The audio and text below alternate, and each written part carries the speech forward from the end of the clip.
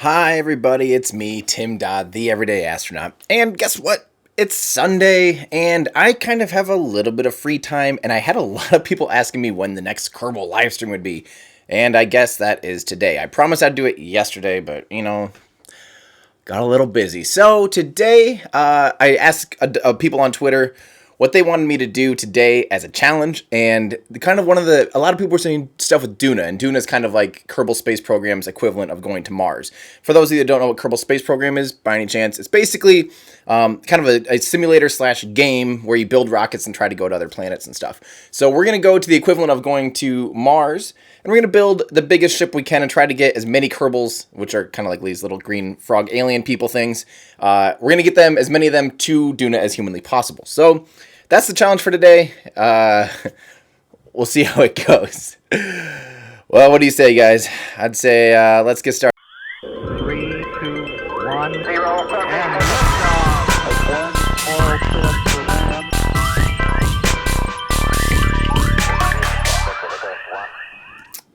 All right, and here we are in the vehicle assembly building of Kerbal Space Program. So I'm going to start this off.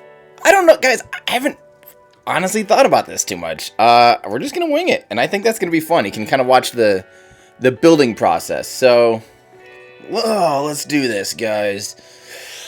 Let's do this. What do you think? It's Sunday. Sunday. Okay, so here's what I'm thinking. We need this to first and foremost be, what's that word? Huge. Second of all, we need it to, what's that called? Work. So those are our two main concerns for today. So here's what I'm going to do. This is going to be, I'm going to try to do it like not a lot of stages. Zohar goes maximum stages. I'm actually going to try to do like, I don't know. I kind of want to see how many we can get there and back and still reuse the stages. Guys, this might be stupid. You're probably all going to go, Tim, get with it, Tim. This is dumb. Get your brain in a gooder space. Well, we're just going to see what we can do. So I have this idea that we're going to, let's kind of get what we need here. How is everyone, by the way, guys? It's Sunday. Yeah, we're going to be playing, I'm going to do this all stock. I think that's fun. When you have challenges like this, it's way harder to do it all stock. That's my opinion. I'm waiting to do more, we have the ability to do realism overhaul, which is like a really realistic version of Kerbal. We have that ability, but we're going to hold off on doing anything in RO and realism overhaul for a while because I'll be getting a new computer relatively soon, and my computer just chokes right now when trying to live stream and do realism overhaul, so it's not even that fun. I loved playing it on my own, but it takes forever. So you'll see what I'm doing here. I'm going to do something weird. I just want to cover up the ugliness of the rocket. Do a barrel roll. Sunday fun day. So, let's see. It is, guys. And people are asking how I'm doing. I'm doing great, guys. Honestly, I've had the kind of weekend you need where you kind of get things done, but yet you still get a little bit of time to relax and hang out. It's been a good weekend. It's been a good week. We're working really hard. The patrons in the Discord channel know this, that we've been working really hard on finishing up, finally, my Falcon Heavy recap video. I spent like a good majority of last week just trying to figure out what we wanted to talk about that wouldn't be super late to the game. You know, it's like Falcon Heavy 2 weeks ago, Tim. Get with it. So I really wanted to make sure we're bringing something new to the table or really answering a big overall fundamental question. And so I'm going with this video. It's going to be a little bit more like philosophical, a little bit more mushy than some of my other videos. But I think it'll be good. I hope it will be, at least. So I hope you guys check that out. It will come out. I think we're going to release it on Tuesday. I'm almost done with it. So here's what I'm going to do. This is going to be weird. You guys are probably going to be going, Tim, the heck are you doing? You'll see. If you do this right, you can just whim-wham it.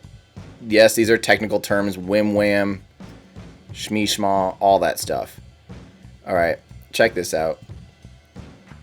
You'll see what I'm doing. It will make sense. Maybe. It probably won't. Oh, there it was. Did you see that? For a second, it blinked green. That's all we need. We just need a little... there we go. And now we can make this look like whatever we want. La la. Cool. Alright. Don't worry, guys. You'll see. This is interesting. Blob, blob. I don't want to tell you how many Kerbals I'm aiming to try to do, because if I set some stupid goal on myself, it'll be stupid, and I just don't want to... I don't want to set your expectations too high. We're going to say more than 20, less than 10,000. And remember, this is going to be...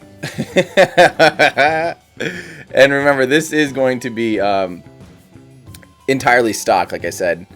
Looks like I might be clipping over there in my audio. Let me just make sure we're not breaking all of your faces and your ears with this stuff that I'm doing. Output gain, let's just lower that a little bit down to like 12. Maybe that'll help. Ooh, neat. My neighbor revved his engine. Cool guy. Alright, so here we are.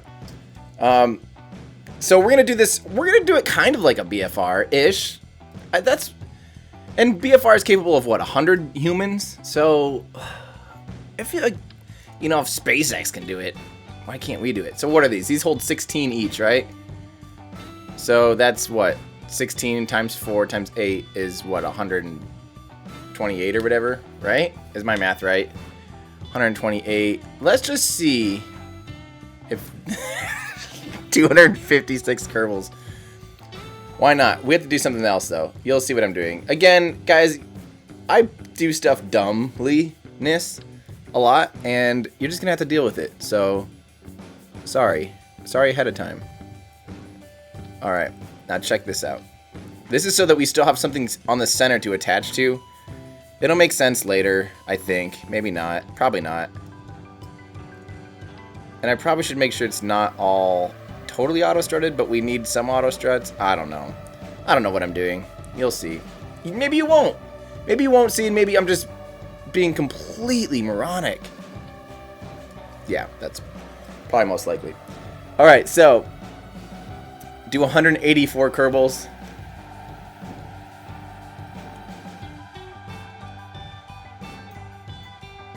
So, yeah, so here we go. We're just gonna keep going with this baby. See what we can do, and we can also stick some stuff up in here if we need to, like an ISRU, a in situ resource utilization thing. We can stick that up there for a nice clean look. Let's do that.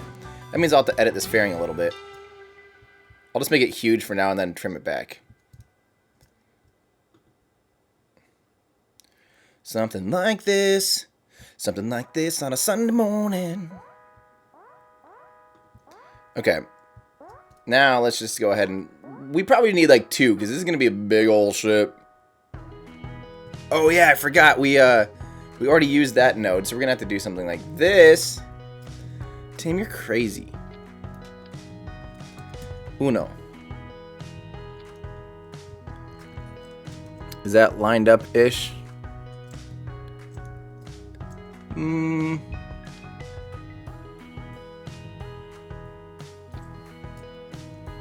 There we go.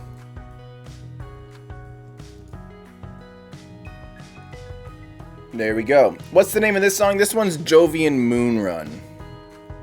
And again, for those of you new around here, all the music on my streams and in my videos are all original.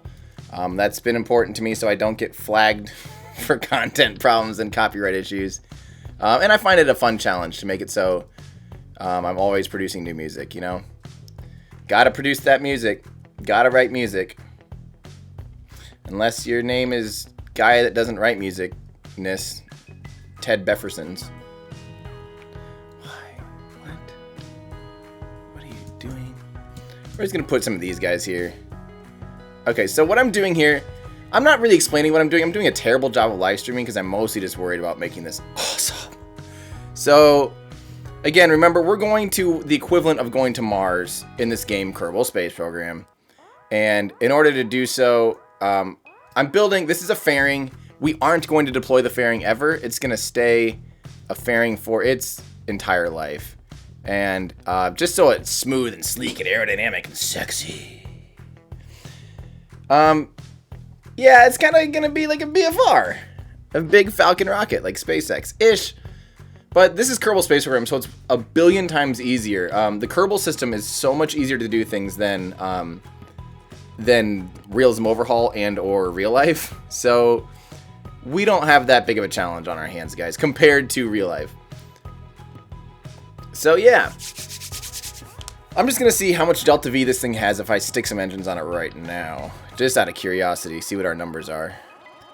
Thrust to weight ratio, 3,000 meters per second of Delta V in the atmosphere, 2,800 or 2,600 I mean in the atmosphere. Did I say 3,000? I'm so stupid. 2,800 outside of the atmosphere. So we're gonna need more than that, a little bit more than that. Don't launch it yet. Don't worry, I'm not planning to launch it yet. So we're going to do this. We're going to make sure some auto struts are doing their thing. Otherwise, this is going to be totally crazy. And auto strut my stuff. Auto zone. Okay, I think something like that should work. You know what we should do? We should do some hops eventually. Kind of like the BFR will be doing. To make sure that we have a vehicle capable of doing things. I don't know. I don't know why my hands did this during that. Just make sure we have a vehicle capable. I'm done. I'm over that. I'm way over that. That's so yesteryear. Okay, here's what we're going to be doing here. You guys are going to go, Tim, you need to get a babysitter on your hands because you are looking like a toddler. You are Kerbaling like a third grader. And to that, you're right. But you just wait and see. Ye of little faith. Oh, oh, you just wait. We want a little bit of things to do goodness. Hang on here. Oh, no, what am I doing? Help. Oh. Tim, you have truly outdone yourself here. Now, you may be going, Tim has lost his mind. Someone call him a doctor. But then I'd tell you, I don't have a medical degree. I'm not a doctor. That's exactly what I'd say. I'm full. Could I attach a dinosaur? A raptor? I do get it. Yes. Can you place the engines using... It doesn't need nodes. You're right. You can place the... Yeah, you can place these KS-25, which are kind of like the equivalent of the Space Shuttle's RS-25 main engines. You can place those engines anywhere in Kerbal Space Program. Hello, hey, Halkyon412. Happy Sunday. Good thing to Chromecast while you're slogging through taxes. Yuck. Blah. Taxes. Gross. So, you guys are just gonna have to be patient with me while I debate my next move here. Because I think I want it to be something like a dish. Is that the right edge? No, that's not the right edge. Is that the right edge? Still not the right edge. It's gonna keep flipping it in random directions until still the wrong edge. Can I not attach it the right way? See, that looks dumb. I need the skinny edge to be skinny. Get down here. There, like that. Then skinny edge, not the fat edge. Get out of there. Come on, cabbage. Is that the best I got? Okay, we're getting somewhere. There we go. Now we're gonna sweep these babies back so we have a little bit of like a cool leading edge thing going on here. This will just help if we want to enter the atmosphere. Oh yeah. Would you look at that? Oh. Thanks, guys. Do I get tired of my own music? I don't really listen. If I'm being honest. It's just in the background. I don't really. Do you guys get tired of my music? Because let me know if you do. And we will stop doing that at some point. But I feel like we'd rather have... Yeah. Stop talking to myself, please. Well, there's no one else here. Unless you guys come and hang out at my house. Alright, so I'm just going to scoot this guy up a little bit here. Nope, that was dumb. That was dumb. Brian kind of gets sick of it. I understand, Brian. Oh, no! Look at what you did, Brian. Jerk. Okay, gonna click and slide. Like that. I think we need a better looking bottom of these things. Like, I don't want just that ugly, flat looking thing. Do we have a node still on there? We do, so let's do this.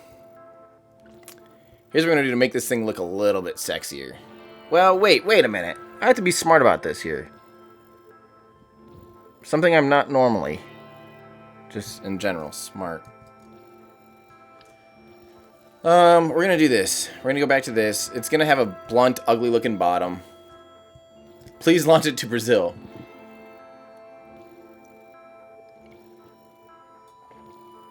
Alright, so... yeah.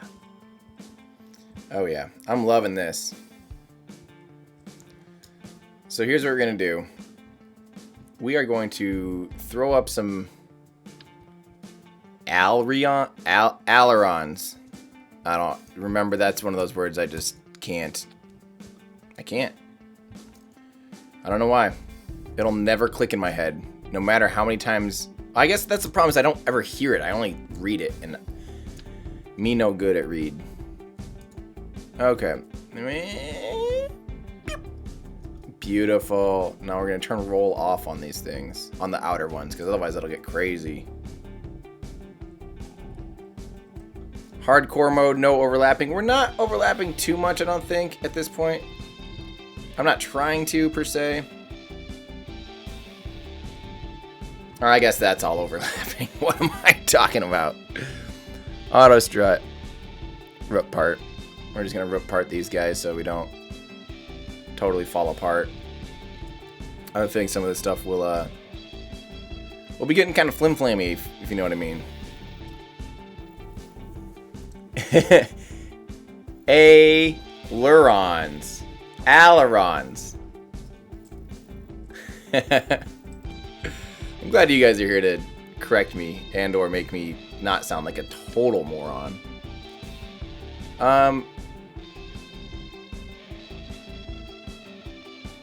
We're going to do some of these guys down here for a little control authority on the way into re-entry. And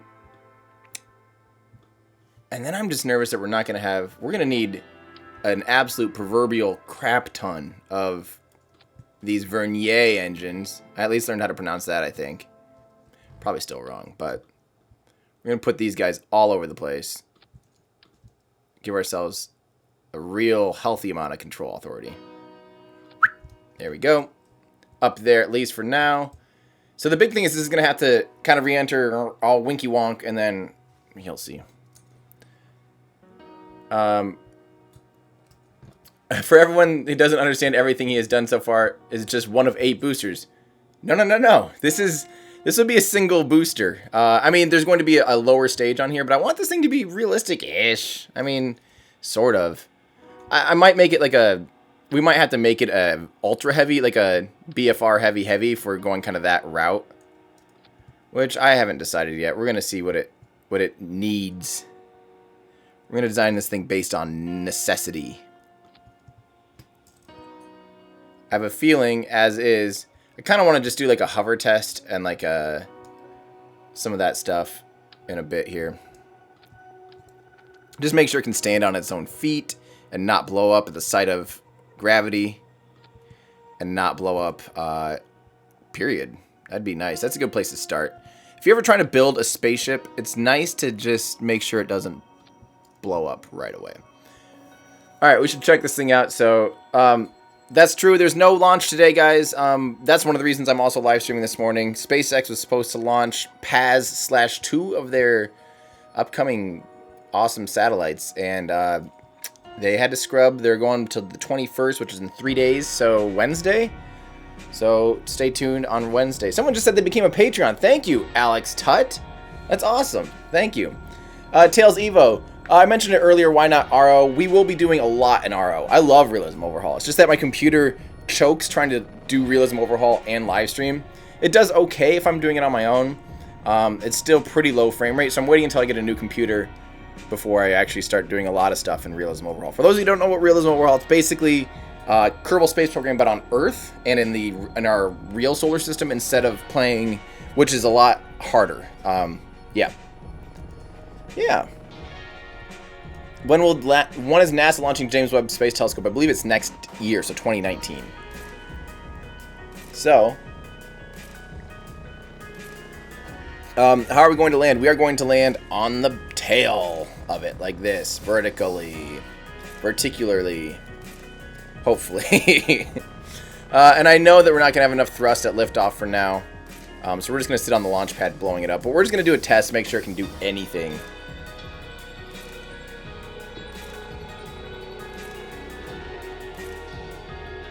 Will I be live streaming if SpaceX launches on Wednesday? Absolutely. Why did that get retracted? Jan, somebody asked how this is on Xbox. I've never done it on console.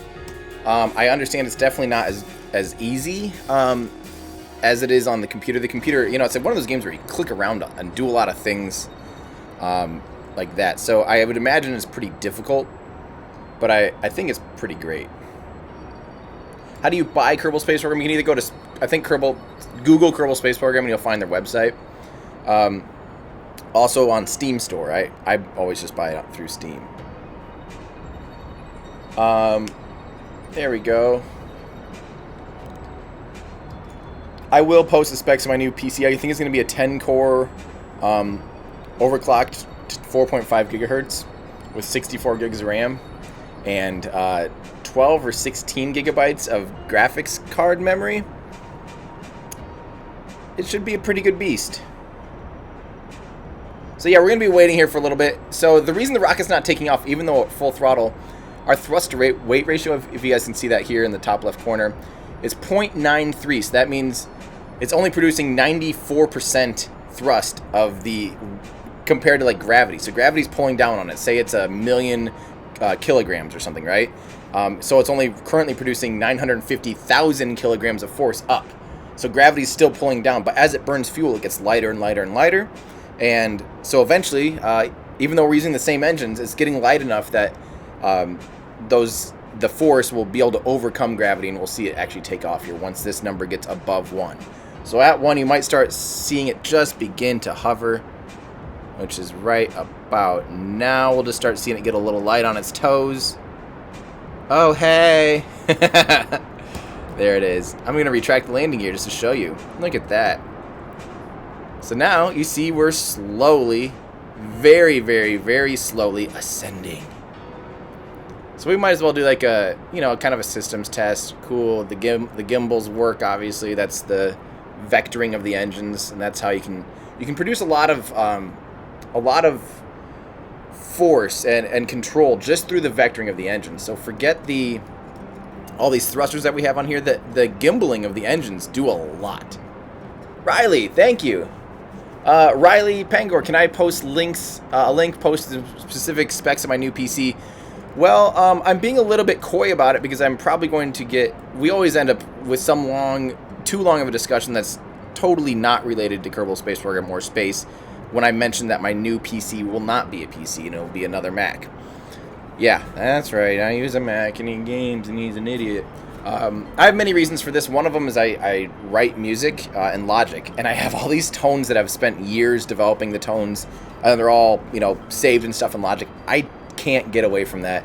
I also need a new PC for editing videos in Logic and Premiere, so I need a Mac still. And then that's my priority is beefing up my system for better video editing, and maintaining being able to write music and stuff. So I'm not going to change my workflow to build a PC, and people were like, why don't you build a separate PC? Because then I would have to have, I still need a fast PC, I still need a fast video editing PC, and I need a fast gaming PC, so I might as well keep it the same. So there we go. Sorry guys, I know everyone's gonna hate it, but again, another big reason for me, a really big reason for me, guys, is if I have a problem, I've built PCs, I've built 4 PCs, and when you have a problem with, say, your motherboard goes out, you have to wait like weeks for it to get figured out and fixed. If my Mac goes down right now, I go down the street and it's taken care of in hours. So that downtime, that lack of downtime, is a huge thing for me. That's the difference between getting a video out today and getting a video out in 3 weeks.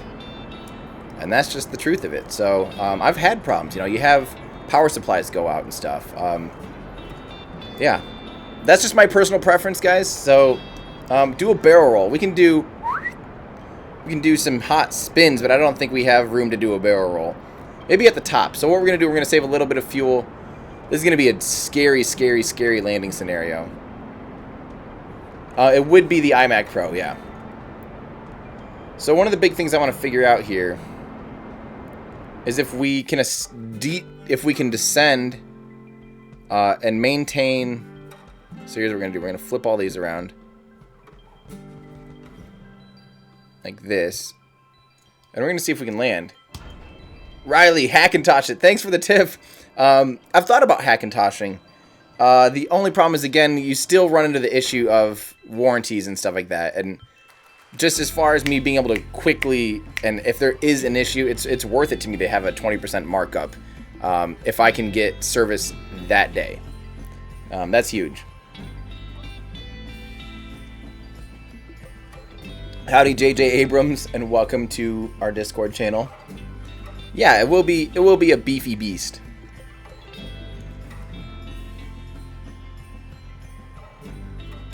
Is Mac more resistant to blowing up graphics card prices? That's a great question, because yeah, there is graphics cards have exploded due to cryptocurrencies, and yeah, I don't know how that works, but at least they're kind of price locked, so it doesn't really concern anybody. Yeah, when's the next Falcon Heavy launch? It will be a while. They'll have to make sure they have to kind of validate Block 5, which is their next iteration of Falcon Heavy or Falcon 9, and put those iterations into Falcon Heavy. I would be happy if we saw another Falcon Heavy launch by the end of the year. So we're gonna look for our suicide burn here. Oh gosh, I don't know if we'll have enough Delta V for this. So here we go, suicide burn. We are doing it. I'm gonna do this for now. Throttle down a little bit so that the suicide burn distance decreases. Okay. Now if we have enough Delta V, which is maybe, we may or may not be able to land this thing.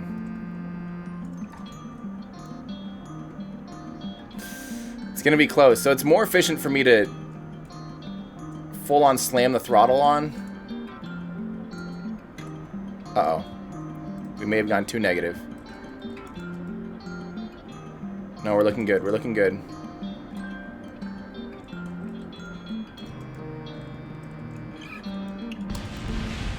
What's blowing up? Why is that blowing up?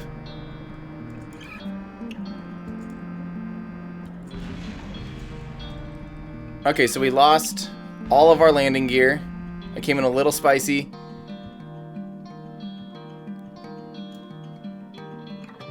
Oh, look at that. That's quite surprising. Okay. With 31 meters per second left over. Didn't quite see that happening. Jeez. Oh, man. Wow. I'm shocked that that worked. Yeah. So now we need some drills on this thing. We need solar panels so we can... Because we're going to land this thing empty. You know what else we need? We need a ladder so that the Kerbals can get down.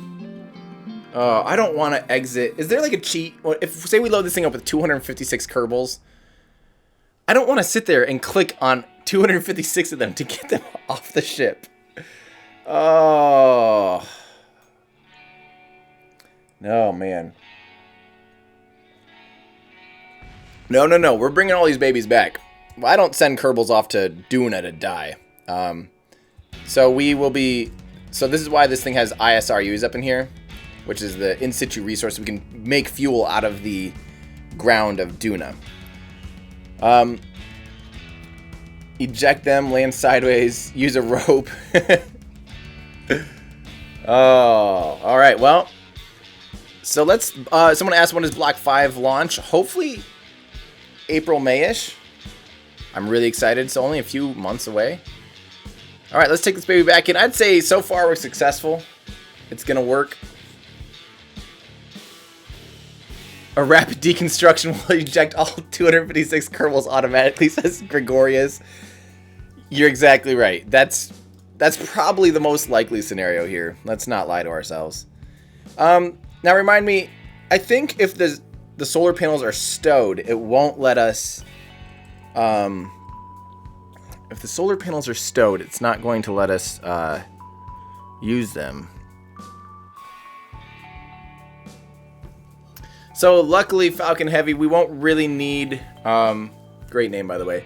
We won't really need one more engine, per se. We will need more Delta V, though. If we're going to get off of Mars or Duna and come back and land here, we need probably 500 good meters per second to land here safely.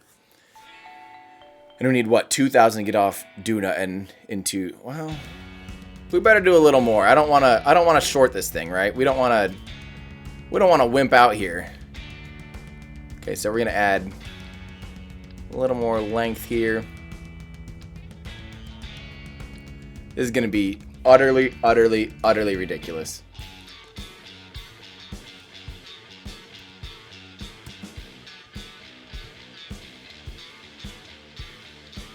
Let's see, like this.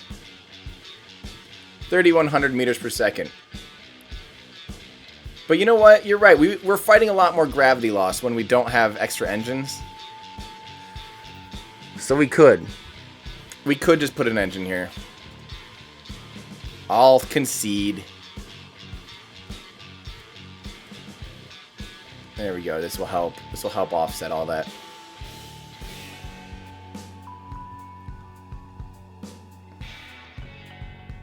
One more notch. There we go. All right, we have a little more thrust to weight ratio, a little more fuel. Oh, this is stupid. This is dumb. Will I build a tanker version? No, I don't. I want to try to do this all in one shot, mostly out of patience and out of sanity reasons. And in order to do that best, we're going to do these and rotate these out. So if we need to dock or do any kind of orbital maneuvering, we have that ability. Okay. And that being said, too, we're going to go ahead and do this. You're welcome for the bonus sound effects. Those are free of charge. Call the rocket Mars, not one. All right. So, as far as solar panels go, I'm always nervous to put them on the outside and just let them get obliterated on re-entry. That's never a great idea. And unfortunately, we need these ones to create enough power. And I don't think they can only handle 1,200. These can handle 2,000. I guess we could just spam the absolute living crap out of this thing with these guys. Because they'll survive re-entry at least. Why not? This is going to get ugly. Put your ugly pants on, everybody. It's time to get ugly. I'm going to also, so I don't have to click on all of them, I'm going to action group this now. So if you go in here, so if I can just click one button and it'll deploy them all, that's what we're doing here. So now I can just copy and paste these basically. For those of you, in case you're new to Kerbal, copy and paste is just Alt, and it's easily one of the best buttons to know in the whole game. I didn't know about that until like last year, and I've been playing this game for 3 years. Once I figured that, I was like, are you serious? And you can copy and paste an entire like huge group of things. That was game changing. That was one of those moments in life where I go, yeah. So I don't know how much electricity that'll be. What game is this? This is Kerbal Space Program. I do not speak German, unfortunately. Other than Guten Nacht. And du bist ein Base of Buben. That's what my grandma used to say to me. Du bist ein Base of Buben. I think, something like that. I think it means you're a bad boy. I must have been an awful child. No, my grandma said a lot more than that to me. Like, you just have ein Schluck. Which I think means you have a little bit left in your drink. Mars, not one. Alright. So, I think, okay, we need to make sure we have drills on this bad boy. That's of utter importance. So that we can mine resources. I'm going to try to stick them inside here. We're going to try and see if this, if this might very well blow up the entire ship. But, because sometimes you can clip it like that and it won't matter. 6 to toggle. 7 to start. Toggle service harvester. Okay, we should see if I can deploy those without blowing up everything. It's a little part clippy. Alright. Let's see if this will work. Oh, I also got to make sure I can, with this action group, number 7, this also needs to turn on these IRSRUs. Toggle converter. Toggle converter. Okay, let's go ahead and get this baby back out on the pad and check it out one more time. One more systems check. Underrated. This is sort of a BFR. This is going to be very similar to this, to a BFR. Just not realistic at all.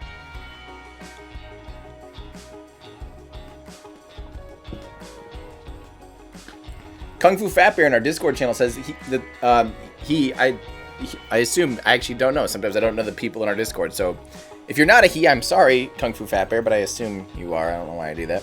That he gets to watch the first real Falcon Heavy mission. That is awesome. Hopefully I'll be able to make it down to that one too.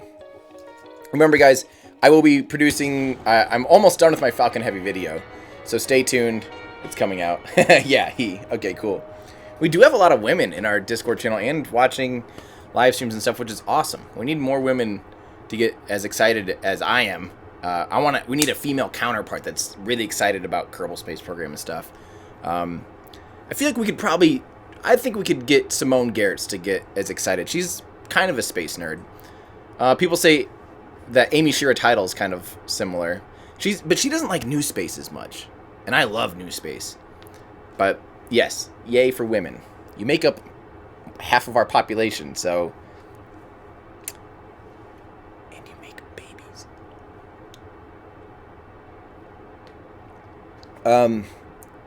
No, I won't do that. Make it butt-to-butt compatible. I did that. We previously did a BFR in Kerbal Space Program. You can check that out where we did butt-to-butt docking. Kind of gave up on that. That got boring. So we're going to just kind of a similar-ish system. 53% says Kung Fu Fat Bear. Yeah. Yeah, this is kind of. Yay! That's awesome, Jet Girl. Welcome and thank you. So yeah, we're gonna be sitting on the pad here again until we get above that 1-to-1 ratio, and hopefully now we have enough thrust to weight ratio to make a really decent touchdown. Where are we going to get all those Kerbals? We're gonna have to keep repopulating Kerbals in the thing. The Air Force does have a Falcon Heavy test mission in June. It's slated for June, but I'd be pleasantly surprised if it happens in June. Just saying. All right, we are now sitting at 1-to-1, so we can now retract landing gear and just float there on a column of our flames. Look at that. Isn't that cool? I think that's the kind of stuff that makes me excited. Sorry. It needs more struts, to be honest. Nah. So, Josh Lee, we mentioned this last time. The reason it wasn't taking off is this is the upper stage. It's not really meant to take off from Kerbal like this. It'll be taking off from Duna, which has a lot less gravity. And see this number right up here in the top left corner? That 1.05. So that means right now we have only 5% more thrust pushing us up than gravity is pulling us down. So as we burn fuel, the vehicle gets lighter and lighter and lighter. That means even though we have the same amount of thrust pulling up, the vehicle gets lighter. So now we start to accelerate faster and faster. And you can tell right now we're getting higher. So now we're coming up on 10% more. So 1.10. So 1% or 1.0 would be the exact same amount of thrust as gravity. And right now we're at 11% more thrust than gravity. So we're continually accelerating it. And the vehicle's getting lighter and lighter and lighter. We're going faster and faster up. So not only is... This is what's cool about rockets, is not only is the vehicle getting lighter and faster, but we're starting to get into thinner and thinner atmosphere. I mean, we're 500 meters up. You know, once you get above 5 to 10,000 meters, you're above a lot of the discernible atmosphere. The atmosphere gets a lot thinner. So now, then the air starts, you know, affecting it less and less too. So,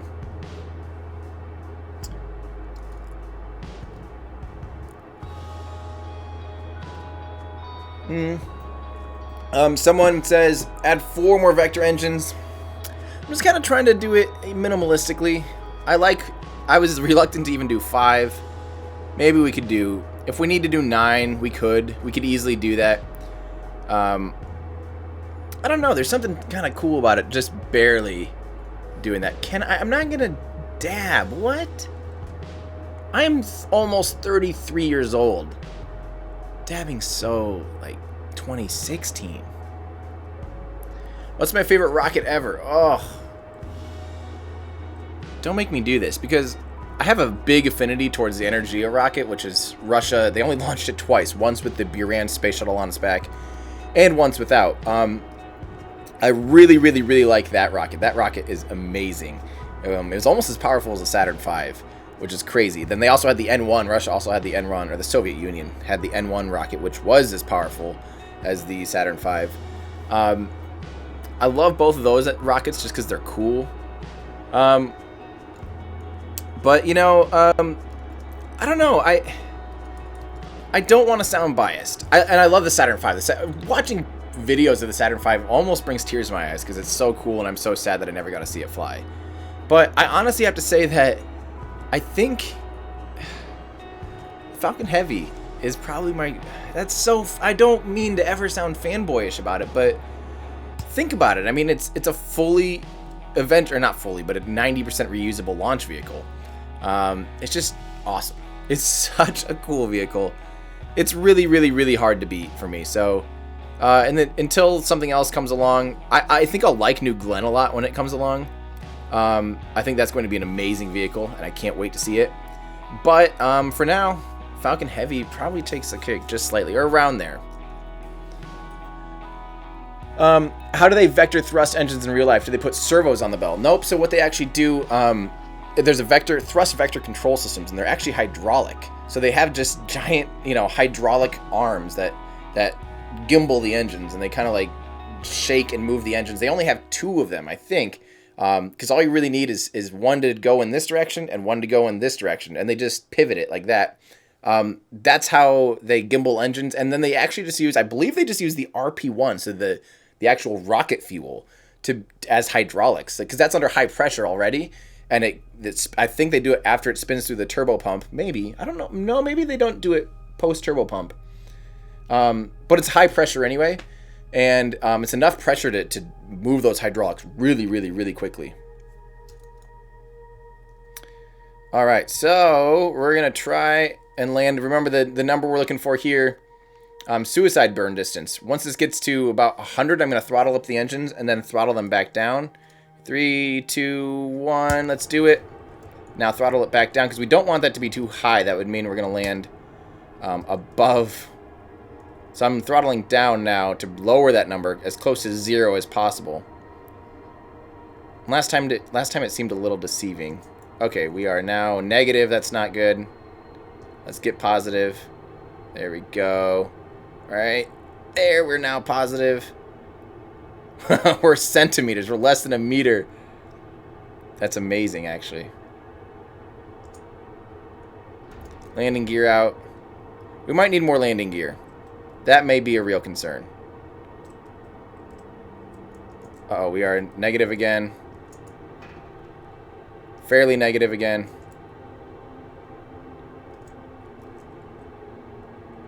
This is kind of fun music for landing. Can you imagine just seeing this thing land?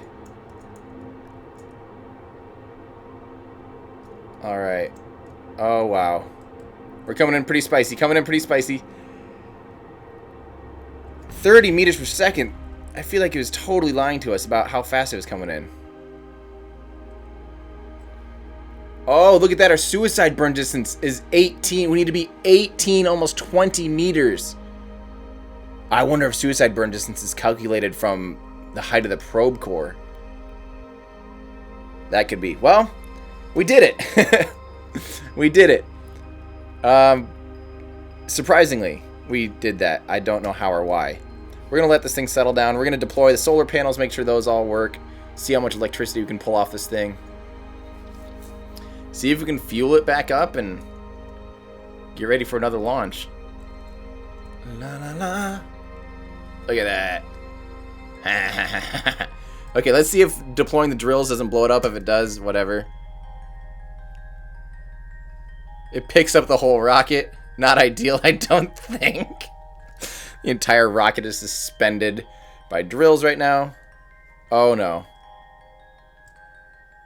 Oh no.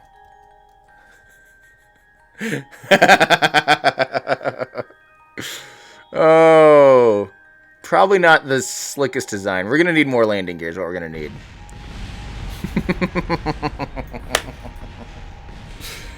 Oh, what's that? Oh, yeah, that was a tug that I made once. We don't need that crap sitting around. What are you doing? Well, that was good. Good test of things. So now we know for sure we need more landing gear. And we also know now we need to land almost 20 meters. So, oh, there we go. Fell Knight, thank you. The suicide burn is measured from the root part. I did not know that, and now I do. I'll keep that up there in my brain. It's an okay place for it to be kept. We'll, like, really add a lot of landing gear. I feel like that's a reasonable idea to do. Because if we come in super spicy like that, I don't want to, you know, lose everything. I'm surprised those drills kind of worked. That was impressive. What is Duna? Duna is the equivalent of Mars in Kerbal Space Program. What did we need to test? What else? 20 meters up. Let's see. Let's just do a hover test quick. I'm gonna empty out one of these tanks quick. Which ones? These. And get it so we can actually start hovering right away almost instead of sitting there on the pad forever. Okay, we're gonna see if this works. I just want to make sure we can move the drills up a bit. Needs a booster. Yeah, there'll be a booster. Don't worry. We haven't got to the booster part yet. We're just making sure the spaceship portion will work. Somebody asked if I Falcon Heavy or BFR. I mean SLS or BFR. And I think you know the answer. Oh, hi. What blew up there? Was that our drills? Let me make sure what that was. Why do you do that again? F2 or something? F3? Landing strut destroyed. Interesting. Just one? Cool. Interesting. I don't know why that happened. You probably know the answer to this. It's probably not any surprise. I really, genuinely, really want to see SLS fly because I'm the definition of the sunk cost fallacy. It's like it's already almost here, you know. Let's just do it. But that being said, it is so. It's so far the program. I think it has spent $9 billion to develop it, and it hasn't flown. Yeah, that's just not the best use of money and best use of resources in my opinion. We could launch. I think Eric Berger did a rundown on Ars Technica about how we could have launched like 100 Falcon Heavies for that $9 billion. So to me, that's kind of my answer. Let's be smarter about the limited money we do have. Money's not infinite. We aren't the Department of Defense. Do I have enough electrical storage? I think I do. We're just going to kind of go over here into the grass and drill from the grass. I might need more thrusters on this thing, like these side thrusters, so we can hopefully, because I'm nervous about that, doing any kind of pitch-up maneuver on our re-entry into Duna.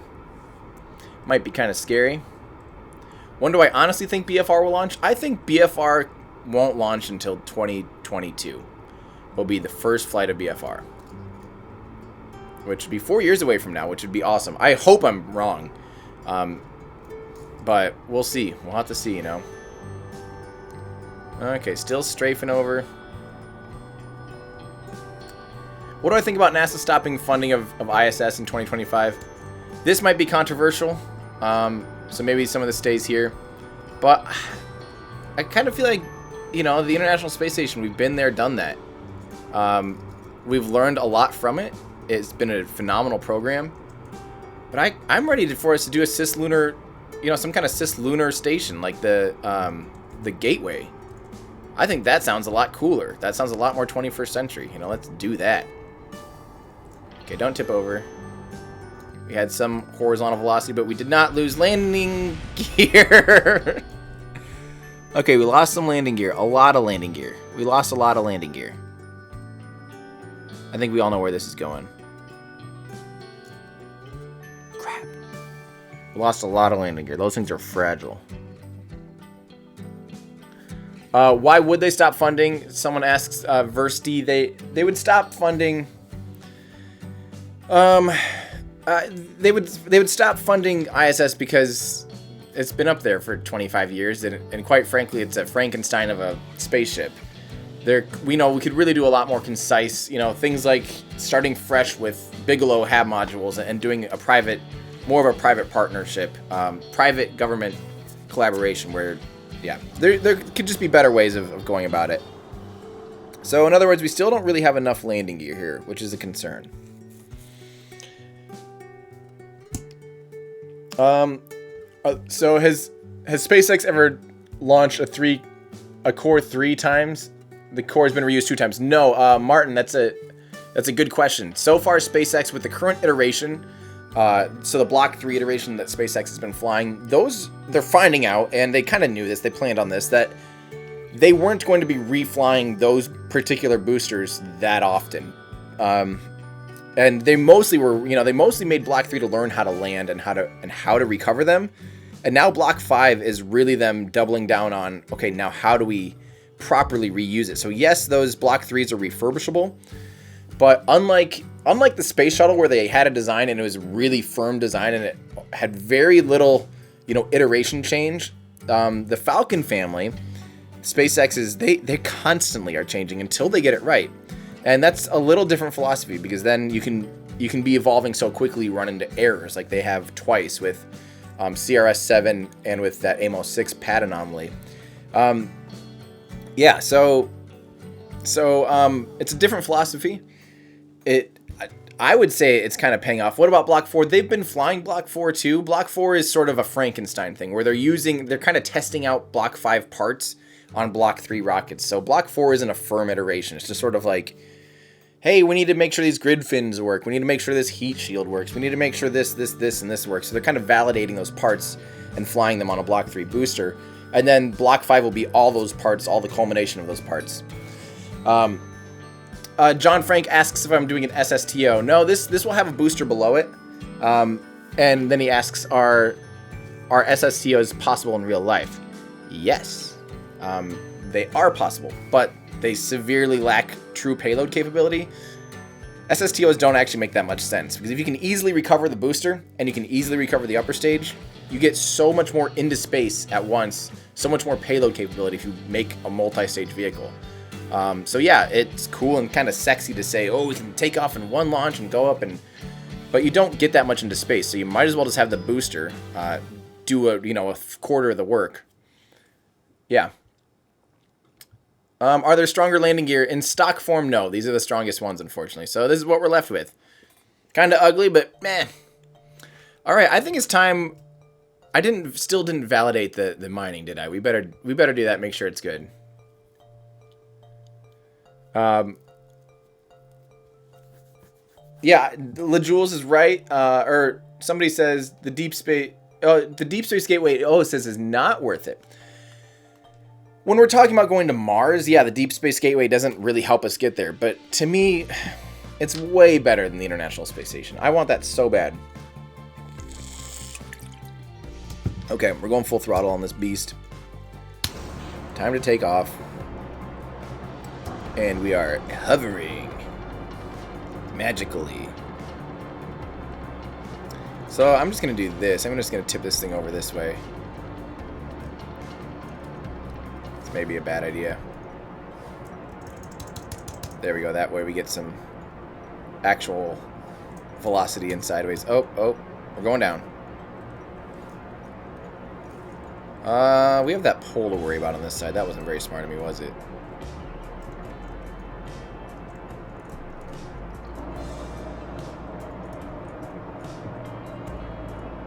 Okay, sorry. I'm kind of concentrating here. I'm going to try to land just short of that pole.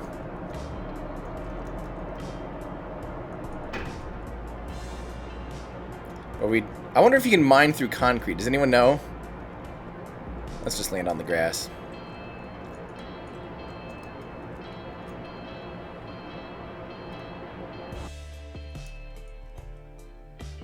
There we go. That was a pretty bouncy... That was a good test of the landing gear. Okay. We can do this. Now let's make sure the drill works. Deploying the landing gear, deploying the drills. I think deploying drills. Yep. Drills are deployed. Okay. Now let's see if we can make fuel. Without running out of fuel. Or without running out of electricity. That's going to be the... Oh. Hold on. We don't want that. We want to... There we go.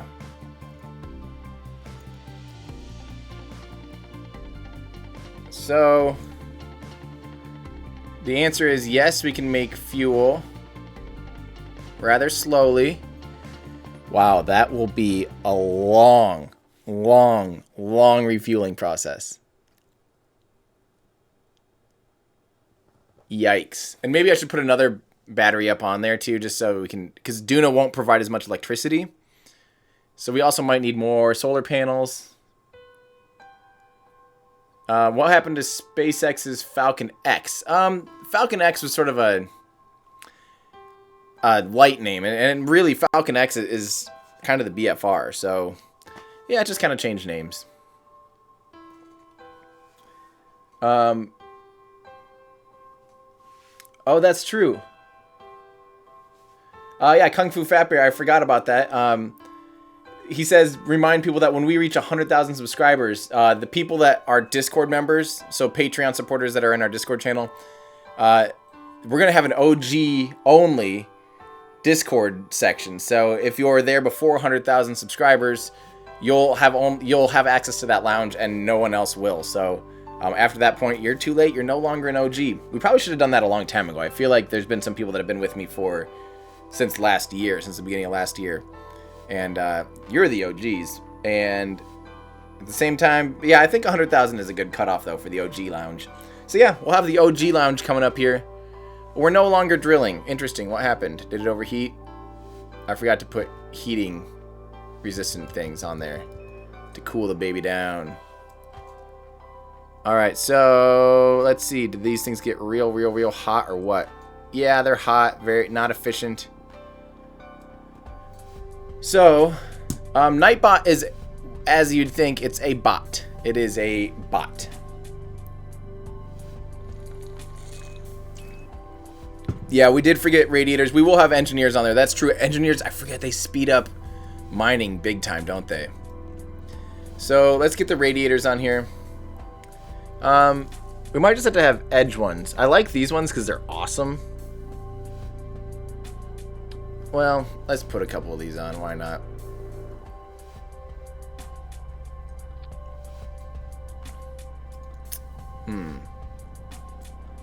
That might run into that wing and look all sorts of stupid. Do I have to have those radiators really close to the parts? Like, do they have to be right next to the drills?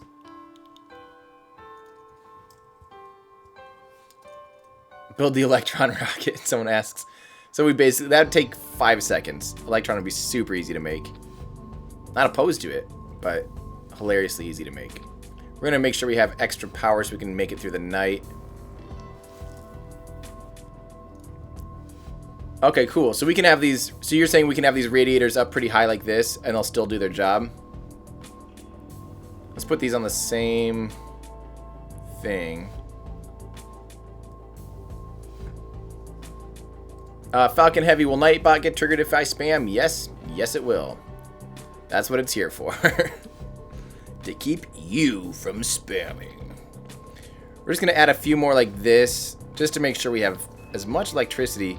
I know if the sun's directly overhead, this doesn't make any sense, but the sun's not always directly overhead. So this can capture some of that angularness, angularness. I don't know what I'm saying anymore. Just make sure we have plenty. Cool. Neato. What's the greatest thing that you guys have ever done in career mode? So here's my story of career mode. I played Kerbal for a full year. I played Kerbal for probably 3 or 4 months before I knew what SAS was. So like the stability assist. Then I played Kerbal for more than a year before I knew you could quick save. So I used to go out to the Jewel system, and I had explored every moon on Jewel without quick saving in career mode. That's the craziest thing. Ever since then, the game hasn't been the same. I wish I almost hadn't figured out quick save. It made it so much more like, just absolute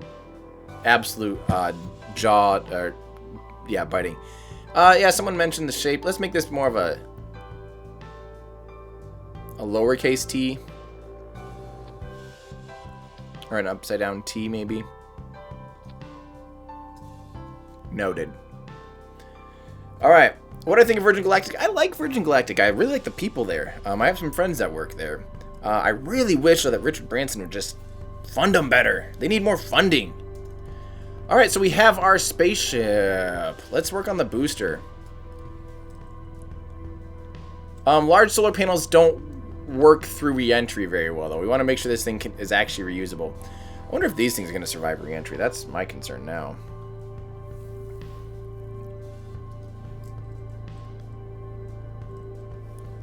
So, alright, I'm hearing you guys, but we're going to be taking this thing off and landing on, don't forget, it's going to only really be taking off and landing on Duna, not from Earth, or not from Kerbin. So, on Duna, check out this. We can show how much... And by the way, this mod is called Kerbal Engineer Redux. It's necessary. Honestly, in my opinion, it should have been included with the game. So this shows how much thrust we have on the surface of Duna. 2.9. So we have plenty of thrust. And so if we have more than that, we're just lugging up those extra engines as weight. So, yeah. Why so many landing legs? Because this thing's really heavy and it needs it. That's the boring answer. I'm nervous that we're totally blocking all exits. Should we add... Do we need to have a way for these guys to get out? It's a very, very, very heavy. Bye, Kung Fu Fat Bear on our Discord. Thanks for saying hi and thanks for hanging out. I miss you.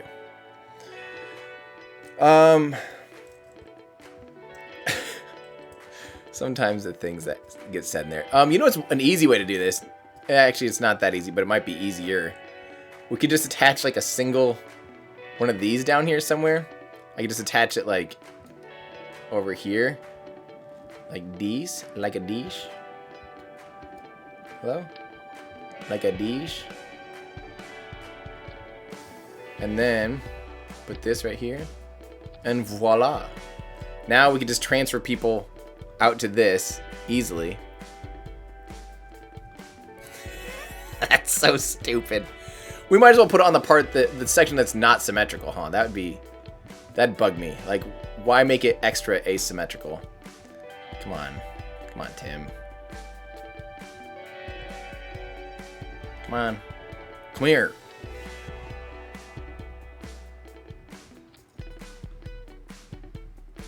Now we need to rotate this thing 360 degrees, right?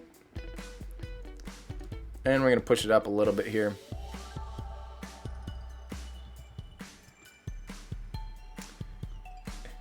This is a bad idea. But this way we can just transfer Kerbals to and from. This is so stupid. This whole thing.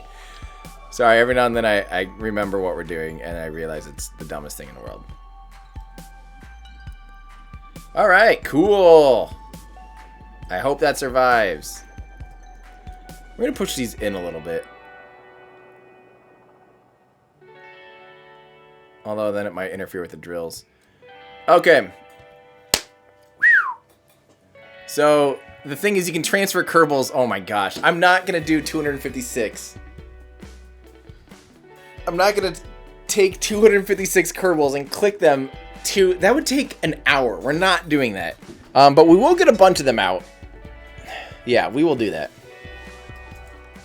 That's true. The Kerbals can fly on Duna. This is a fact.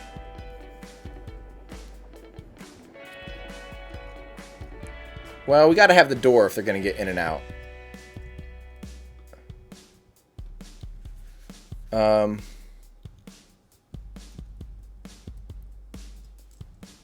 Hey, Koji, what's up? You know, unfortunately, we need this mini landing gear. All right, let's work on that booster. I'm ready for this. I'm done. I'm done being slow on this build. I want to be flying. I just want to fly. Is that too much to ask? Here's the booster section. Uno, dos, tres, cuatro. I'm also here to help you guys learn Spanish. That's mainly what you tune in for, I bet. Spanish lessons with a guy that knows almost no Spanish. Alright, let's do this. The old heaviest part. This thing's gonna be a mess. Maybe this one should like go up to the root part just to, I don't know. Okay, so here's what we're gonna do. We're gonna do this. Add one of these guys. Hello. Do the classic add an extra vector just because it looks cooler.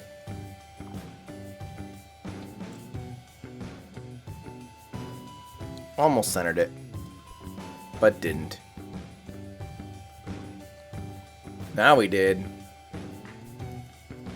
Okay, so let's see. Don't worry, this is not the end of it. You guys are probably like, Tim, this is stupid, Tim. You're right. You'd be right. So here's what we're going to do. Watch this.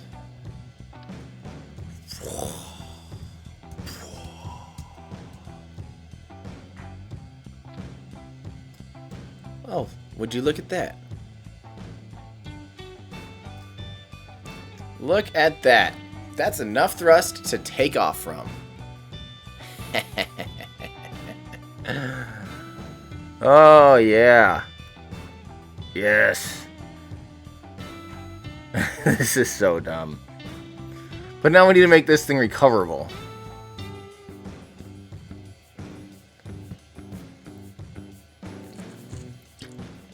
Alright. Getting out on Duna is the Patreon reward level. Alright. I can't believe that someone called my rocket ugly.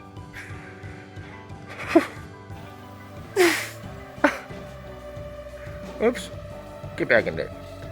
You're right. It's hideous, actually. This is the ugliest rocket, but it serves a purpose. Oh, you know what we need? There's something that's vital right now that I can't forget to do. Very, very quite important for trying to recover this thing. Probe cores. Battery. This is not going to go well. I'm just going to tell you this now. Okay, well, whatever. Elon Musk wouldn't be proud of this rocket? How? I have feelings. Elon would be so proud. Yeah, you're right. He would puke, probably. And I've learned to accept that in my life. Alright, so... got enough thrust to get off the ground. I'm nervous those engines might collide and get hot and spicy. So in that case, let's try rotating the base here. That might be worse. They're not clipping too bad. Maybe they won't hurt too much. Reaction control wheels. That's not a bad idea. That'll help. We'll do a few of those. We'll put a few on top of these guys. No, those are... What? What was that? Alright, reaction control wheels. Cool. Got it. Am I excited about the upcoming Crew Dragon launch? Heck, yes, I am. We'll see if it happens this year, though. That's the only thing I'm nervous about, is that it won't quite time out to work this year. I would love if it did, but count me a little skeptical for this year. So those, we're going to call those ones pre-landing gear, and they're just going to break off, but they're going to absorb a little shock, you know, see what I mean? It's totally on purpose. This thing's going to need so many freaking landing gear. It's going to be really heavy, even almost empty. So if you thought the upper stage... This is what sucks about this game. Kerbal needs a stock set of landing gear that's bigger. These ones are just too small. They're too fragile. There we go. We got some pre-landing gear and some landing gear. I think in order to control this thing the best on re-entry, we are going to have to do some of this. And what we'll do... Did they finally make it yet so I can toggle whether or not they work at all right now? We'll put this on action group 2.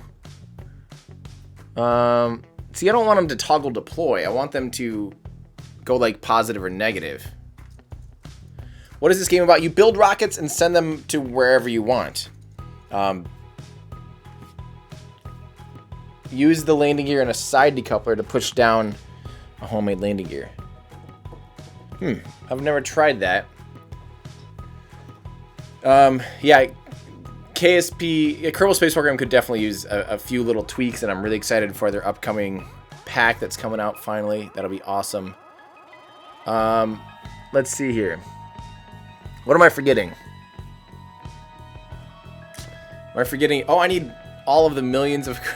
This is going to take forever.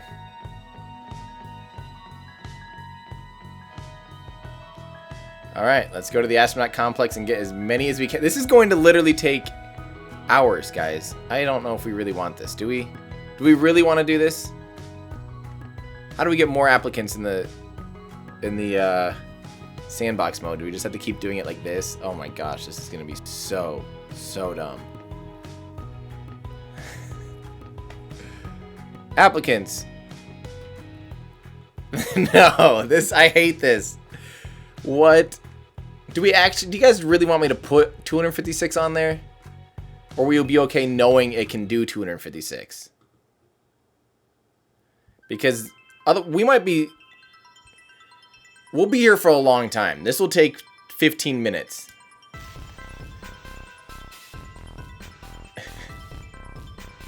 Oh, guys. Oh my gosh. Okay. We're going 8 at a time. This is so dumb. This is so dumb. People are saying don't waste your time, let's fly. I kind of agree. I want to. Okay, well, how about we fill up like a bunch of them?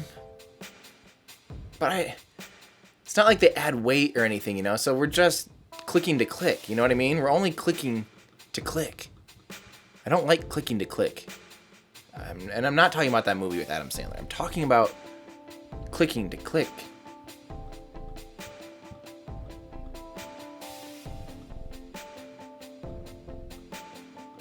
Are you guys happy? Are you happy now? Is that enough? This is like plenty. This is so many. Why do we don't need more. We don't I don't want to do that anymore. Press the fill button. There's a fill button? No. Oh.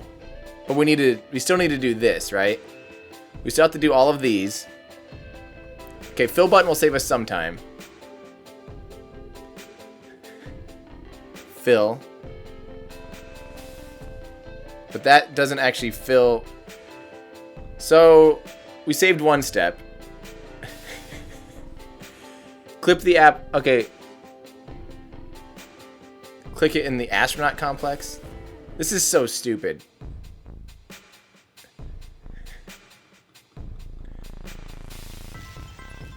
This is so dumb.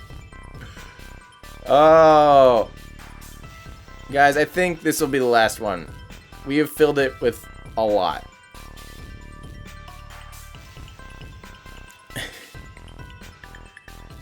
Press Alt, function F12, create new Kerbal. Can we actually do like 1,000,000 at once?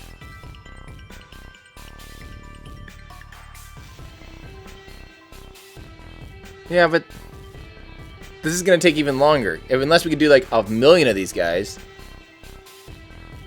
That's not gonna work either. Flip asks, why do the Falcons in the animations have black legs? Because they will have black legs for Falcon or for Block 5. This is enough, right? Is this enough? Can I stop now? Can I please? Guys, I don't want to do this anymore. I don't think it's necessary. I think you guys are wasting my time, my Sunday, my beautiful Sunday, on loading up a bunch of Kerbals. Look we have plenty of Kerbals. This is the test flight. How many do we have on here? Does it say how many? Oh my gosh. Let's at least, okay. We have assigned, wait. 75, 70, okay, we're at 75. I'm gonna get to 100 just so we can properly say we put 100 on there. I feel like that's right. We need to do that. I think this is slowing my computer down. It's true. I did make this challenge. This is the most conflicted chat room I've ever seen. Stop, for the love of God, please stop. Another one else is, get 100. Get 100. We're gonna get 100. That's a good compromise, okay? Compromise, that's what the world is all about. We're gonna do 100. That way we said we properly did 100. And we had room for 256 if we wanted to waste all the time in the world. So we're at 91, we'll have to do one more. Good compromise. But here's what we're really gonna have to do. We're really gonna have to make sure we don't ever do this again. So we're definitely have to get a quick save, like out on the launch pad or something. Alright, here we go. 99, you jerks. No. That'd be funny if I'm just like, stop at 99. Just don't want to click this button one more time. Hey, sweet, Alistral, is that, you're a new patron. Thank you, and hi, and welcome. There we go, 109 Kerbals. I hope you guys are happy.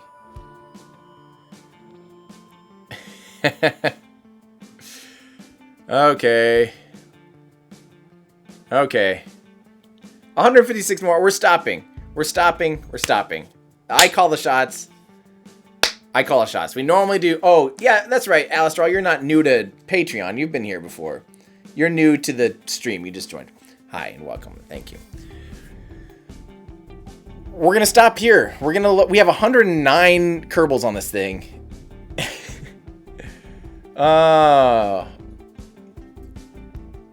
Let's see. 113 would be half. That's a good compromise. I keep saying that. Like I know what the word compromise means. Apparently I have no idea. 113. Is that can't be half of 256. What? 128's half of 256, guys. We're doing 128. I called it. And there's no arguing with me anymore. This is the final. This is the final. 128. We're putting half of them in there so they can have extra stretching leg room and they can, you know, they don't have to share quite as cramped quarters. You know, and besides, it's a test flight, so. Did I do something wrong here? 128. Half. One half. We did it. So here's what we're going to do. We have to get this thing out in the launch pad. We might put some launch clamps on this thing so it doesn't blow up when we time warp. Because we do have to do the Duna alignment still. So let's do that. A couple of launch clamps. These guys are necessary. Probably should have staged them before I clicked a bunch of times. Ugh. Inefficient. I don't like being inefficient. This is stupid. Alright, well. We did it. We have done it. Let's get this thing out on the launch pad.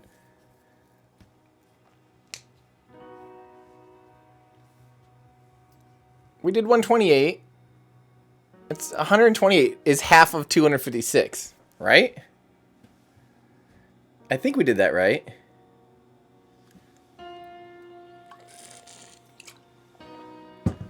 All right, guys, here's what we're going to do. I'm going to take a real quick break to fill up on water and to grab like a snack or something. Don't go anywhere. I will be right back, I promise. All right, and then we're going to launch this thing, and it's going to go fantastically. I guarantee it. I don't know about fantastic. It'll be exciting.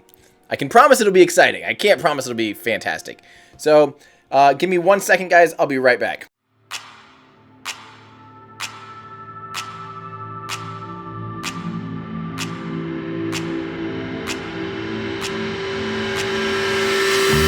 I think we all dreamt about going to space when we're kids. But when the space shuttle program ended in 2011, I discovered a void in my life. That emptiness led to a newfound obsession with space. A few years later, I wound up bidding on a Russian spacesuit as a joke. When the box arrived at my doorstep, my friends asked, "What are you going to do with a spacesuit?" The answer? What can't I do with a spacesuit? That's how Everyday Astronaut was born. Since then, the suit hasn't left my side. It's even gone around the world with me. From remote villages in Myanmar, rockets and spaceships.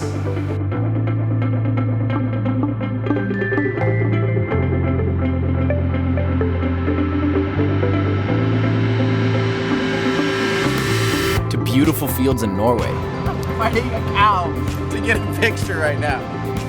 Here I am on vacation in the beautiful Norway with my beautiful boyfriend. I even proposed to my wife in the suit at Machu Picchu in Peru.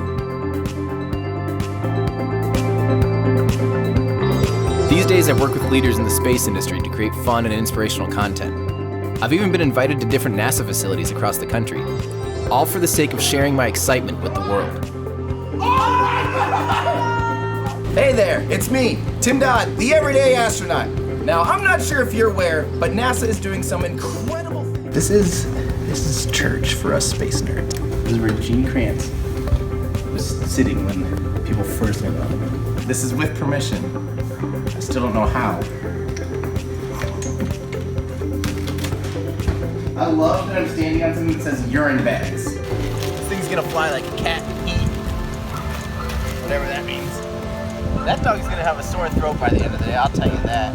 Especially once he tries to explain to his friends that he just saw an astronaut flying majestically through the sky for an hour. This thing has officially become the bane of my existence.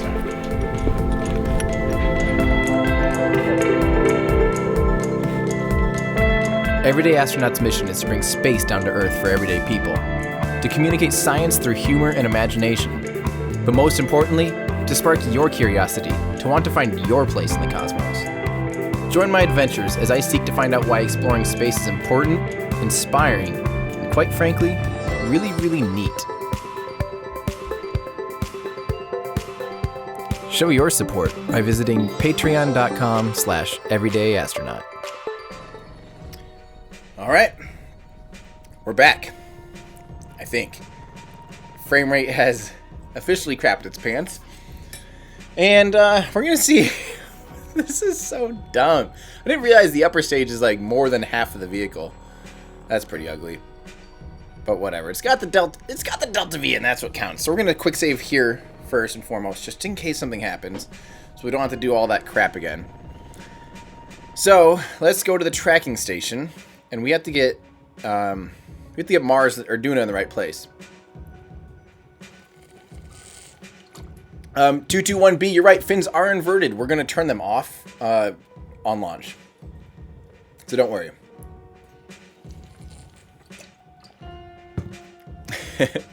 All right, let's get ourselves lined up with Duna. So Duna is out here like this. It's not the Duna.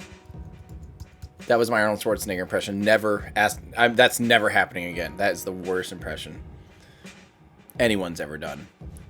So what we're going to do, plane landing gears have higher tolerance than the landing gear. The landing legs. Interesting. That would be interesting. I've never thought of using those big landing gear. We did We did a quick save. Let's see. So we got to get to about 45 degrees is our transfer window to Duna.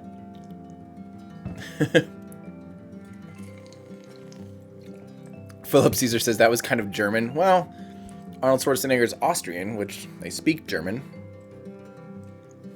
It's not the tuna. It's so dumb. It's not the Duna. Why did I? No, we're done. We're officially done. All right, so about I wish I had like an on-screen protractor. Why don't they include that? Something like that looks like about 45 degrees to me.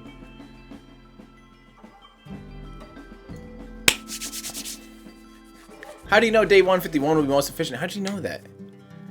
Okay, now I hope that this is still here. Crew. I like saying that. Couple people. Raphael, I don't plan to get all of the things out, the Kerbals out. I don't want to. I would not like to do that. Kerr has a phase angle readout and rendezvous. Really? Okay. I will have to look at that.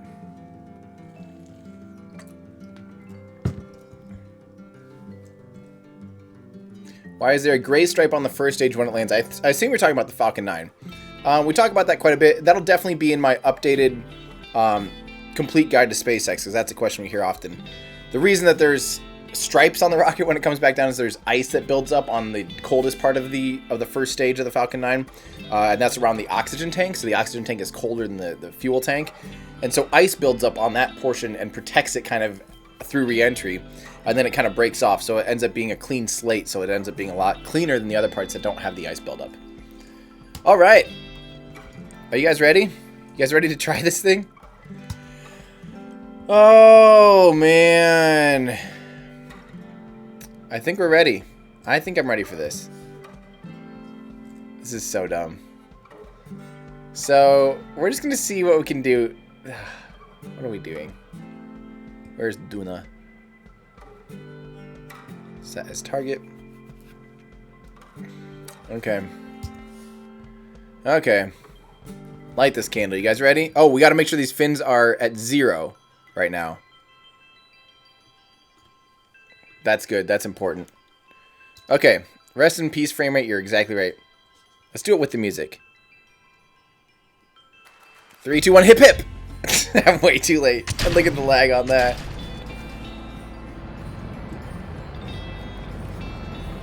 Well, let's retract that landing gear. All of it.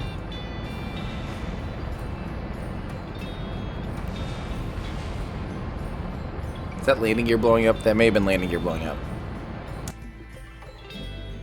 Okay, I mean, whatever. Landing gear, schmanding gear. We can land this thing on the engine bells if we need to. Can I get 1,000 subscribers? We don't play copyrighted music. Everyone got mad at me when there's 5 minutes cut out of my live stream from Falcon Heavy because YouTube flagged it and removed 5 minutes of audio for 40 seconds of David Bowie. So we're not playing copyrighted music. That's why we play original music here, so we don't have to worry about that. So no, naughty. And also, guys, I'm going to do a slow gravity turn on this so that we don't, because this thing's going to be really wonky to fly. So I'm going to slowly gravity turn a lot later than normal too, so we don't have to worry about the atmosphere as much. I'm not going to reset for a couple landing gear.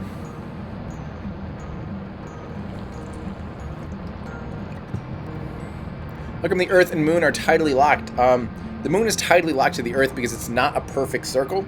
It's a little bit oblong, and because of that, eventually throughout time, imagine it, spinning and having that one end that's a little bit heavier than the other, or a little more mass, maybe even just a little bit offset. Throughout billions of years, it ended up kind of doing this and eventually rotating until it locks in place by the heaviest part. So the center of mass is pulled harder than the rest of the Moon. Therefore, the Moon stays tidally locked to the Earth. I think. I might be wrong about that, but that's my understanding. The Kerbals do not look like they trust what I'm doing. They should be concerned. They should be concerned.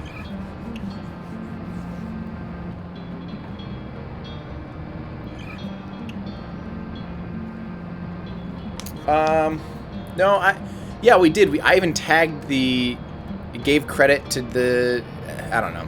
It's a long story. We don't do copyright music. I have copyright-free music, guys. That's what this is all about. That's why I write the music here, guys. Do Falcon 9s upon landing get damaged? Yeah, I mean they have some damage dealt to them. They get ripped pretty hard through the atmosphere, so especially those old aluminum grid fins experience a lot of damage. They sometimes actually completely get torn apart. And then the heat shields, we know those get beat up quite a bit. Those are behind the 9 engines. There's these kind of heat shields that protect the octaweb of the Falcon 9, and I think those got totally redesigned for Block 5. So those are the main things I think that get damaged. So, let's see here. We're going to get up to like 4,000, 5,000 meters and then just really, really, really slowly start pitching over. Brian Barker, the grid fins are now titanium. They only have 8 of those in existence, period, and they flew on Falcon Heavy. Had those blown up, it takes almost 6 months to manufacture a set of those. They're the biggest piece of forged titanium in existence. And so to say that they are all titanium, I'm guessing they'll only have a couple sets. I'll bet, and they're hoping to literally probably only make like 3 or 4 ever sets. But I'm guessing here, I'm speculating. And my guess would be they're hoping to just reuse them, strap them to different boosters if necessary. But again, remember, they hope to probably not have a huge fleet of Block 5. Imagine a world where they only need like 5 or 6 boosters, period, and that can service their entire catalog, you know? And then fly and then refurbish when they need to and rotate them out. You know, we don't need, so far they've made, you know, like 50 or 40 Falcon 9 boosters probably or so, or no, 46? I don't remember. They've made around 40 Falcon 9 boosters to date. But imagine if like we might see thousands of flights of the Falcon 9 and we might only see less than 100 ever made. That's kind of cool to think about.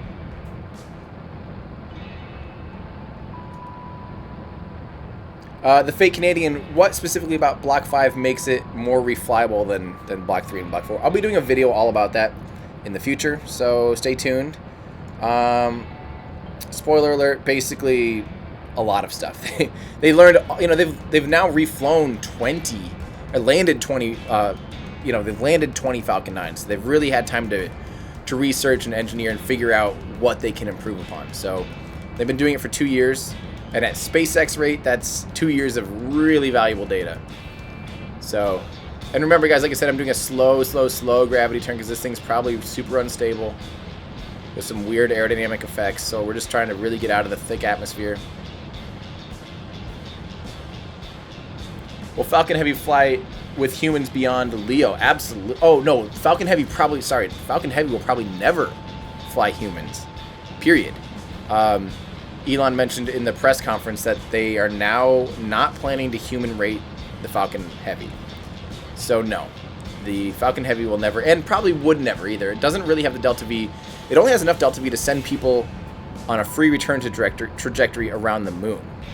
And that's it. It can't land. It doesn't have enough Delta V to land, you know, people on the moon. Doesn't have enough Delta V. It could probably send a Dragon capsule out on a full-blown, you know, orbiting the sun, but I don't see the point in that because he wouldn't come back. So, and the moon mission that got canceled, at least for Falcon Heavy. The tourists that have seats booked are now going to be riding on a BFR. That's how confident they are that the BFR will happen relatively soon, because I don't think they want to miss out on that customer. So here's our goal, guys. I'm going to try to land this first stage out here on this island, or this other continent out here,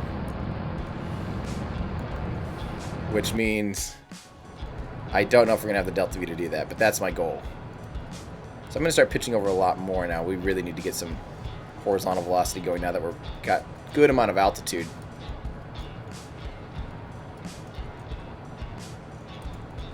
So the vehicle's pitching over because, again, to get into orbit, it's not about going up. The only reason you really go up is to get out of the atmosphere.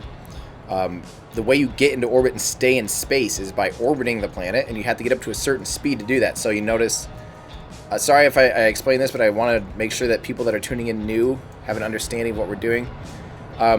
So the faster we go horizontally, the more this thing will end up going sideways. Ooh, I'm nervous that I have the back door locked for my friend, and he's trying to get a camera thing from me. I'm going to real quick unlock the back door for him. Don't worry, I will continue to fly while doing this.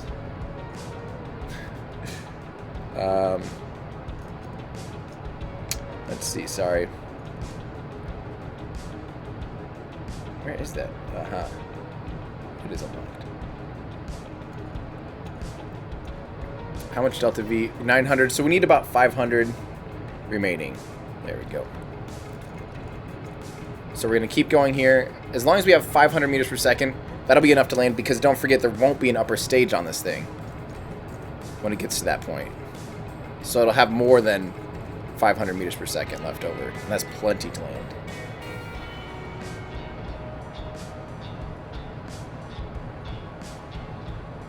Okay, there we go. That is solved. Problem solved. Oh, this is going to be close. I'm going to quick save here quick, just in case something changes at this point that we need to fix up.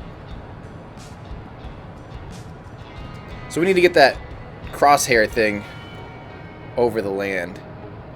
That's an approximation. That's one of the only other mods I'm really using right now, and that's trajectories. 400 meters per second. Okay, we are sitting square in the middle of that thing. I'm going to go ahead and throttle back real quick.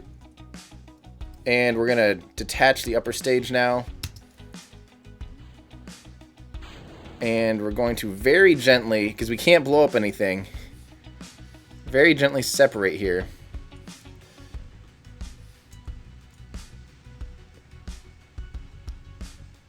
So I'm pushing forward. I've got a few vernier thrusters there, lighting up these engines. Hopefully we don't totally destroy that. We'll tilt this thing up a little bit.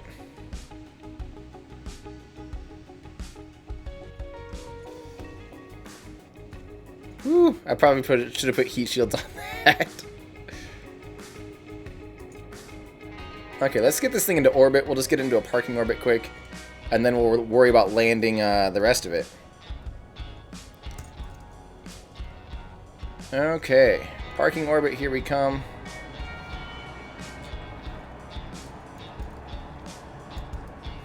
I don't want to save after separation until we do a successful landing. If I had money, would I fly on the human-rated New Shepard to just float around? I think I would. New Shepard I would do.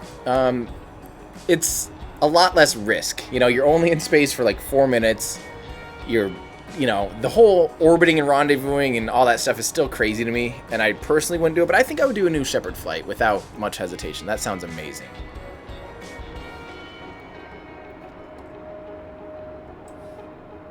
Okay. So we're going to end up with a decent amount of fuel left over, actually, after we get into orbit. So we need to get this thing up to orbital speeds, which is what, 2,300 meters per second? It is very slow right now. I am sorry. If they're not human rating the Falcon Heavy, what about the 2 space tourists around the moon? Elon said they're going to just put them on BFR. That's how confident he thinks BFR will be happening soon. Go on a 0G flight on a 727. Neuropilot, I might be doing that. And Sloppy Top 23. Hi, I don't recall you or a dolphin. Hi, guys, and welcome to our Discord channel. Thank you for joining. I believe you're new around here. If you're not, please correct me. But hi, thank you, and welcome. What do I think of Skylon? I don't know. Skylon is the single stage to orbit air breathing with the whatchamacallit engine, right? I I don't know. It's been in works for so long.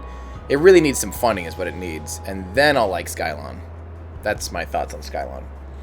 SpaceX or Blue Origin? Currently SpaceX, because they're actually flying a lot and doing orbital work. Blue Origin, though, I think in 5 years, that'll be a real, genuine question. I have no doubt in Blue Origin's capabilities, guys. I think they'll come along. They're going to be Rapier engines. That's right.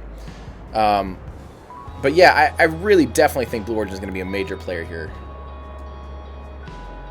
Yay! Awesome!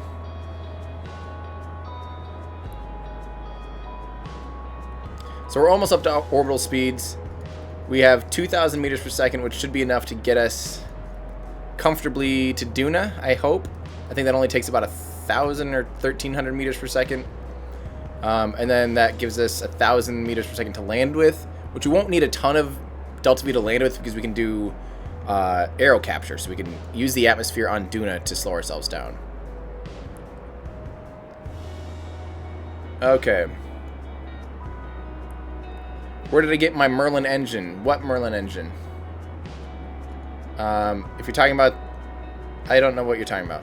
If you're talking about the drawing here, I drew that on a chalkboard. That's where I got it, from my hands. I made this? I made this. No, I made this.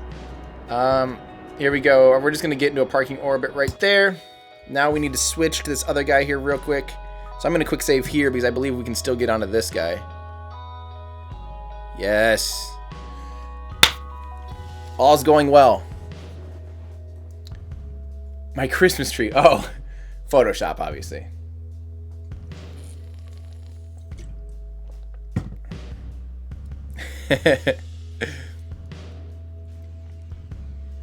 Okay, so now we need to set these fins to 150% because they need to do some work for us. So we only have we only have 785 meters per second left over. That's it? We're at 400. I thought for sure by dropping off that massive, massive upper stage, we'd end up with like 2,000 meters per second left over. And here we are with very, very, very little. Okay, well, let's quick save it here again. Maybe not, because now we're re-entering. Okay, the big thing is I really don't have enough margin here to bleed off, do any kind of re-entry burn. So hopefully this is slow enough that the vehicle can survive re-entry, because we just don't have the margin to do anything else. Oh man, this just might not work. We might have to accept our fate. No, it's the people are asking about the grid fins. No, they're facing their proper orientation, so they need to stay at 150. It matters which direction they're facing, not which. I don't know if that makes any sense. They'll work fine though. Okay. So now we see if we can do this without blowing up. Let's see if it rotates the correct direction. Yeah, that's right. I'm rolling to the right, and it's rolling according to the nav ball to the right. So that's correct. We're gonna do a little rotisserie here so that hopefully we don't totally lose everything. I'm gonna pay close attention here to overheating, and if I need to fire up the engines a little bit, I will. I'm hoping we don't have to. Oh no. Things are getting spicy. Okay, we do have to fire these engines up a little bit. Let's burn up like 300 meters per second worth of delta V. Okay. Now we'll try to save 500 just for the landing. Oh gosh. Landing gear's out. If this works, guys, if this works, you all owe me a soda or something. Suicide burn, where are you? 2,000. Oh gosh. We need air brakes. That's what we need. There's no way. There's no way. There is no way.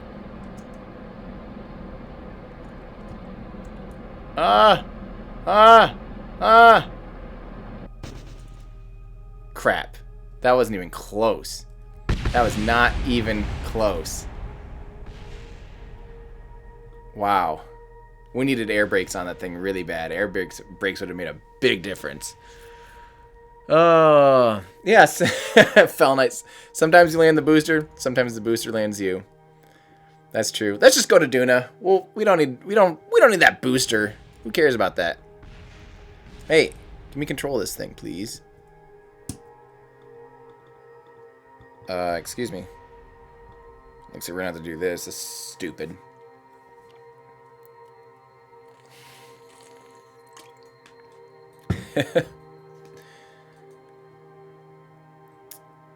So Daniel Blanco goes, use your RCS thrusters. That wouldn't have helped anything. We're out of fuel. We are a long ways off. RCS thrusters only help orient the vehicle. So yeah, we were a long ways off. We needed a lot more Delta V. So we probably should have stretched that stage a lot and added more engines. That's what we should have done. Maybe for next time.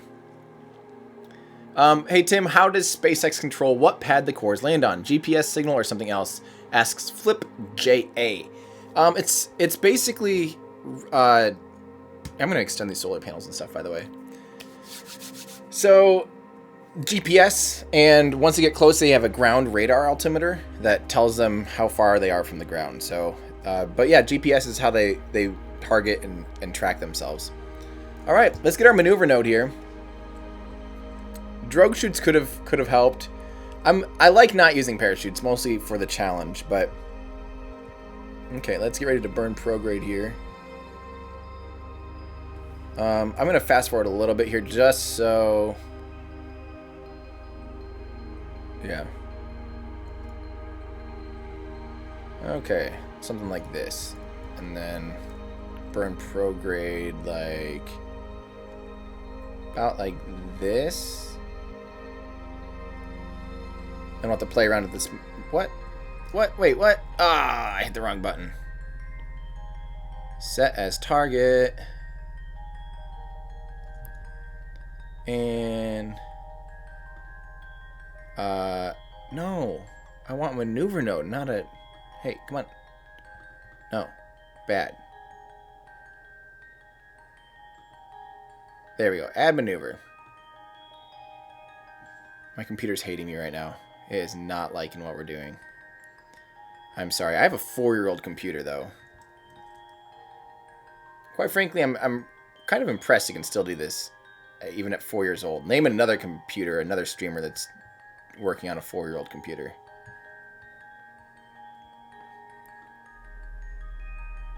An unmodified 4-year-old computer at that. Because, yeah, sure, you could have a computer that's a lot younger and fresher. This is going to be a pretty good approach. So what we have to do is we have to line up and get it so we actually intercept Duna. So now we're going to drag this around a little bit and just see if we can get our perfect intercept. Oh, that was close. And then we ran into the stupid moon. Hang on. Let's skip another orbit. That way we won't run into the moon. 2 orbits. And now we'll play around. Oh, we're going to get this perfect, I bet, right? Ah, you jerk moon. There it is. Okay. Periapsis. We're going to try to get this a little closer. It's a pretty good intercept, though, to begin with. 20 million. We can get closer than that. Oh, wow. Wow, that's a good intercept for our first. Holy biscuits. I think we're just going to run straight into it, which is great. Where'd it go? Duna. Sorry, I'm concentrating a lot right now. You guys will... We'll get this intercept as close as humanly possible. And then we'll fix it kind of once we're out there. Okay, so let's do a quick save here. And then we need to fast forward 2 hours. I forget, is there a time warp to this? No. No, there's not. Okay, so let's do this. Speed this baby up. Oh yeah, we are in a low orbit. This is gonna suck. So let's answer some questions. Am I excited for New Glenn? Yes, very excited for New Glenn. I want New Glenn. I want to see their BE4 engine. So for those of you that don't know, the New Glenn vehicle is Blue Origin, who's Jeff Bezos from Amazon. It's his rocket company. So yes, the two of the richest people in the world both have rocket companies. That should tell you something. Right there. If you're an investor or you're a naysayer in space and you see two of the most successful, two of the richest people in the world, literally the richest person and then like the number like 20th richest person or something like that, both having competing space companies, that should tell you that we're clearly heading in that direction. Anyway, Blue Origin is Jeff Bezos' rocket company, and so far they've only been launching not publicly, but period. They've only been launching their suborbital little launch vehicle called the New Shepard, which is basically it'll be a little tourist capsule that you can ride up into space and fall back down, and you're only gone for like 20 minutes. You get weightlessness for like 4 minutes. It's really cool though. It actually is really cool. The booster lands itself propulsively, and then you land under parachutes, which is obviously deemed safer. Really cool. Their next vehicle will be called New Glenn, and New Glenn is huge. And arguably, we have to see. People are actually speculating that they've been publishing their reusable capabilities, which means it might be as capable or potentially more capable than Falcon Heavy's fully reusable configurations. So it's a big, big, big rocket, a very big rocket. It's very exciting. And it's happening. You should see if anyone out there doubts New Glenn and Blue Origin, go out to the Cape. Go out to Cape Canaveral in Florida and look at their huge, brand new, gorgeous facility out there. It's only about a mile away, 1.6 kilometers away from the visitor center. And it's amazing. It's huge, and clearly they're going to be building very big rockets in there. And that's very exciting. So yeah, I'm very excited about New Glenn. I'm very excited about any new space, especially new space that's working on recoverability. To me, that's such a fundamental thing. Don't throw your stupid rockets away. Reuse them, please. And they're going to be doing that. So I'm obviously very excited about that. Why are the customers paying to go around the moon when the BFR is capable of Mars? Some people don't want to be gone for 2 years. You'd rather be gone for a week. That answers that question, I think. At least that's me. I don't want to go to Mars. What? Mars would suck. I mean, eventually I would if we have very luxurious spacecraft that get us out there and they're super fun and super safe. Yeah, I'll do that. The moon's a lot. You can relate to it a lot better, you know. Okay, so I'm gonna. Oh, wait, we still have one more orbit. Ugh. Stupid moon. One more. Any news on the center core crash video? Hopefully they release it. It exists. And yeah, I hope they release it because I really want to use it when I do my video about what happened to the center core. Elon Musk is the 44th richest person in the world. Thanks, Mike, for doing that. That's not as rich as I thought he was. I thought he was more about 20th. But yeah, he's definitely not. Elon's definitely not, I don't think, trying to be the richest person. He's really just trying to get to Mars, and in the meantime, he's making a crap ton of money. And thanks for noticing this, Tijin. Since that sounds like Marcel asked, do I watch the National Geographic Mars series? Yeah, I do, and I really like it. I really liked the beginning of it. I hope this second season ends up being really good. But it's great. National Geographic's Mars series was awesome. I can't wait for the new series. Hey, Paul Jr. Maybe. Yes. Actually, Paul Jr., yes. But we'll just keep it at that for here because not everyone can see that. So, yeah.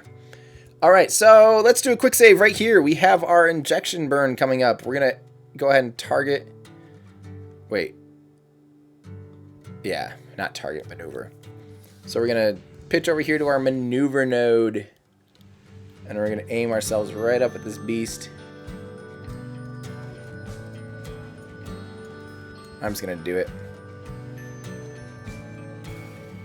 Okay, guys. So we have... I don't know what our burn time will be, so I'm just going to do a little, like... I'm going to flare the engines real quick. And just get a sense for how long our burn time will be. Oh, 2.5 minutes. Okay, so we better start right now. Enough said.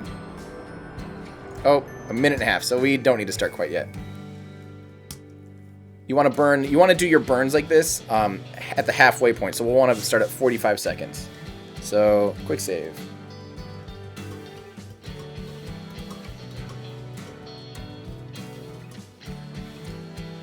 Okay. Zero Flame 007. If he'd stop sending his cards into space, he might have more money. That's true. Alright, so we're going to start firing up these engines. And here we go. Duna injection burn. Here we go. Let's see if we can do this.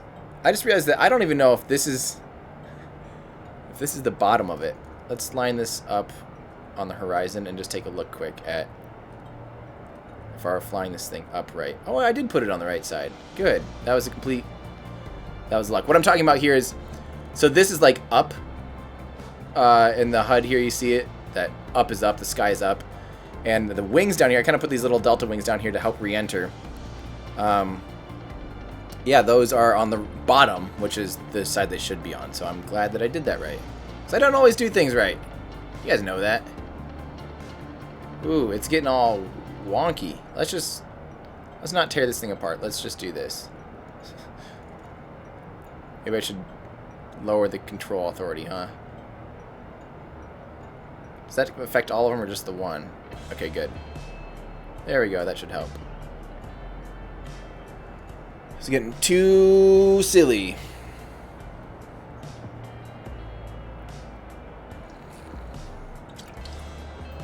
Space porcupine to Duna. This is a space porcupine. It sucks I had to use these stupid solar panels. I hate these ones because they don't produce that much electricity, but at least they'll survive re-entry, and that matters.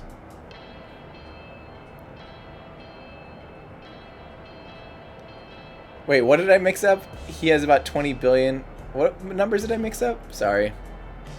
I don't know what I mixed up. Numbers. That's what I mixed up. I always mix up numbers. So we're going to have about 1,000 meters per second to re-enter, rendezvous, and land on Duna. I really hope that's enough.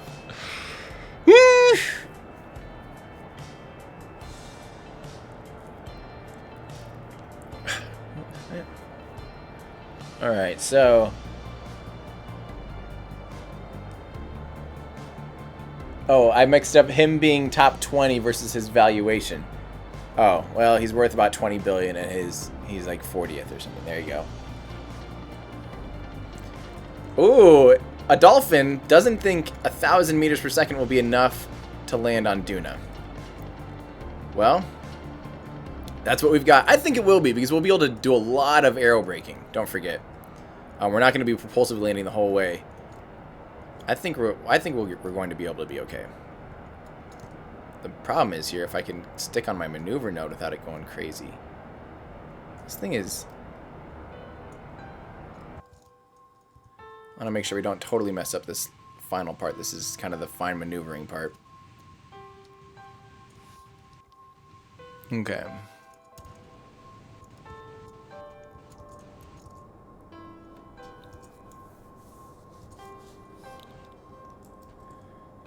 Alright. We're going to lower these still just so that center gimbal is kind of the main force, the main driving force. And 3, 2, 1, about like that. Should be pretty good. Now we're going to take a look at where we're actually at compared to Duna. Hopefully we really have our real life intercept. I'm going to delete this maneuver node. Maybe we don't... Oh, we don't quite have an intercept yet, so I'm going to see if we're getting closer or further away by doing this. Okay, so I'm bleeding off some speed, actually. We burned a little bit too long, but it makes more sense to do it back here.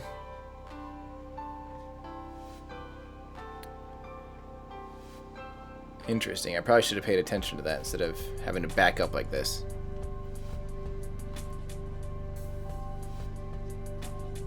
Hey guys, don't forget, friendly reminder for those of you that, if you're not subscribed yet, this isn't what I do that often. I only do this kind of when we have spare time, but I've been working really hard on finally my big Falcon Heavy video, because I went down and attended Falcon Heavy launch in real life, shot 5 video cameras, ran 3 still cameras around the pad, had a lot of fun. It was amazing, and I'm finally doing my reaction video / answering the big question, which is why?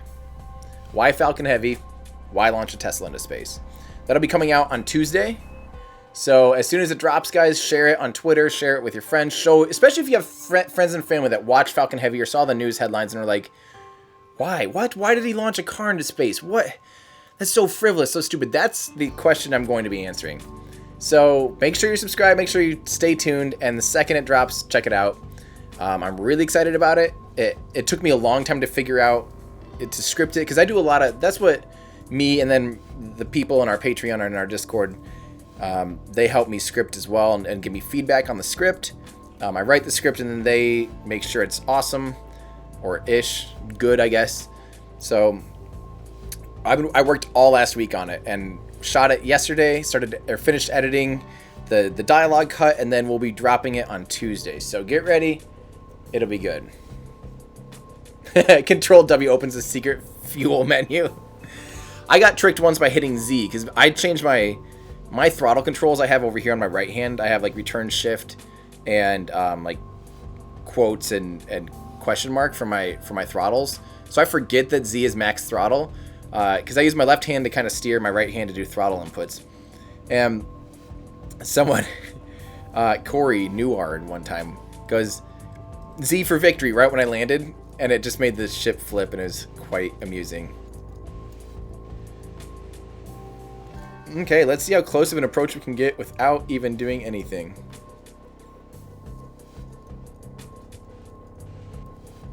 So now the question is, can we lower...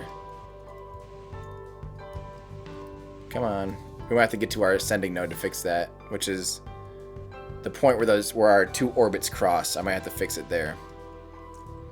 So let's look for that. Ascending node. Way down there. Way down there.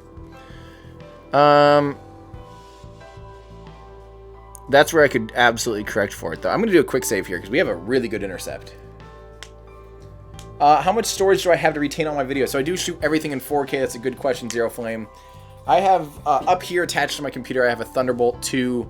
I have 18 terabytes in a RAID 6, so 18 terabytes available in a RAID 6. That means I could lose 2 drives at any time, and it's still all there. Not only that, it's also writing at like 500, 600 with peaks of 900 megabits per second. I don't know, one of those two. So it's actually as fast as my internal SSD, which is important. Hey, Corona, thank you. My thoughts on the heavy core. It's watery grave. Corona, I will be doing a very in-depth video about the center core, what happened to it, and then explain kind of the hover slam maneuvers and the 3-engine landing burns. So bear with me. That won't be next. I have 2 videos before that.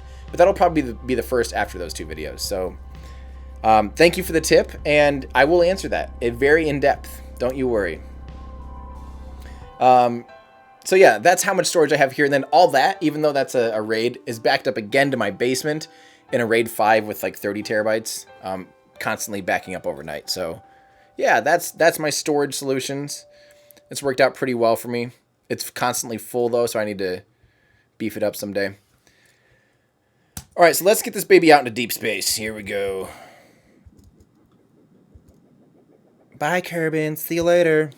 Hope you like your dad. Where'd it go? I want to watch it go bye-bye. There's the Mun. Bye, Mun. And Kerbal. There it is. Kerbin, bye. Have fun. We'll see you. Hopefully, we'll see you again. If all goes well. Which it probably won't. Because it's Kerbal Space Program, and it's me flying. All right, so, and I am right. It's megabytes for those write speeds. Thanks, Zero Flame, because I never know. I can't remember the difference. I know the difference, but I can't recall which is used when. And like with kilobits and kilobytes for data and so. Got the. You're using Backblaze. I've thought about doing Backblaze. And you have Google Fiber. I also have gigabit internet too. So I might do. I need to look into Backblaze, and I hear its protocol's really good because I used to use a cloud service called Crash Plan, and that was a memory hog. I think it was JavaScript, so it just ate memory alive. So I need to look into Backblaze. Thank you for reminding me, because it's unlimited for like really cheap, isn't it? Like $10 or $20 a month. I need to do that. Okay, we need to real quick stop here and make a maneuver node up here that gets us properly where we need to be. No, let's keep fast forwarding. It's too hard when they're this far away.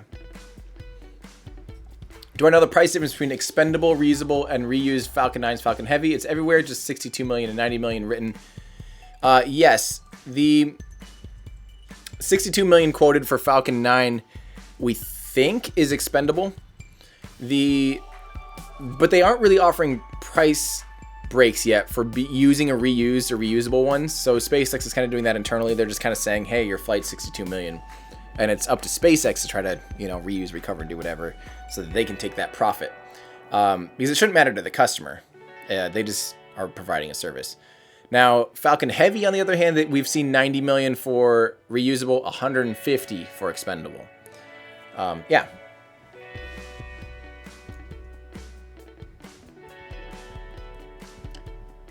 The U.S. Air Force used it as bombing. That's not true. Not the U.S. Air Force did not bomb the center core, or the core of, not the center core, but that other core from before. We had that core from SES-16/GovSat that landed and was floating, and it wasn't supposed to, was not supposed to be recovered. I need to, crap, where is, I really need to get this descending node. Okay, I need to fix this now. This is the only time I'll be able to do this, I think. So they hired, it sounds like SpaceX hired a private company to actually blow that baby to smithereens, that core that was floating out there. And not the Air Force. This is not doing much. Did I get too early on this? Or too late on this? Let me just add a maneuver node here. And see if I can't correct. Give me a second here, guys. The main thing is, I don't care where we land on this stupid planet. Oh, hi. Wow. This is not going to take much. I just want to make sure. I don't care if we're landing around the equator so much. We just need to make a good, clean intercept and slow our baby down. Look at that.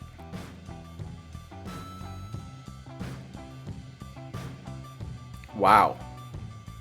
Yeah. Yeah, that's going to be good. Oops. We're running into Gilly. Okay, that's good. That's a great... That's only 2.79 meters per second to make that maneuver. That's amazing. That's good. Do I think the Chinese will land on the moon in the 2020s? Yeah, I do think so, and I do hope so. No way, Backblaze is only $5 a month. Consider it done. I'm going to start that stuff up like tonight. That's a good idea. Thank you, Zero Flame.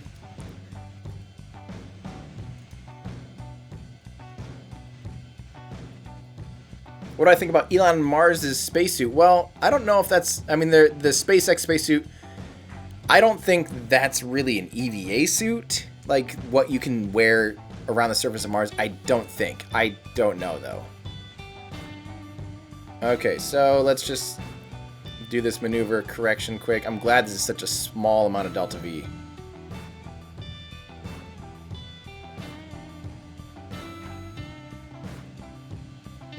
Okay, so we're also going to make sure that we're just... We want to get this thing into the atmosphere pretty good. About 30 meters, 30,000 meters. Maybe even less, maybe like 15. There we go, let's do that. We want to make sure we bleed off plenty of speed because we only have one shot at this. Yeah.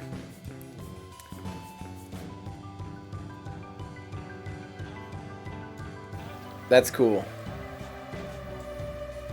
And a dolphin says it's hard to do a 2.7 meter correction burn. You're right, but that's why I added these vernier thrusters down here so we can do these fine maneuvers. That's pro tip for the day. Okay, quick save. Let's go to Duna. Let's do this crap. Let's talk more rock.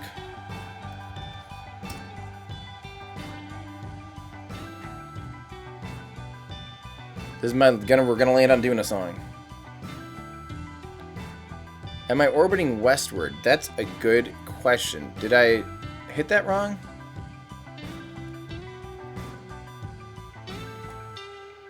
Let me make sure we're not coming on the wrong side of the planet.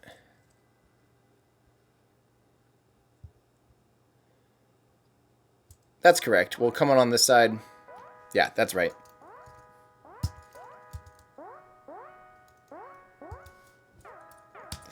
All right, let's do this.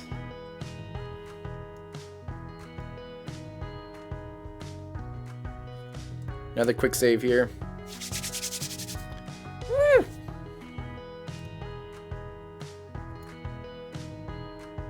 Oh, I'm kind of nervous, guys. This is totally untested. We just whipped this thing together. Normally I do like re-entry tests before we get to Duna and make sure we can land and all this stuff.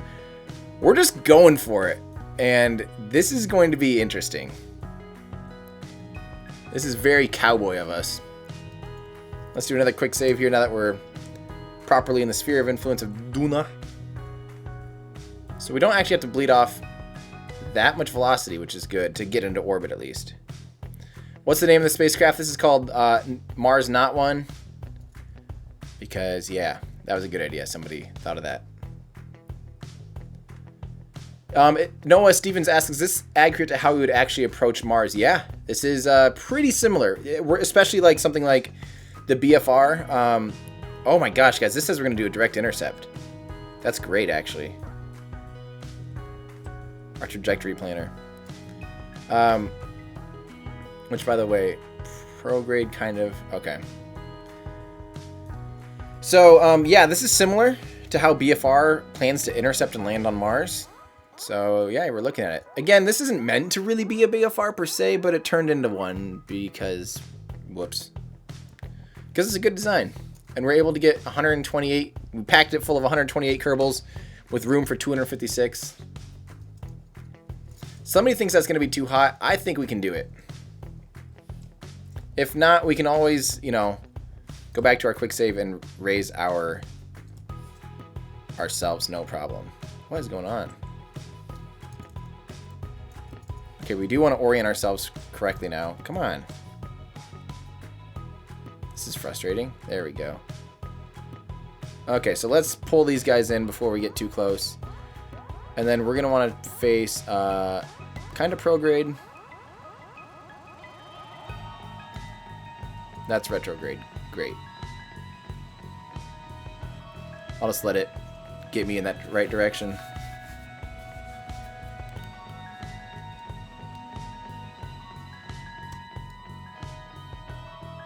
Okay, and... Don't overshoot that. We also need to rotate out. We are coming in for our entry. Oh gosh. Can you imagine being one of the 128 Kerbals on this thing? Knowing that this was thrown together by someone named Tim in an hour. What's the extra bit near the engine, Paul asks? You probably weren't here to see. Those are the drills. We have drills to be able to do ISRU, to be able to do in situ resource utilization. So we will be mining and refueling on the surface of Duna. If it survives. If we get that far. Okay, I'm not going to quick save here, guys, because just in case this is too hot of a re-entry burn. Too hot of a re-entry period. Not a re-entry burn, but too hot of a re-entry. I want to make sure we can pull, revert back and easily gain altitude. So let's go ahead and time warp basically until we are going to re-enter. Okay, here we are. So now we're also gonna tilt up quite a bit, like this. Let those delta wings get put to good use. Oh yeah, I don't want this just totally fighting me like that. We do want these guys to be at 150% control authority in the thin atmosphere because we don't want to waste all of our fuel doing this stuff. If we can use aerodynamics alone to keep pitched properly, that'd be amazing. I don't think we'll have enough control authority, though, to stay pitched up without using some RCS. But we'll get there. Sorry if all this sounds foreign to you guys.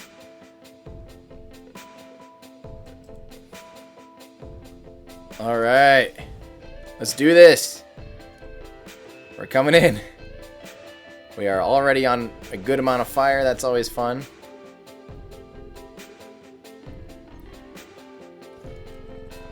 Oh, man. Okay, I'm not going to lie. I'm really nervous. I'm really nervous. The good thing is, just so you guys know, we currently won't smash into the atmosphere or into the ground. We're going to be skimming by it, you know, like over the top. But the big thing is here, we need to be getting spicy like this so the air does slow us down. The atmosphere slows us down. That's kind of the way we're going to do this intercept. If we don't slow down enough in this atmosphere, we're screwed.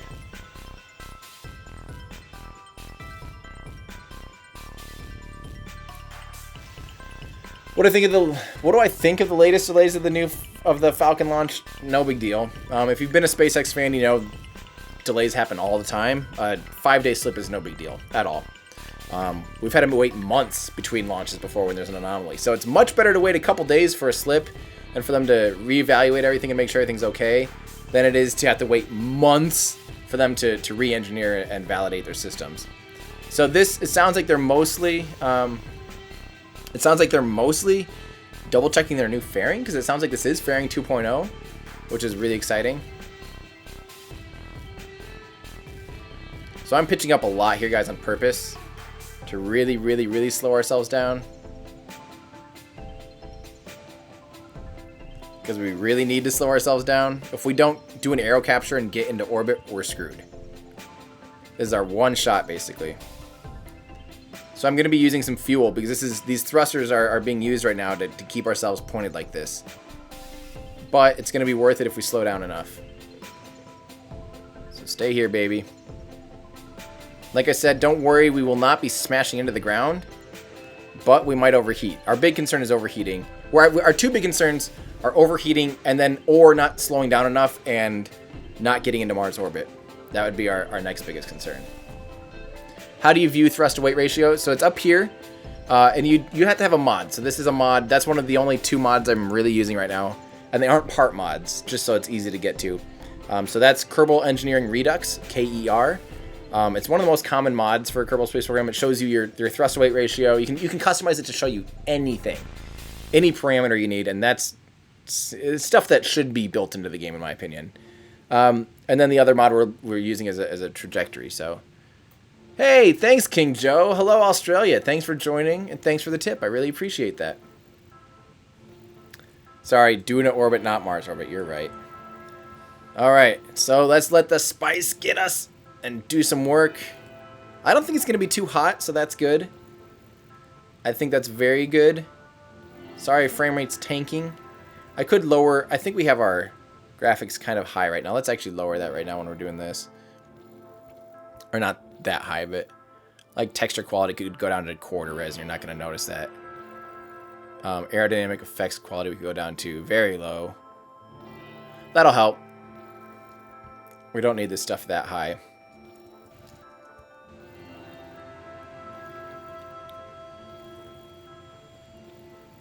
All right.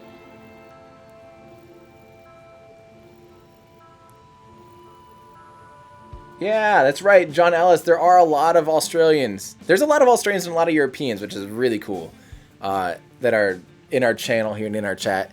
Hi, guys. And you're right. There is a fellow Australian, for those of you that are Australian.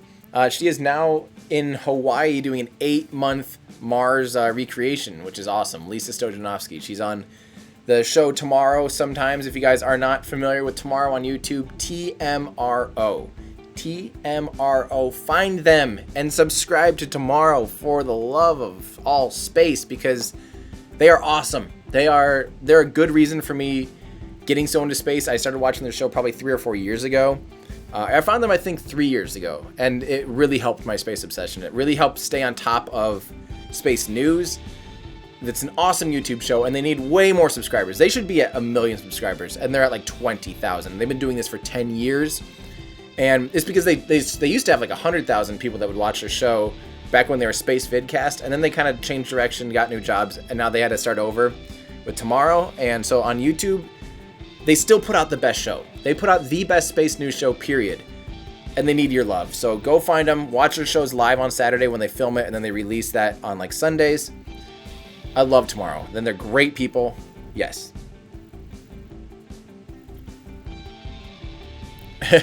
Someone says you're skimming off the atmosphere. I think we're going to get an aero capture here. We're slowing down quite a bit. But we are now officially ascending.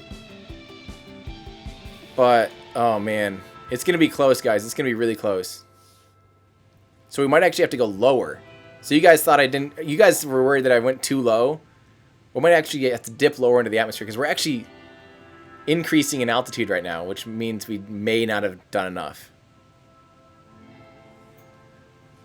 Ty Rogers, where did I get these globes? These are MOVA globes, movaglobes.com or movainternational.com or something. MOVA, Google that. So I don't know if we got our aero capture here, guys. This is scary. We're darn close. But look at that, it's getting so close. It's only going to take like 100 meters per second. Not even of Delta V to really do this. Here we go, we're getting there. We'll snap in. We'll get an aero capture, and then we'll come around again and do our full-blown aero break for our final maneuver. So look at this. You can see it's starting to curl around, and then once it gets slow enough here, it'll snap into an orbit. That'll be any second here. We got this. We got this. That's right, Zero Flame 007. You got a MOVA globe, and you got the 6-inch. And he says it's so much bigger than he thought it was going to be. I think that's what I have. I think these are 6-inch. They're pretty good size. There we go, guys. We got an aero capture. Yes! No problem. We can stop wasting RCS fuel. We did it. Okay, good. I was actually kind of sweating there for a second that we weren't going to capture. So, yeah. Johnny 6, do I think that today's Falcon Heavy launch scrub, technically yesterday's Falcon Heavy launch scrub, and then today's, and then now Wednesday, do I think that scrub is due to the Falcon, or the fairing? Yeah, I do. They kind of said that. This is fairing 2.0. They're going to be double checking some things to make sure it's ready to go, so. We're just going to speed up here a little bit. We don't need to watch this thing that long, even though it's kind of started to tumble. Hey, thanks, Cat Jack's purse. Awesome. You're welcome for the Sunday morning entertainment. Thanks for joining. And thank you for the tip. That means a lot.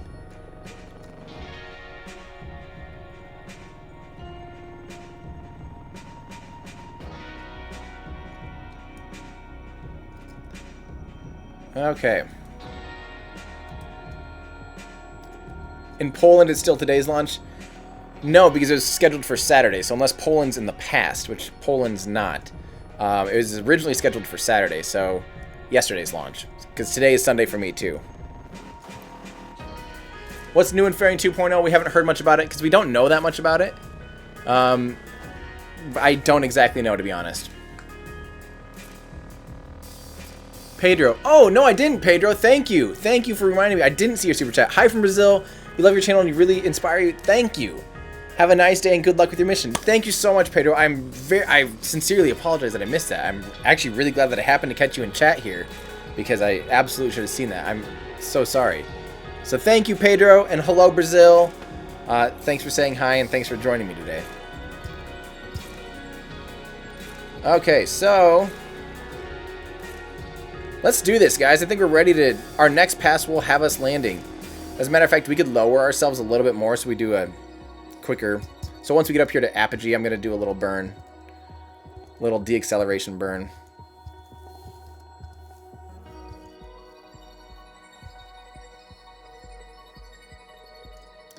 Well, thank you, Doss from India. Thank you for joining. I have a friend named Doss, and he plays Kerbal Space Program. So our periapsis right now is 12,000 meters in altitude. I'm going to go ahead and do a little bit of a burn here to lower that yet. Not a burn, but I'm just kind of doing an adjustment. I want to get down to like 10. Thanks, Brian. Brian says, I'm the best. I don't know if I'm the best, but thank you. Okay, so here's what we're going to do. I'm going to do a quick save here. I'm going to take a real quick break before we land. So don't go anywhere because we're finally going to land. I need a little more food. I haven't actually eaten yet today, so I'm just kind of snacking occasionally. So I will be right back. We'll do our quick little break. Do not go anywhere. If you do go anywhere, I'll be back in literally like less than 2 minutes, or right at that 2, whatever how long that video is. I'll be back in that amount of time. Make sure if you aren't subscribed to Tomorrow, that's your assignment for right now. Find Tomorrow on YouTube and subscribe to them. TMRO. That's your assignment. I'll be right back. Don't go anywhere.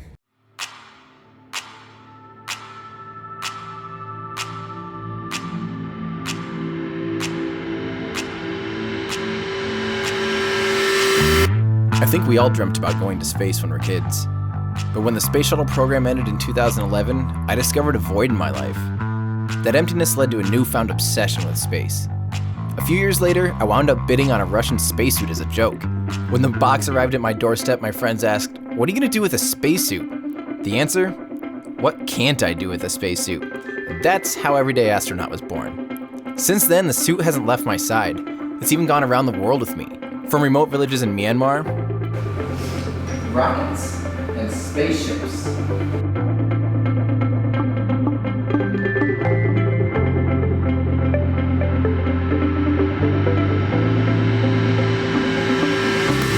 to beautiful fields in Norway. I'm fighting a cow to get a picture right now.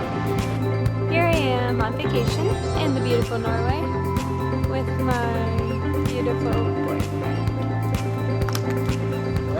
I even proposed to my wife in the suit at Machu Picchu in Peru. These days I work with leaders in the space industry to create fun and inspirational content. I've even been invited to different NASA facilities across the country, all for the sake of sharing my excitement with the world.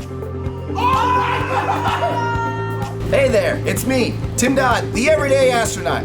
Now, I'm not sure if you're aware, but NASA is doing some incredible... This is church for us space nerds. This is where Gene Kranz was sitting when people first met him. This is with permission. I still don't know how. I love that I'm standing on something that says urine bags. This thing's gonna fly like a cat in heat. Whatever that means. That dog's gonna have a sore throat by the end of the day, I'll tell you that. Especially once he tries to explain to his friends that he just saw an astronaut flying majestically through the sky for an hour. This thing has officially become the bane of my existence.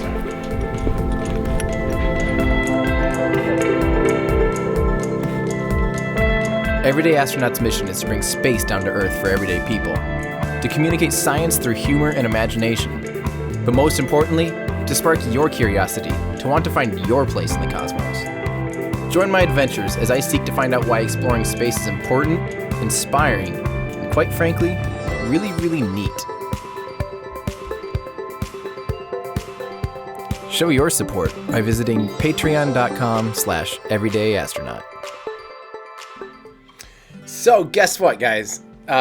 We need to take a real quick second here to recognize that we're coming up on a really, really, really big milestone. So I don't know if you guys were around when I was talking about giving away.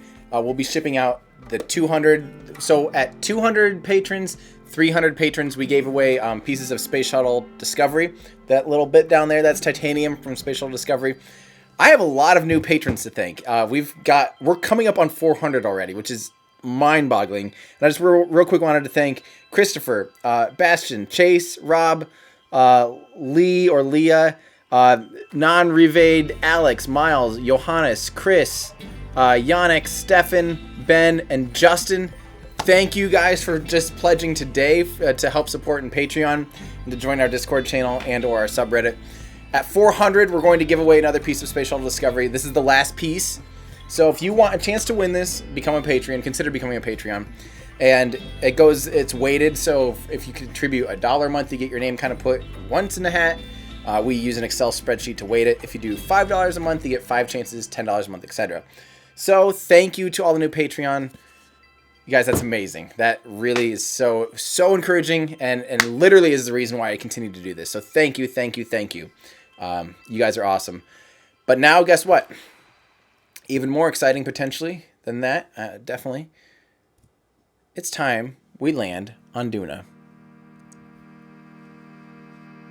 Dang. All right, let's do this, guys. Let's freaking do this. I am ready. Quick save, because always, absolutely and always. It's time. It's time we do this. Whoa. What? RCDJ? Did you mean to do that? What? Thank you. Whoa. Hi, and thank you, RCDJ. Let's make it 500 today. We're hoping to get 400 today, but thank you so much. That's insanely generous of you. Wow. Thank you, guys. Thank you, RCDJ. That's insane. Thank you very much. That goes a very long ways, and contributions like this help me get down to Kennedy Space Center and do all these fun projects. Hopefully continue to make my videos better. So thank you so much. That is insanely generous. You're literally helping me continue to pursue my dreams. So thank you. That really means a lot. Oh, goosebumps and thank you. All right, let's do this, guys. Are you guys ready? Everyone say thank you to RCDJ. Thank you. You just made my day. Thank you. So everyone say hi and thank you and mad respect, RCDJ. Let's do this. This one's for you, RCDJ. We are landing on Duna for you. All right, let's do this, guys. I'm getting pumped. And this song hopefully is almost over because it's a sleepy song. And we'll have a great song, I think, next for a re-entry. Yes. It's a good Sunday. All right, guys, let's do this. We are coming in for our second re-entry of Duna. This is going to be our final re-entry to Duna. And here comes our re-entry song. This is perfect timing. It's all thanks to RCDJ. Okay. One thing is we're going to have to flip around. Somehow we got inverted.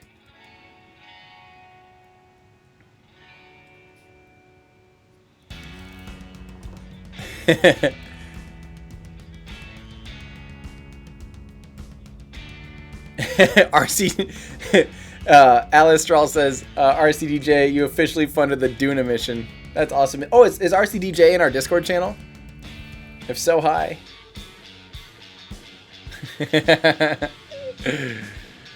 Honestly, RCDJ, if you told me I had to exit all 128 Kerbals, I think I would do it just for you.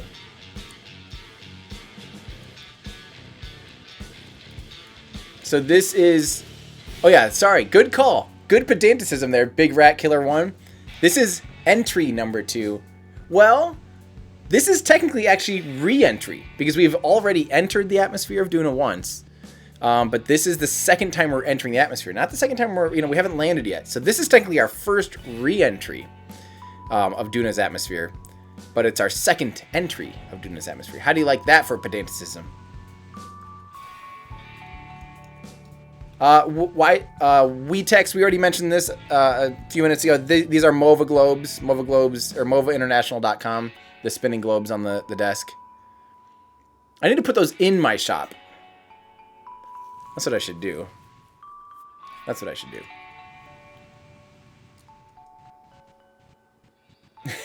RCDJ, I forget. Yeah, RCDJ, you are in a Discord. Thank you again. That's insane. He says don't. He says do not exit all 128 Kerbals. So unless someone one-ups RCDJ as our top contributor in Super Chat today, he is our boss. We are not going to be landing. Or we are going to be landing, but we're not going to be exiting all 128 Kerbals on board today. Consuming internal organs. Great name. We are not. We're coming in at a steep thing like this. We're not going to go pro grade. And then we're going to just continue to do this and pitch down and go tail first once we're like very suborbital.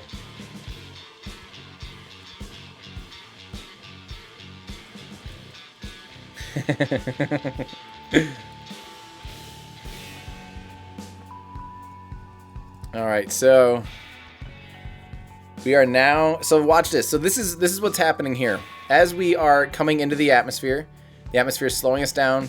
It's going to start lowering our apoapsis, which is our highest point around. This is how orbital mechanics work. This is our highest point around Duna right now. Is at 2.5 million kilometers, and our lowest point is 10 kilometers. Wait, yeah, 10 kilometers. So 10,000 meters. And 2.5, we'll just say 2.5 million meters. There we go, in altitude. And oh, thank you, Rathan. Thanks for the videos. Greetings from Norway. Thank you very much. What? No way, RCDJ, dude. I hope you just won the lottery recently or something. Cause what?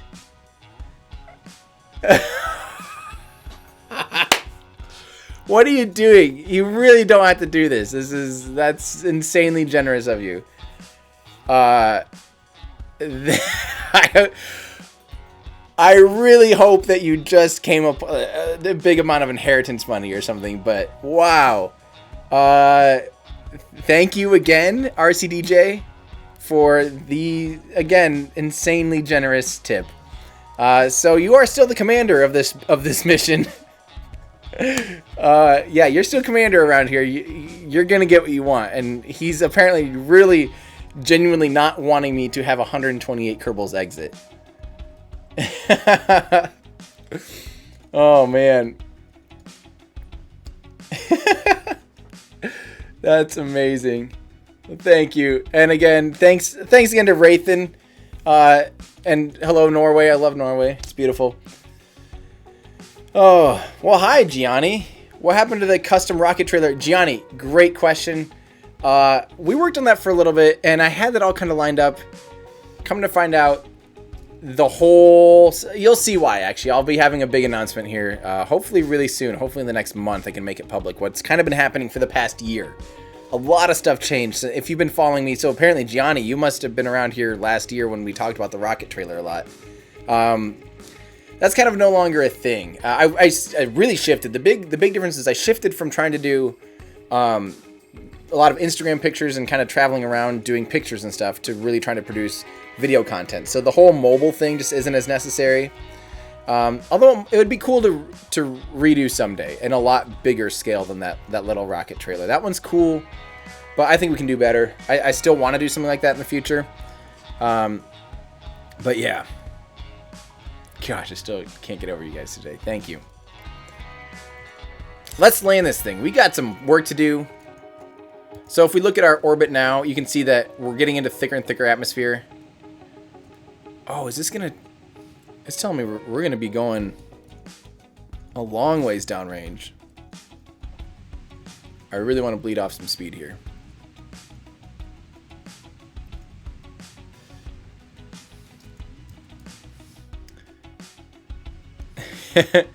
RCDJ is placing his bets on a RUD. I hope not. I hope we don't have a RUD.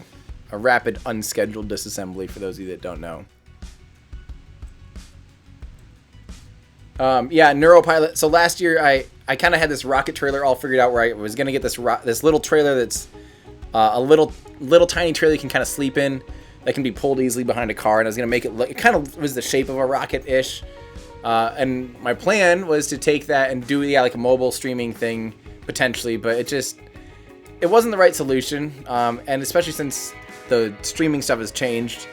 But although, how great would it be if I did make a legit mobile streaming solution, kind of like what DOS and EJ did for Falcon Heavy. They ended up having an awesome connection through cellular by using this crazy 6 cellular modem setup thing.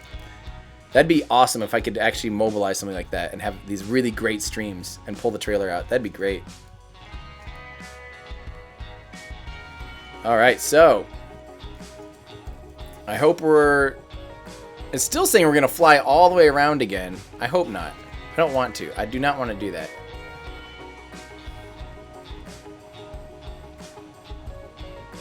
That'd be a big waste of time. Although we're wasting a lot of fuel right now doing this too. What are you doing, RCDJ?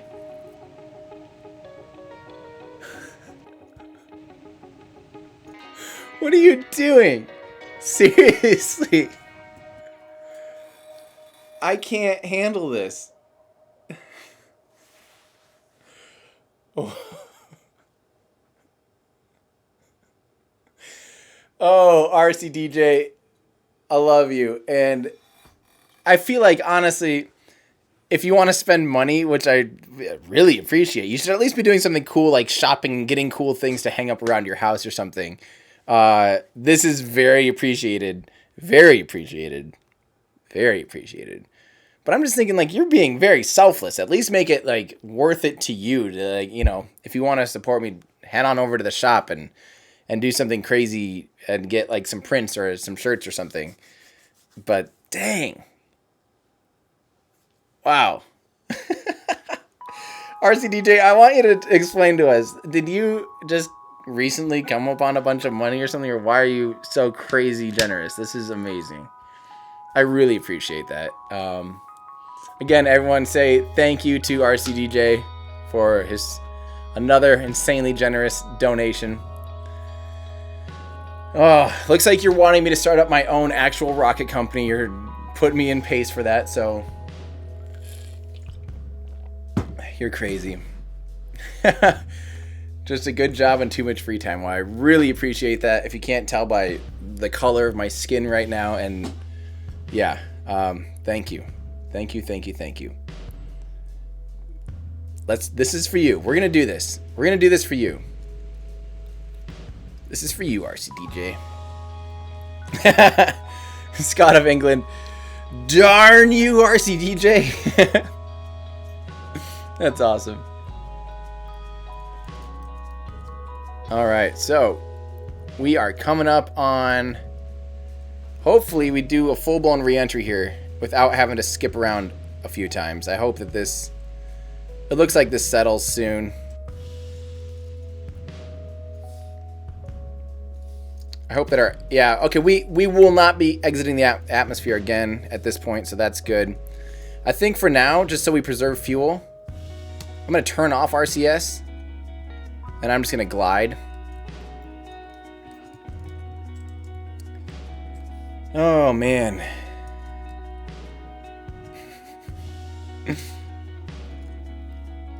Yeah, thank you for supporting me so much. And this is just a good time to, again, reiterate my thanks to everyone. Thank you guys all so much, period.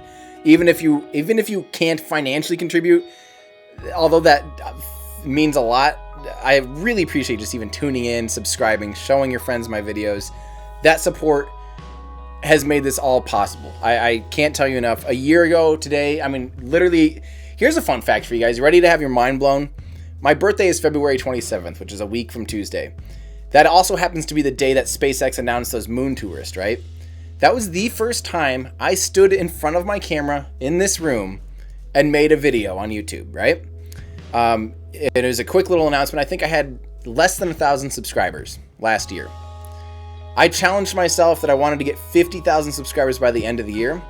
By the end of 2017, we reached 50,000 December 24th. So right like before Christmas Day. That was a nice fun gift. Hit 50,000. And then I challenged myself then. I go, well, I'm going to try to hit 100,000 by my birthday, which is again in a week from Tuesday. And we are currently at like 93,000 or something.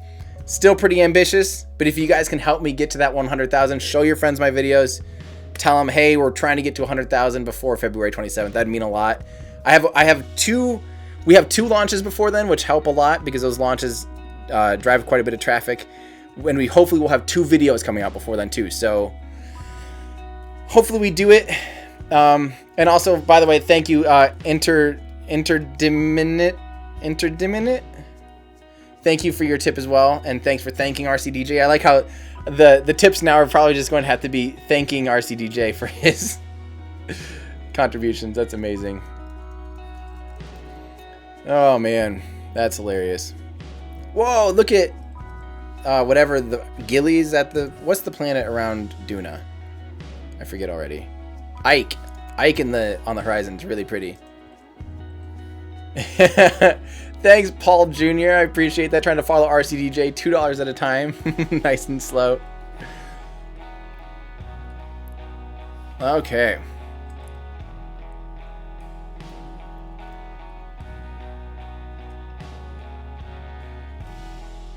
Yeah, in my opinion, you're right. I think we should just rig the system for. You know what? RCDJ, you should have just, instead of tipping me, you should have just done 1 month of Patreon support to get your name super weighted in our giveaway. And that way you would have pretty much assured yourself one of these guys. What's in the fairing? Up in the fairing, we tucked away a couple ISRUs, so in situ resource utilizers, those things that allow you to mine resources. Okay, let's go ahead and we're just going to fast forward here. I'm going to do a quick save because I think we're looking pretty good at this point. So, let's do some of this. We don't need to wait forever. So, Chris McGee, I have a lot of mods that we can use. I find it fun and challenging and more easy for someone else to replicate if I don't use mods. I have access to all the mods in the world, obviously, as all of us do. But it just becomes easy because you can just stretch tanks. You can just put big, sexy landing gear on there. You know, you don't. It's a lot more of a challenge in a way to use the limited resources of a stock Kerbal Space Program, in my opinion. That being said, like people go, RO, like Realism Overhaul. Yes, Realism Overhaul is super hard, super challenging.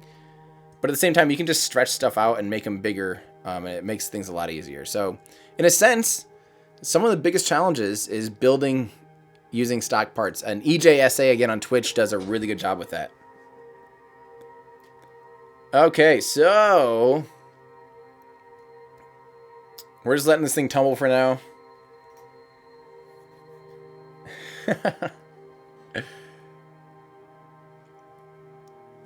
Man, I'm still kind of speechless.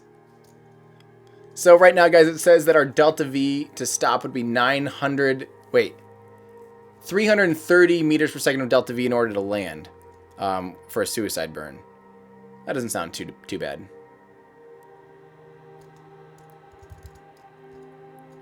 Man.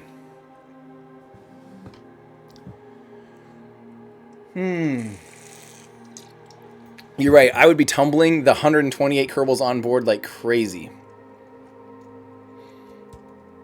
How will it turn retrograde? What we're gonna do is we're gonna pitch back up a lot and hopefully turn it retrograde. We actually could do that now when we're kind of in this coast period, since we bled off most of the speed now. That's actually not a bad idea. That might be our best chances of actually landing, because I don't know if we can do that extensive, the cool burn like the cool kids do, like SpaceX. The soundtrack coming is just from my own music, just playing in the background. So this is a song that I haven't really released in a video yet, because there'll be a video that I'm doing in partnership with my friend Ollie that I'll release. That'll be the first time I use this song in one of those videos. But for now, you'll occasionally hear it in the background of the streams. So I'll do a quick save here because we're doing pretty good. And I'm going to go ahead and point this baby retrograde. I think that's a good idea, whoever said that. And you know what I could do to make it a little bit more stable too? I might transfer all the fuel into the bottom end of the rocket too.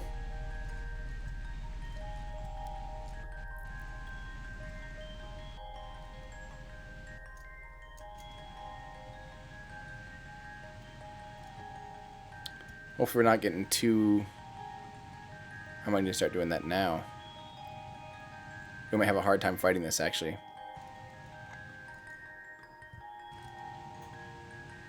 So by transferring the fuel to the bottom, it will make it so the heaviest end, the most mass, always wants to go first in a rocket. So we're going to just transfer...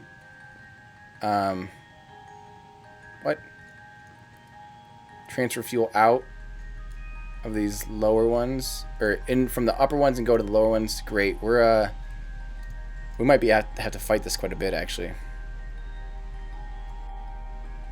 I do not know if I might be missing some here. In here. I hope I'm doing this right.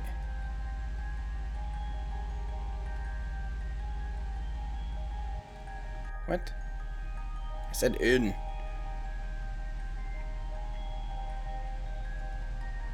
Okay, there's that one. Okay, we already did that one apparently. That one needs to be transferred too.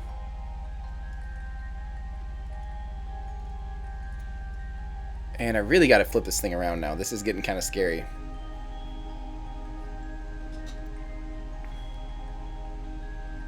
Get some momentum going, and we'll flip this thing as hard as we can.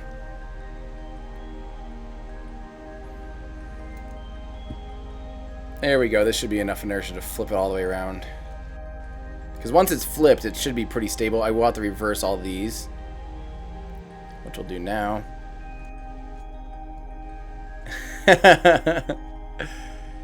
Oh, thank you, RCDJ, again. He wants all other donations to match 310. I don't know how we can keep track of that, but thank you.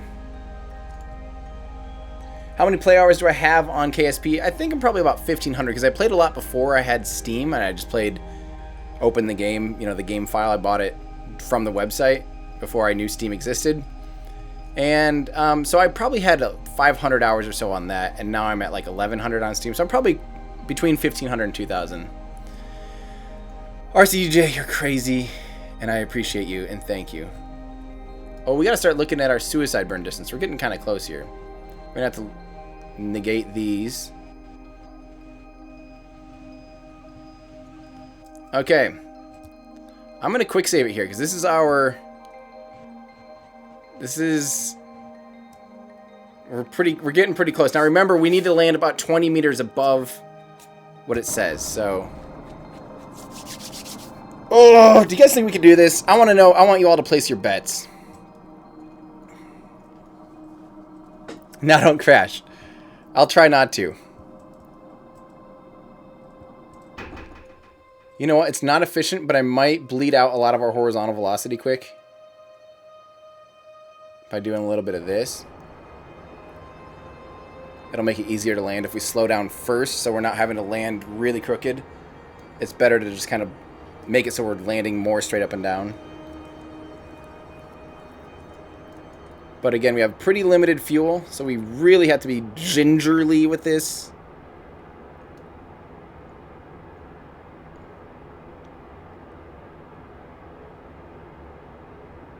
Try to save 500. Johnny6, thank you very much for your donation. Let's try to encourage them. Okay, we got 600 meters per second left over. Suicide burn coming up again. We're actually going to do a proper suicide burn here. Yee!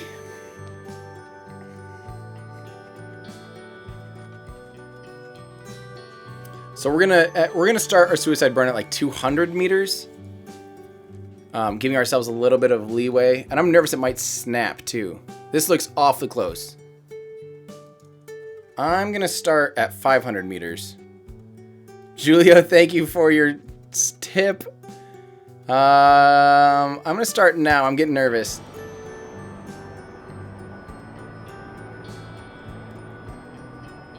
Okay, maybe I don't need to be nervous. We have pretty powerful engines on this thing. I'll get it down to like 50 meters per second, and then we'll fall the rest of the way. I'm just gonna keep the engines throttled a little bit. We have a little bit of margin here. Oh, there goes 300 meters. The important thing is here, we don't want to go above zero velocity, so we're going to now point radial out. Here we go. We're getting there, guys. We're getting there. Oh. Oh. I think we're going to do this. We got this in the bag.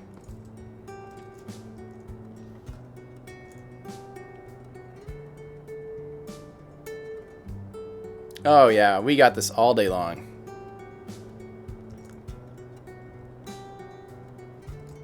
Okay, here we go.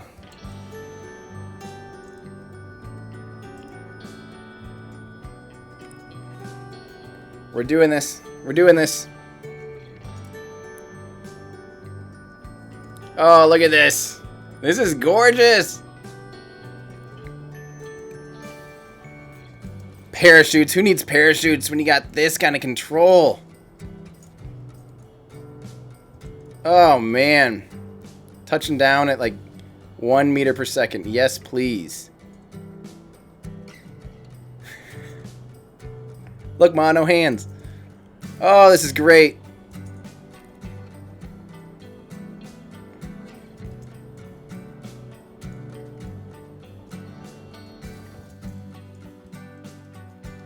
And just stay upright, stay upright, stay upright. That was the softest touchdown in human history. Neil Armstrong would have crapped his own pants. Stay upright. Might do a little bit of a shuffle here.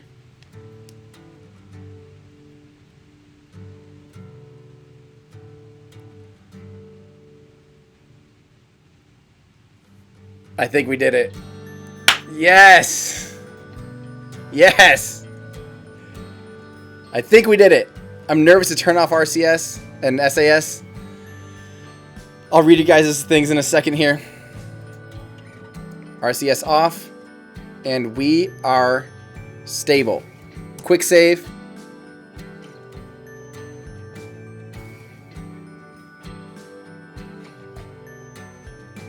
I think we did it.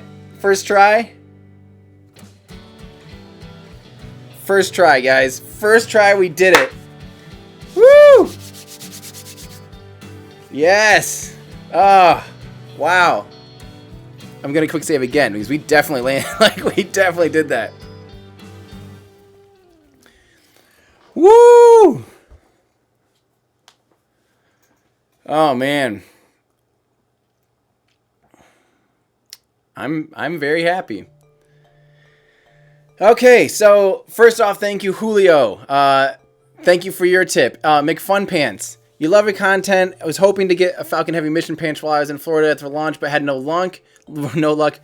Was it only for media? I haven't seen it actually either, McFunPants. So I haven't seen it yet.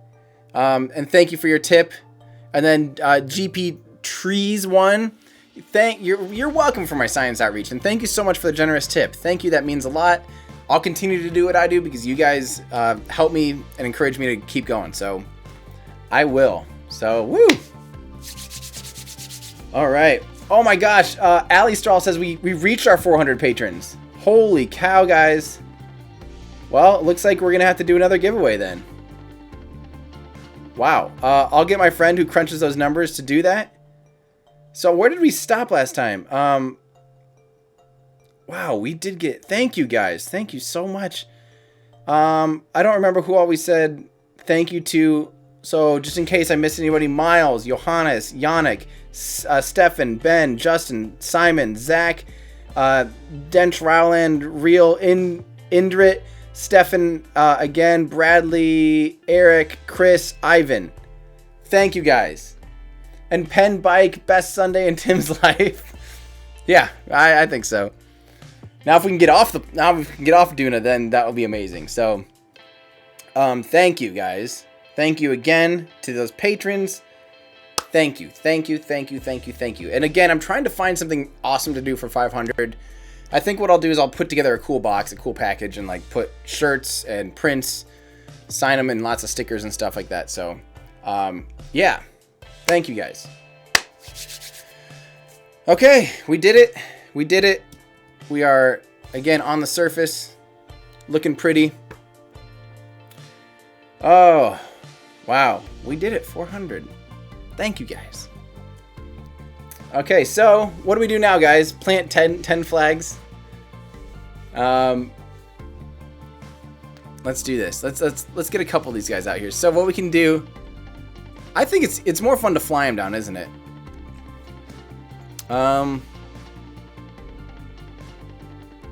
Let's have this person EVA. We'll find them. This is our commander. Look at how big that thing is.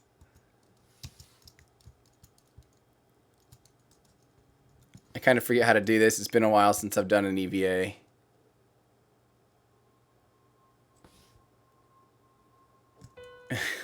Are you sure there's enough thrust to weight ratio to fly on Duna? Oh yeah. Very slowly.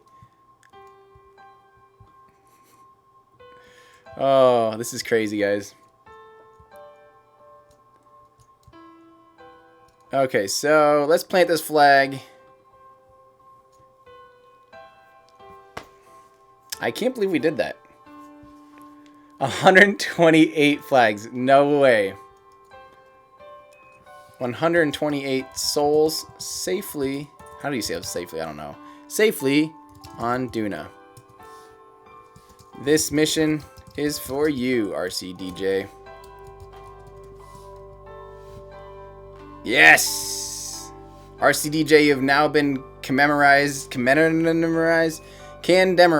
forever. I don't know how to say that. Let's zoom way out like this. Get a cool shot.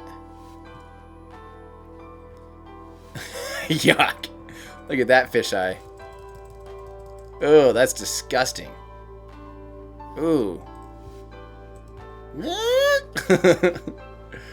Okay, let's find a good angle on this and get a good picture. She might have to run a ways. Don't run backwards.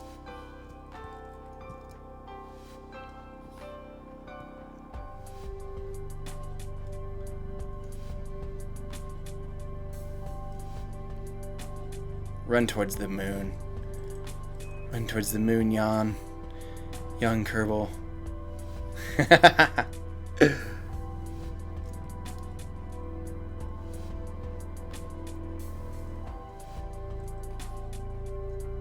Okay, let's get a good shot of this. I don't know how to... I guess we could make the sun set a little bit. I'm gonna quick save it here. Oops. Then I'm gonna fast forward a little bit so we can see the sun setting, so it can easily be in the shot and be beautiful.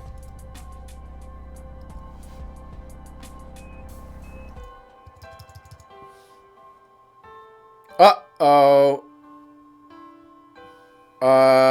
What?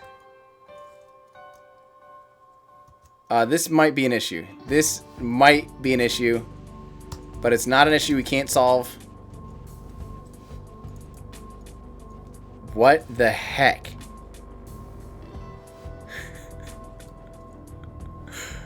That was the dumbest thing I've ever seen in Kerbal Space Program. So apparently we're not going to do any more time warps. Although we have to in order to refuel.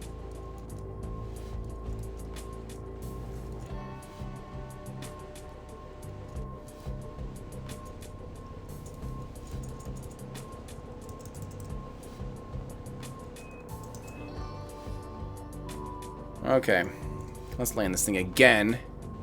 That was weird. That was super, super weird.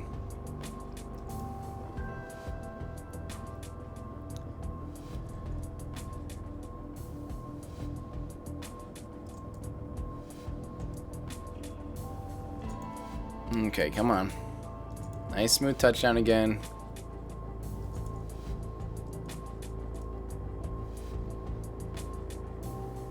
Come on. Come on.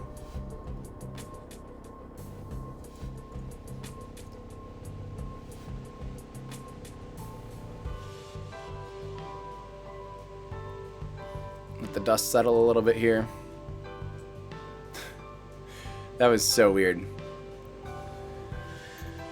Oh man. That was weird.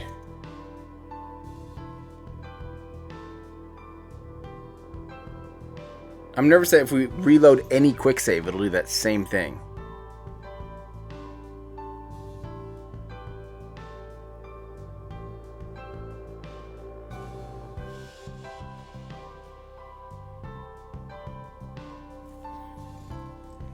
All right. Wait, we're still speeding up.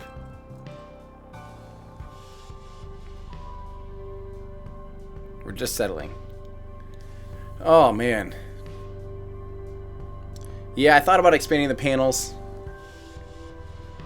But it's hard to EVA. I was nervous about crushing them. Oh, man. So, here's what we're going to do. We're going to do another quick save anyway, just to be safe. We're going to try to get that other Kerbal back in there.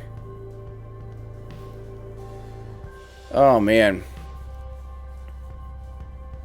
Did it not let me quick save there? I didn't get my screenshot.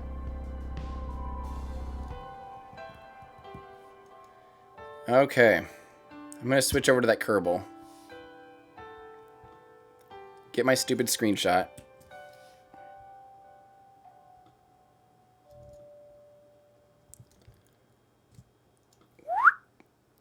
Clickety click.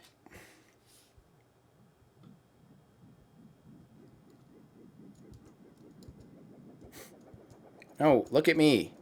Oh yeah, I have to like turn her around quick.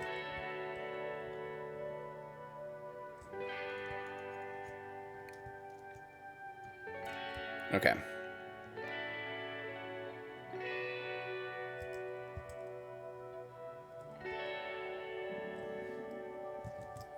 Another screenshot. Might as well get a couple good ones. This will be the thumbnail when I finalize the YouTube stream. I don't re-upload it to YouTube anymore. I just let it, you know, do its thing. Okay, let's run back down to the ship. This will take a while. Might as well fly there, huh?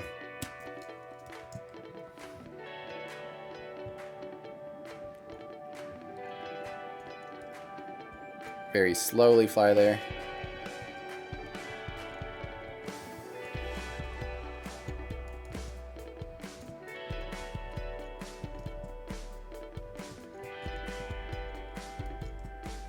Let's see if we can do this. Guys, I haven't done an EVA, like flying, in a long time, so this might not work out so hot. She really struggles to gain altitude.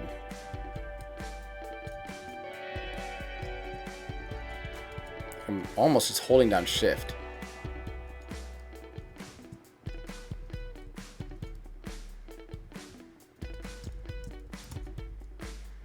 All right. She's back in. All right, so we got to refuel this thing. Oh, God.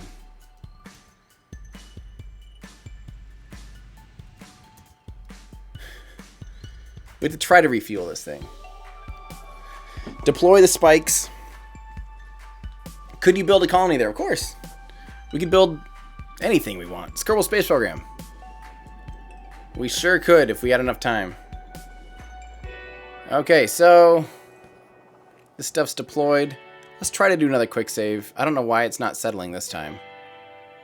I'm so nervous about deploying drills and all that stuff right now. It still shows this is very much moving.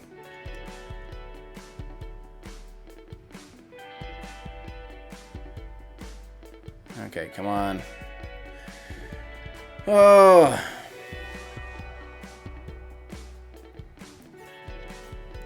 Okay.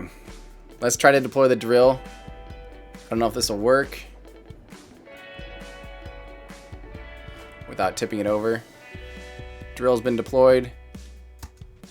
Now we got to do RCS.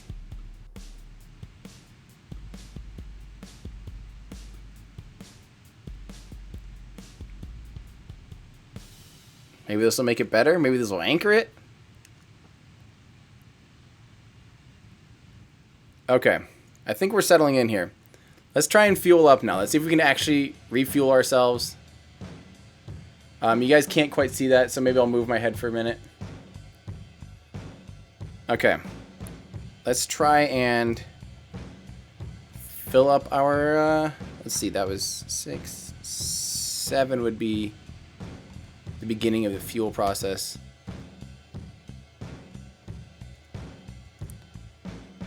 Oh no. Oh no.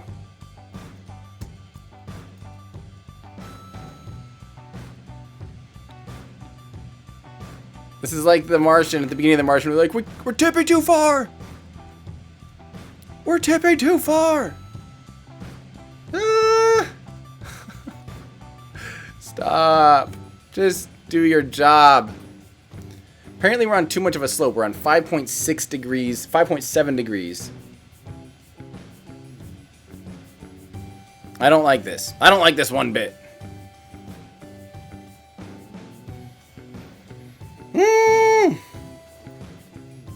How did that make it through without a filter?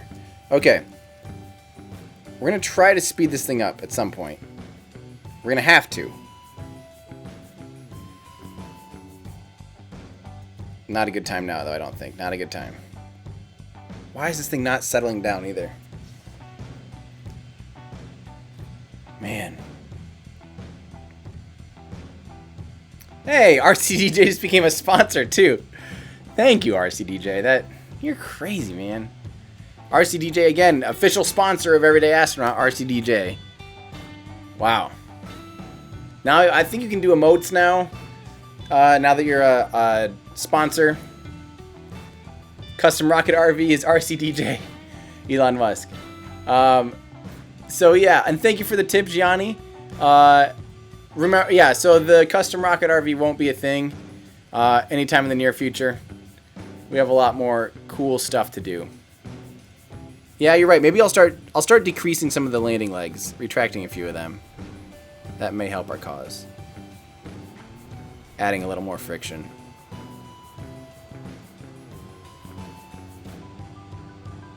Potentially.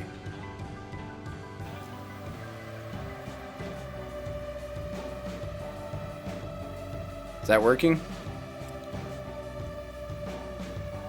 And I really highly doubt RCDJ would be Mr. Elon Musk, because I don't think he has time to sit around and watch people play Kerbal Space Program. 3.14 is pi. That's the new currency. I love that. That's awesome. I would like to speed up a dolphin, but the problem is that you can't speed up until if I speed up right now, it'll be physics warping instead of time warping. So it'll tip the ship over. So I have to wait until it's totally settled and not moving before we can time warp.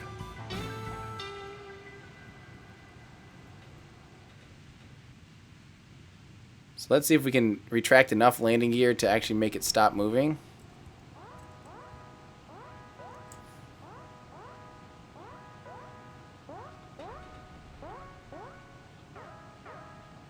We have like almost all of the landing gear up at this point, and we're still moving. What the heck?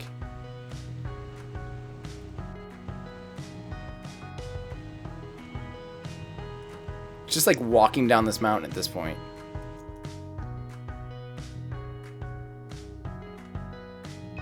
Maybe it's the drills. Oh god. Oh god. This may be the end. This may be the end here, folks. This very well may be the end. This is looking bad.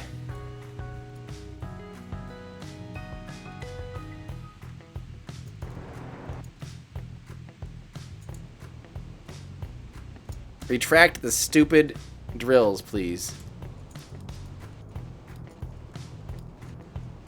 Dang it.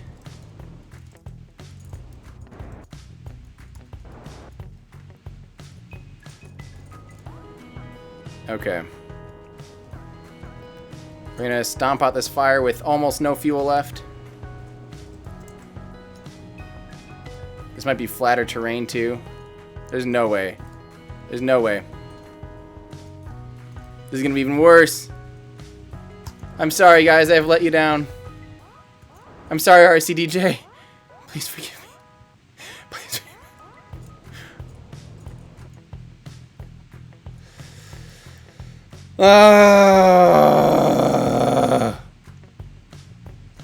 Alright, let's try to do a quick save reload. This won't end well.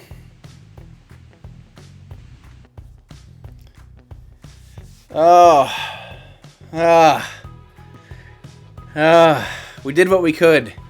This might be a fail. This might be a not total failure. We just might have 128 Kerbals perishing on the surface of Duna.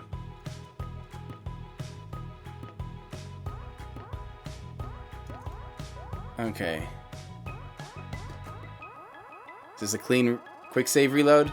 Nope, it did that thing again. We can counter this, no problem. We've been here before.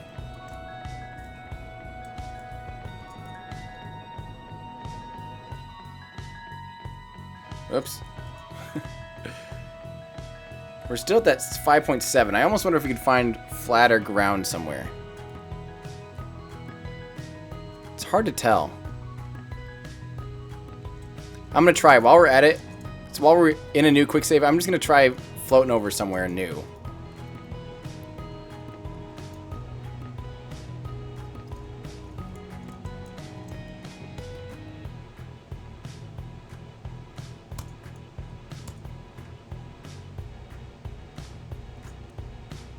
Okay.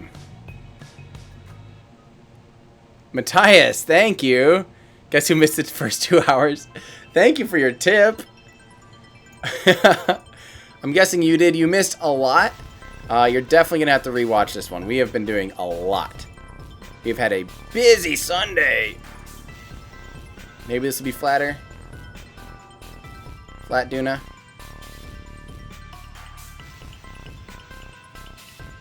Flat Duna Society's coming at me. Oh, and also, hi again, Matthias. Thank you.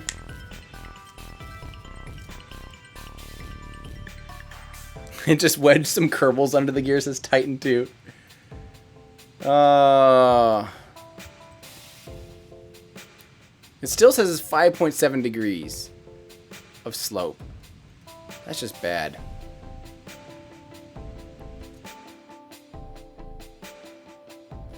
Hey, that's a good one.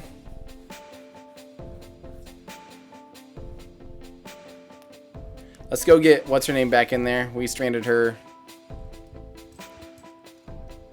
after that last quick save.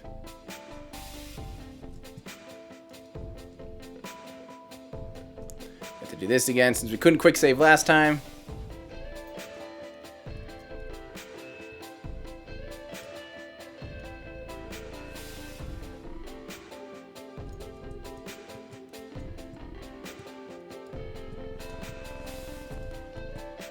Okay, let's land her.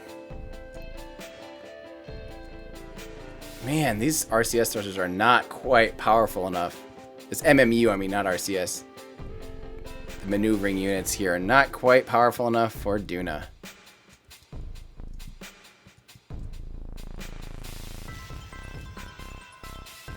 Okay, grab that door. F. There we go. Board again. Let's see if we can actually get her inside here without a major issue. Board. B. B for board.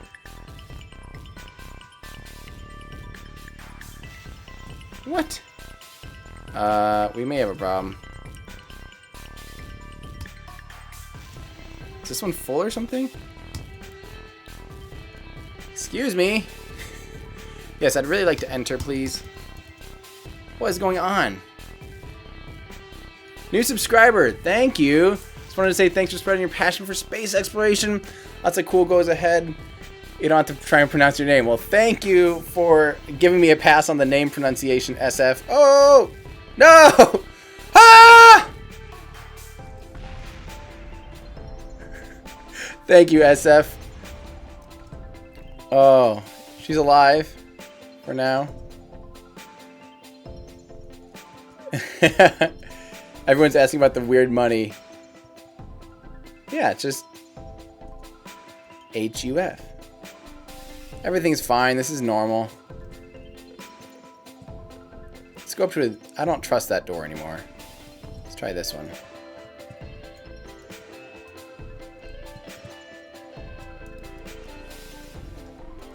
Board. Cannot board a full module. Aha. So it is full. Okay, let's go to another one. I wish I could just fly around like this in real life. How great would that be?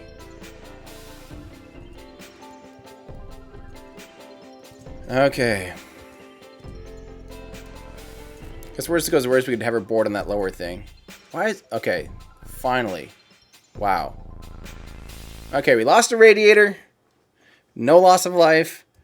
We have her back in. We're going to quick save here, even though it's not always been the best thing for us in the past. Ah, good call, Luca. Hold B a little bit longer. Good idea. But we're good. I like the shattered radiator all over. All right, let's try to deploy this stuff again. Now, a very appropriate question for a space-related video. How many socks do you wear? Is that in reference to how many socks do I wear? I wear 2 per time per usage. That's a different question than how many socks do I own. I own more than 2 socks. I think I own multiple socks.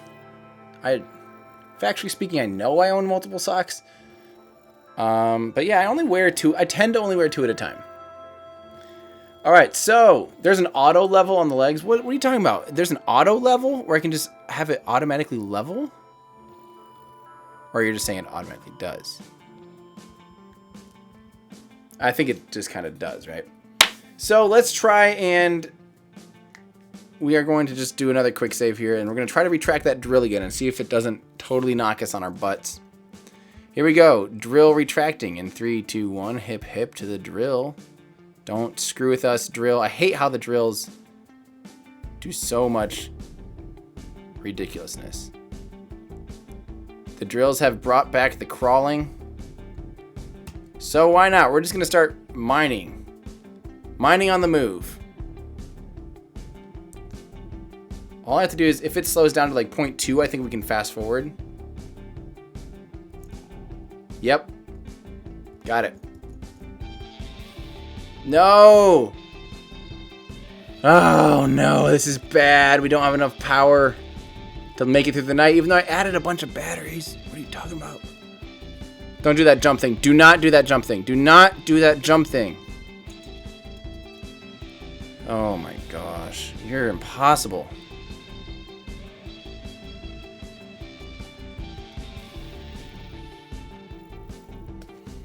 We may be stranded here.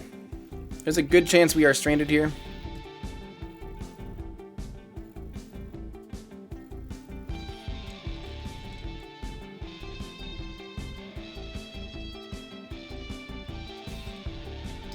Okay, well, let's see if these are actually doing their job. We have the ISRUs tucked away, hidden inside this fairing. What are you doing here? Inactive, inactive, inactive. So let's start this, please. And how about your friend here?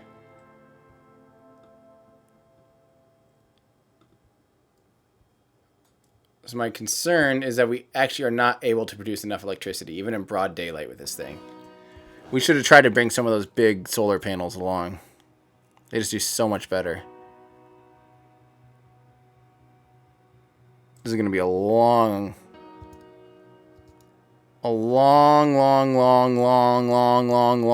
refueling process. At least we won't run out of T-tabs at zero flame.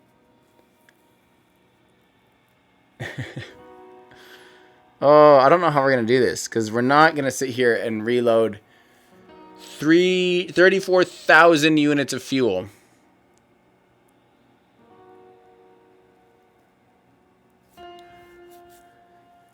Oh, man.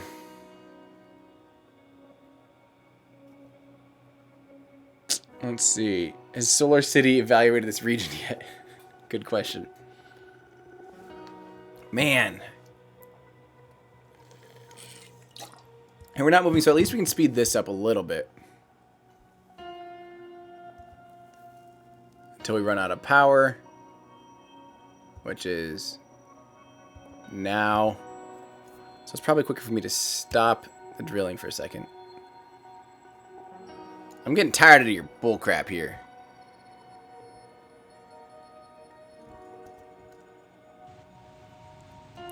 If we have to use RCS every time we get out of a quick save or time warp, this is going to be very bad.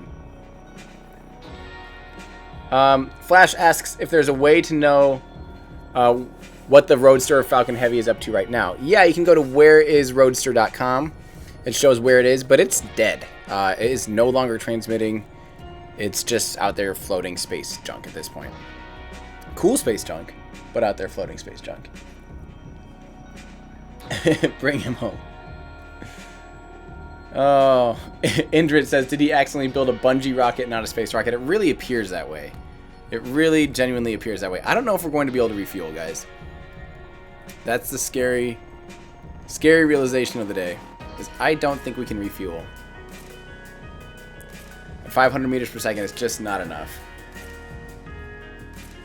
You know what? Michael says use infinite electricity. I would be more aching to consider using infinite electricity. I will do that because to me this is bullcrap. And I want to refuel and properly fly this ship. So I think we'll do that. We're gonna do a little guidance hack here. We're gonna do cheats. Hope you guys don't hate me for this, but I think infinite electricity is the less cheaty of the cheats, because we could just use infinite prop, but I want to see if this thing can actually get home and land using the built-in propellant. So let's do this. Let's get that drilling back underway.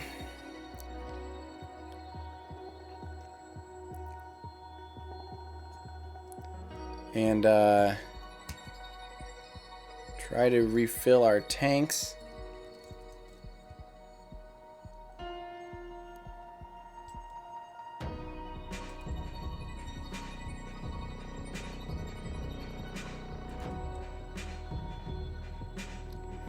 No.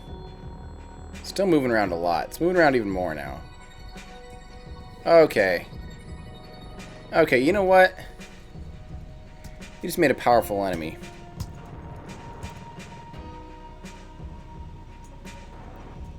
Sorry, did I say powerful? Because I mean, apparently, basically powerless enemy at this point. Such bullcrap.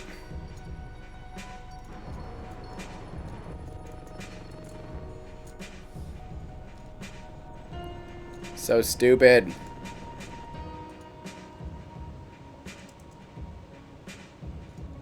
Just gonna do some of this to negate that real quick.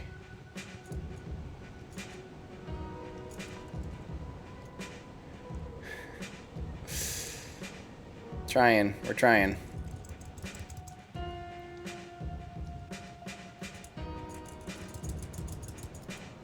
Sorry, I've got my concentration face on here today. We just need to land on slightly flatter ground. That's all we need to do. We are cruising still at 5 meters per second in that direction. So let's try to negate that out.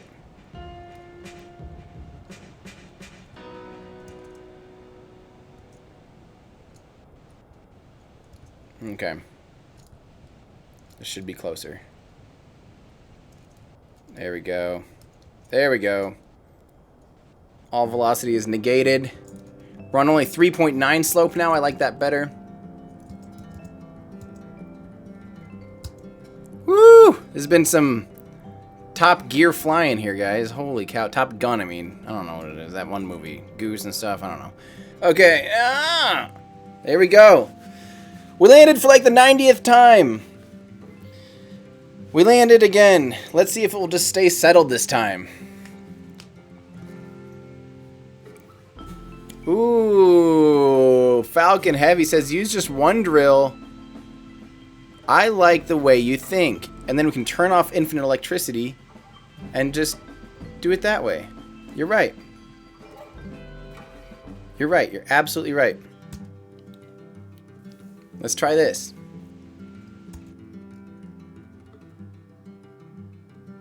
You are absolutely right.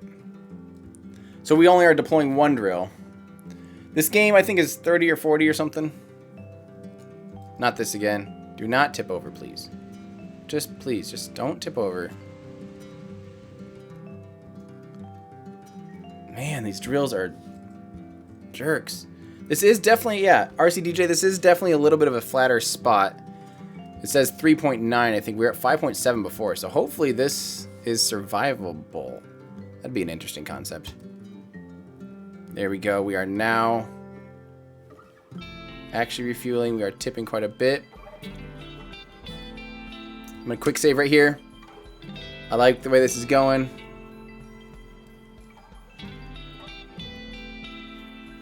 And once this settles down to like 0.2, I'm gonna try time warping. Oh, it's still burning up too much electricity. Crap. Maybe I need to just have one of these, maybe it's the stupid, the ISRUs. I have too many of them, maybe. Maybe I can only power one.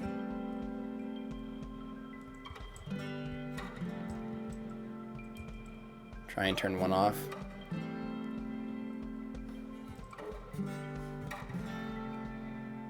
Okay.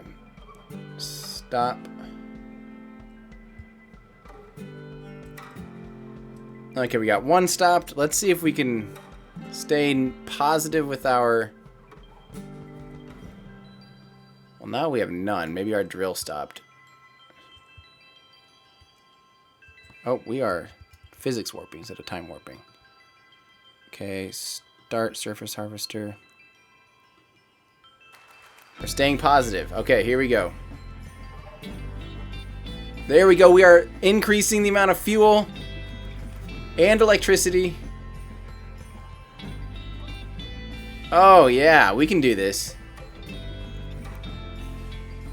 Oh, it can't survive the night. It can't survive the night. Oh, that sucks. That really sucks.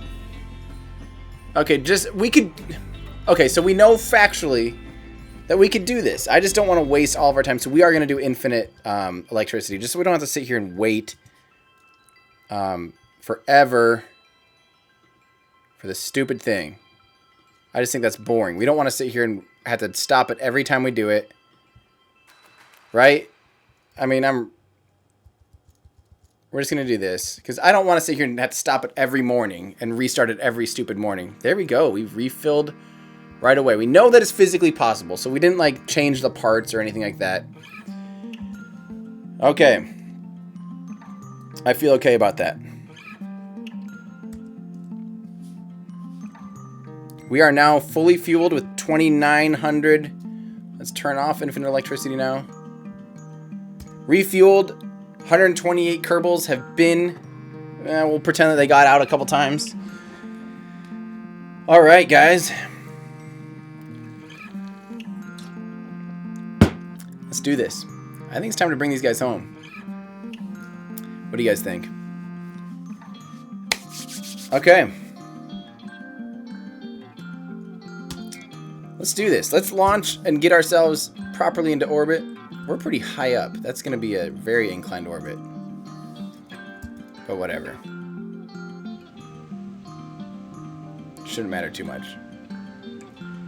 If Flash, yeah, there are 128 Kerbals on board. You guys ready for this? Let's find our launch song. We're not doing a group picture of 128 Kerbals. That would take forever. Here we go, guys. And ready? 3, 2, 1, hip, hip, go! Oh, yeah.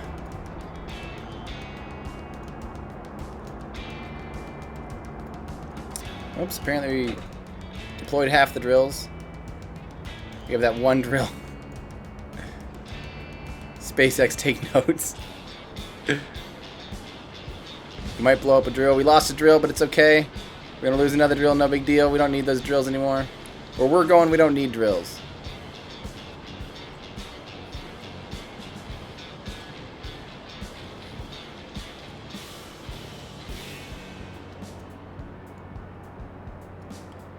Okay.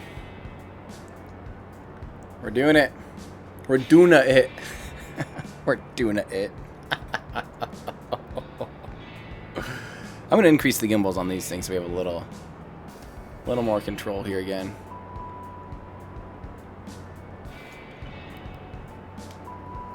Okay. Barrel roll for victory.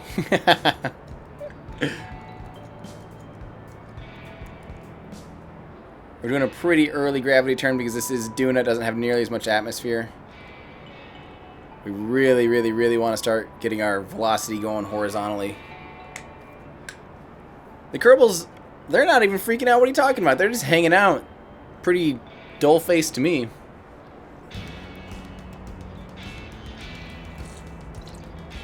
Admiral Insane, we're okay to not quick save because A, you can't do it while you're accelerating, and B, yeah. Okay.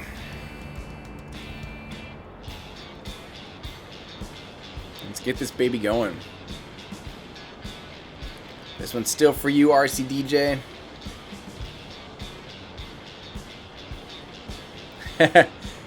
Indra wants to know why I don't just use the bounciness to get up into orbit, I would save so much fuel. It has been a very bouncy boat. Beebs, just for that, we're Duna hit pun. That's awesome. Thanks, Beebs. You changed your name from the SF. Thank you.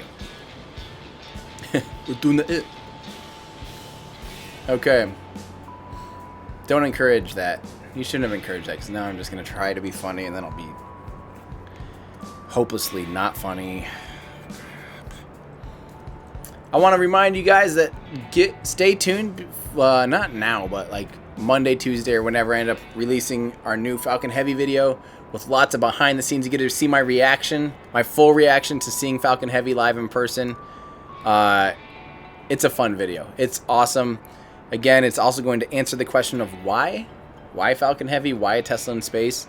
So to your friends and family that don't get it and they need to know why, this will answer that question for them. So get ready to watch it and share it.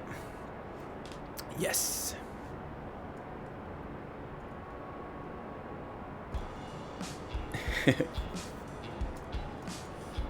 I do have the trajectory. Can I turn that off? Is there a way to turn it off?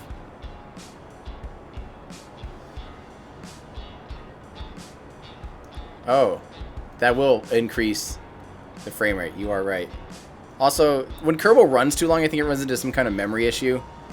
And it starts like getting worse and worse the longer you play it. At least I have that problem. So a fresh restart right now would probably be really clean. Renault, thank you. Thank you for the tip and hello. That means a lot. Thank you.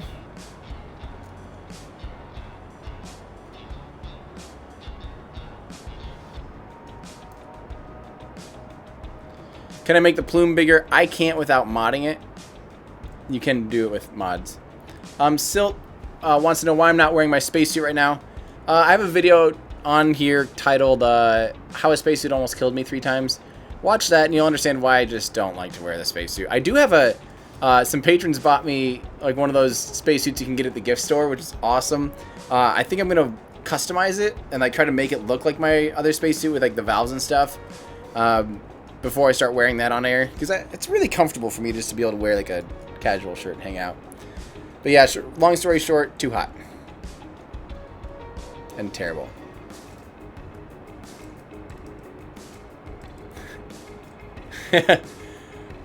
You agree with Beeps? I should make a We're Duna it shirt. Great, that's gonna stick with me now, isn't it? So we're gonna let it coast here, and we're gonna do an apogee kick. So we're going to let this thing coast up to its highest point, up to apogee. And then we'll kick it into its proper orbit.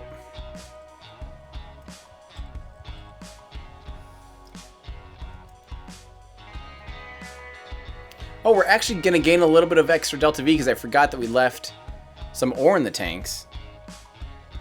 And that's going to transfer into fuel, which will decrease the payload mass and slowly increase the amount of fuel. So that's cool.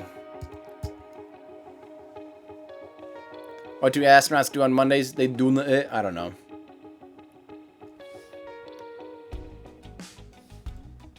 Can I get 1,000 subscribers? You need to watch my video titled "How a Spacesuit Almost Killed Me 3 Times." I spoke at a conference, kind of like TED Talks, and I explained where I got the spacesuit. So check that out.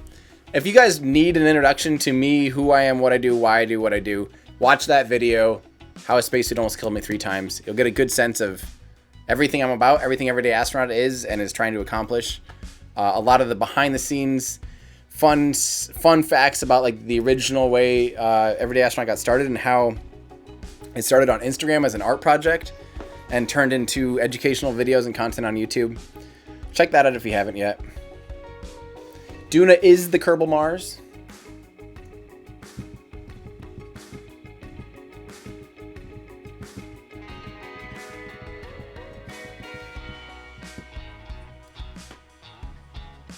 All right, let's get this baby. Once we get above 50,000, we can speed it up a little more.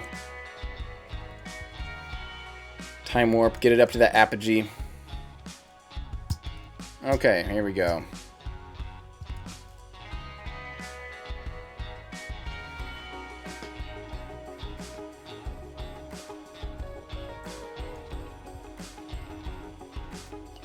All right, getting up there to that 235,000 meters in altitude.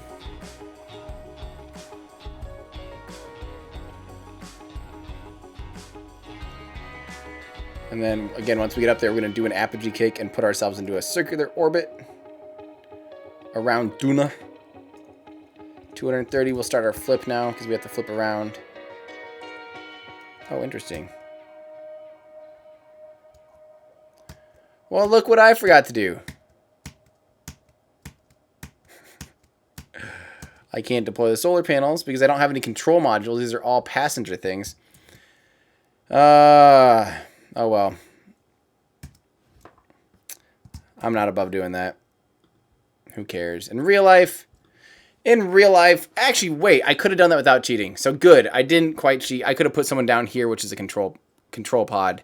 They could have opened up the things from there. So, yeah. Let's take and... What's it doing now? Why is it still out of... Oh, it's still trying to drain that. Let's turn that off.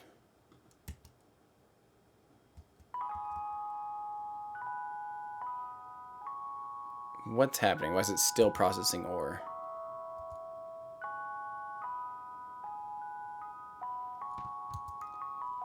Okay, so it's still processing ore. So we're going to speed up a little bit. Let it get that out of its system. Come on. Come on. Before we actually have control of this thing. I'm just going to do this for dramatic purposes. We have to run out of ore before it charges its batteries. Batteries. Okay, now we can turn on RCS. Now we can do our apogee kick.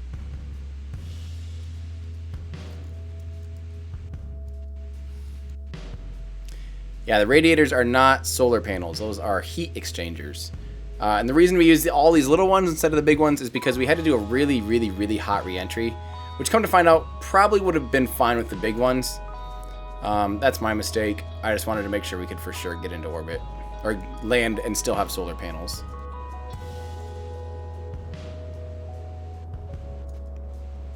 So far, we've only suffered one casualty, and that's one of the radiators broke off. No big deal. Okay, so now we're just parking ourselves into Duna orbit.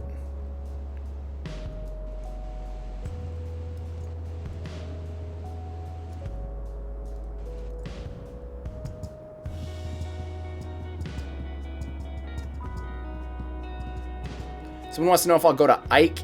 I don't have time. I want to get home. I want to finish working on this video today too. So the real video, the Falcon Heavy video, the Y Falcon Heavy, Y Tesla in Space video. I want to finish that today and or tomorrow and get it out. My Patreon supporters again will have access to that early. They give feedback. They get to help make sure things are correct, which is awesome. I owe them everything. And yeah, so they'll be getting to see that tomorrow. They've already seen the dialogue cut, so the cut without music, the cut without the cuts, the cut without like the push zooms, and without the like graphics overlays and video overlays and stuff. So they've already seen that. They know the script. Yeah. So again, also if you're new to our Discord channel, guys, make sure you can go into our script talk sub little thing. And you can find the link up in there. It might be a little bit up, but it will be the link to where you can watch the dialogue cut if you want to watch that when we're done here. I'll try to remember to repost that too. Okay, we're going to do a quick save. We have 1,600 meters per second to get back to Kerbin. Woo! We did not kill any Kerbins, so we didn't do that. We just lost a radiator. That was our only casualty, was a radiator. And I'm okay with that. Okay, so now we have to line up to do our... we're going to target Kerbin. I have to remember, if we're going from Kerbin, from Duna to Kerbin, what our... Or we need to be... Kerbin needs to be 75 degrees behind that. So let me... We're just going to go into the tracking station here and line that up. BFR New Glenn. BFR will be more powerful than New Glenn, so that's hard to argue with. And fully reusable, that's also hard to argue with. But I think we'll see. We'll definitely see New Glenn fly first, at least the whole thing, and be probably, hopefully, in operation before BFR. So that'll be exciting. But in the long run, of course, I mean, the bigger the better, and more or less, not bigger the better, because Electron's really cool. And I think like air launch systems are really cool. 0 to infinity is awesome. I'm just a big fan of reusability and bringing the cost down. So whatever does that best, and in theory, hopefully fully reusable launch vehicles will do that. So, Apollo, Orion. I also lost drill bits. You're right. We also lost 2 drill bits. We had a few casualties.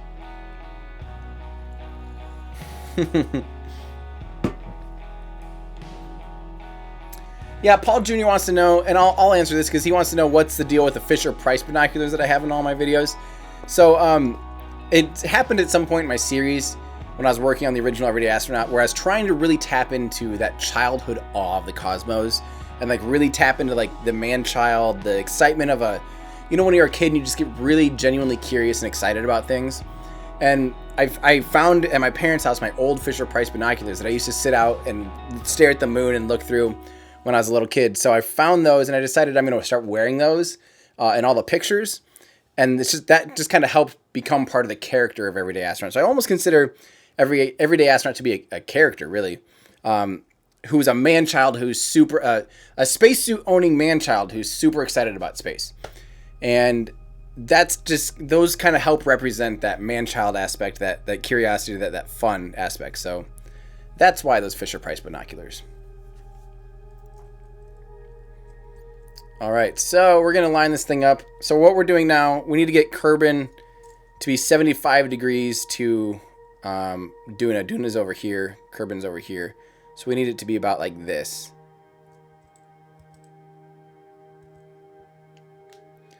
Yep, Sam, we're kind of doing an SLS versus BFR-ish. The real video will just be NASA versus SpaceX. And guys, don't take that title out of hand. We're going to do an in-depth rundown mostly on how collaborative they are and how SpaceX needs NASA and wouldn't be a company without NASA. That's the truth. Or at least they wouldn't be a large sat launcher. NASA still is the meat and bones of a lot of the behind-the-scenes operations. So, yeah. So we're going to talk about that, but we will compare. The one thing you can, because one's an organization and one's a private company, so you can't really compare the two. It's kind of like saying, who do you like better, the Chicago Bulls or the NBA? Or who do you like better, Manchester United versus the FIFA or something? I don't know. I don't know that stuff, guys. But it's not really a fair question. But the thing we can compare them on is when they build rockets. When NASA builds the space shuttle, SLS, we can compare those costs and see what it takes for NASA to do cost plus contracting versus a private company. That's what we will compare. We will compare those vehicles and that cost rundown. We'll do a big, deep break on that. So,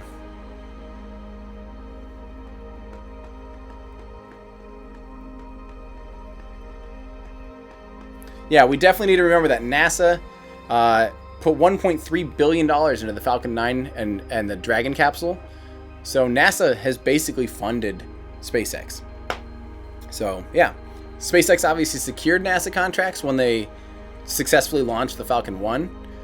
But that was all with private funds. But then after that, well, actually, SpaceX even secured some funds from, I think, the Air Force or the Department of Defense, some military contracts to launch some payloads with Falcon 1. So there's always been a little bit of government funding. Okay, so we got to line up our orbits. I want to finish this mission successfully today, guys. I just hope we can do it okay from an inclined orbit like this. We might have to fix that, but I hope not. So we're going to do this until we break free of Duna's gravity well. Oh, we need to go retrograde, which is the opposite side of the planet. Something more like this. I'm very nervous that we're slinging ourselves pretty heavily there.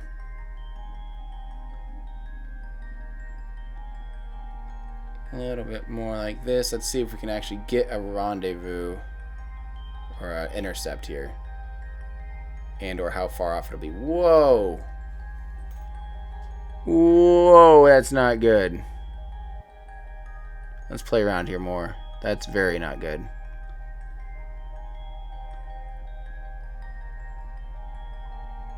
Okay, that looks better. That's much flatter.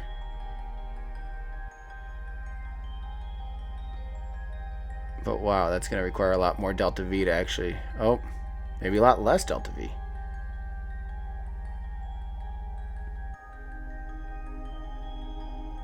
Crap. Well, here's one thing we could do. We could just get out into orbit around around the sun, and then we can fix it from there. So this only takes 339 meters per second of delta V. That's great. What do you guys think?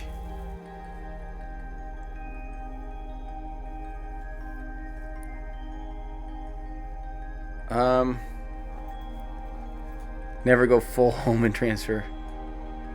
Let's see. What do you guys think? I'm trying to figure out. I'm not good at doing these when you have a really bad inclination difference like this, where our orbit around Duna is super crooked. I never quite know what to do. I basically just panic and cry.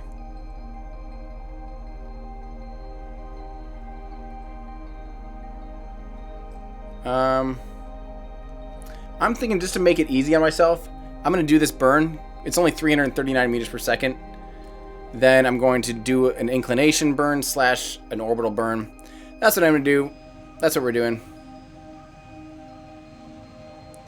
We are going to do a quick save, though.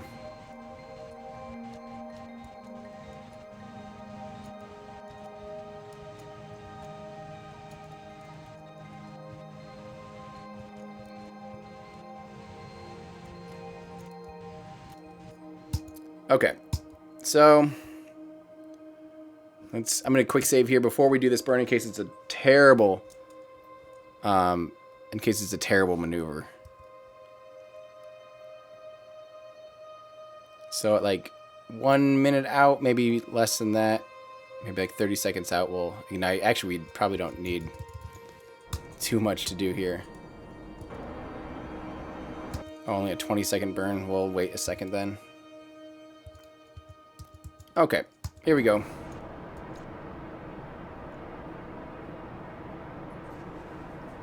Yeah, we're definitely going to litho brake on Kerbin. A lot. That means aero brake, aero capture. Definitely.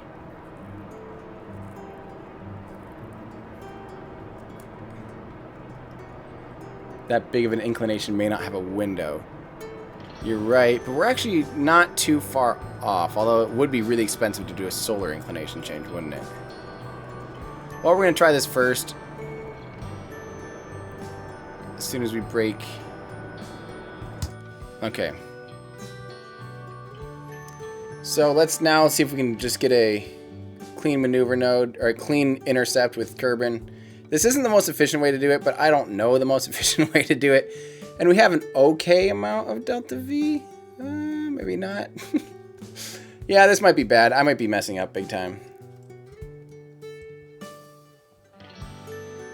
Okay, so first, let's see how much delta V it's going to take to fix our inclination difference. Wait, what's going on?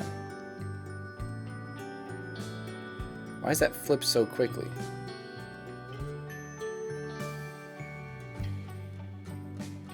Is it that close or is that far away?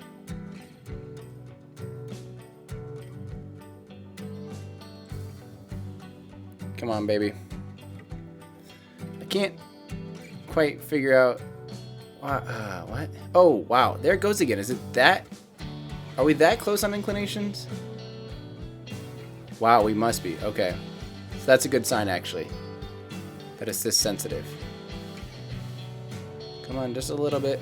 I'm touching so lightly. Come on, baby. Wow. Wow. Okay, whatever. It doesn't matter. We'll go out to that point. We'll do a real light burn. We'll get a perfect... We're perfectly matched our orbits. And then at that point, once we have no inclination change, it'll be really easy to find an intercept with Kerbin. Come on. Come on. Chasing that maneuver node. Okay, we're going to speed up here to that. Wait, does that say it's a year away?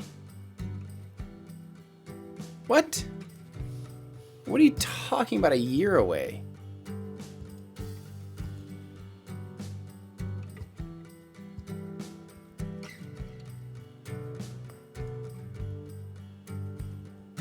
Huh. It shouldn't matter, right? Whether or not it's a year off. Apparently I put this maneuver node on the second year.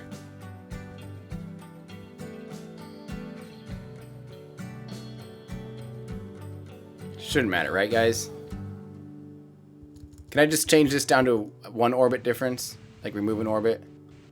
No? That's weird. I've never seen it be that stupid about that. Okay, well, let's still just try to do this inclination change anyway.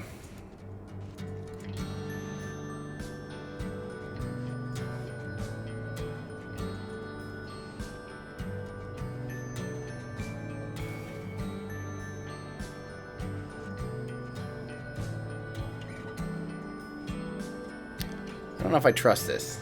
This is kind of scary. Here's what I think I'm going to do. I'm going to just hold to this. Anti-normal.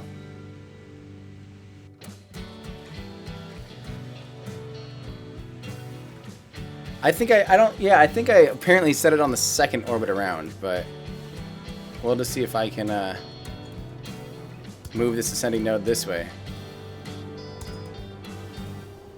Slipping away from me. What is going on? Okay, I don't know what's going on, so we're just gonna... maybe it's because we're still kind of in Duna orbit. There we go. That's probably our problem. Before I waste a bunch of fuel doing this. Oopsies. Ah, crap. Didn't mean to do that. Didn't mean to do that.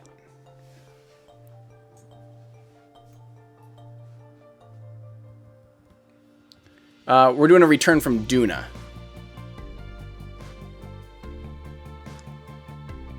I'm gonna fly this again. Sorry about that. And then we will do a quick save.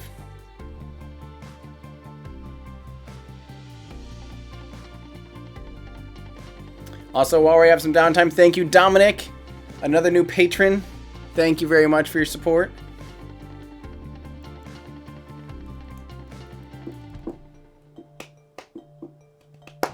So, hopefully we can get this to work. What were we doing? Oh yeah, looking at the map view, turning off RCS so we don't just waste a bunch of fuel, doing nothing. We're gonna get our Kerbin. We're gonna get a Kerbin on. Add a maneuver. So what are we doing? We're going to high. We need to go. Okay, good. Our inclinations are not that different. It's pretty easy to correct for there. Okay, now let's slow down here. And try and,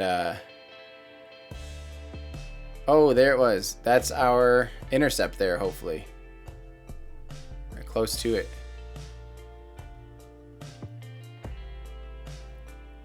Oh, 1 second here. Let's find this thing.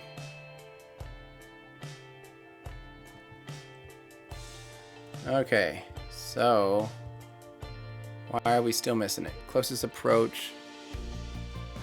Can't see that with the sun. 175,000 kilometers. Not close enough for 176, 79. We're going the wrong way. Let's go this way. 170, 160. 140.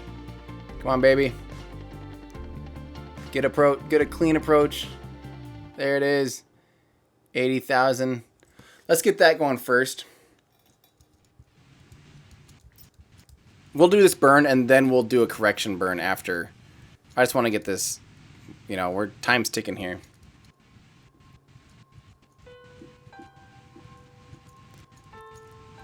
Okay, I'll put it in Kerbal focus in a second here.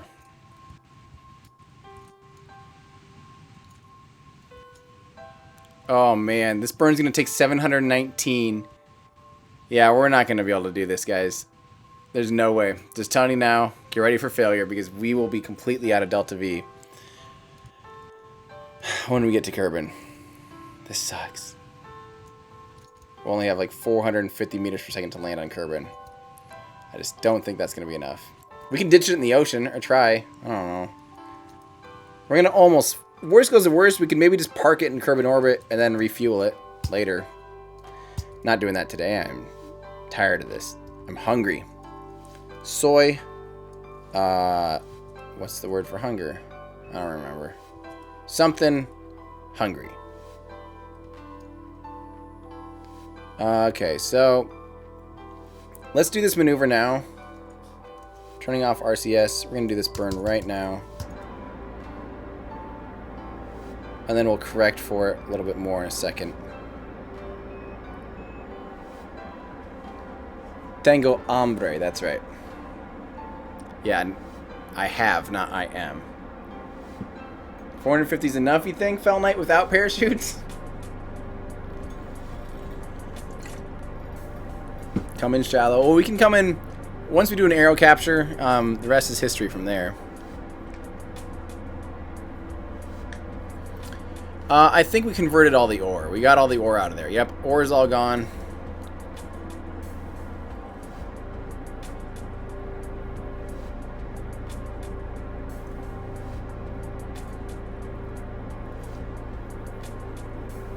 I think it is. I believe it is tango hombre. I don't think it's soy.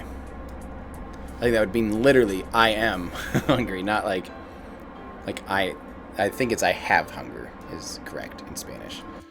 Oh, look at that. Good thing we didn't keep burning because that is holy moly.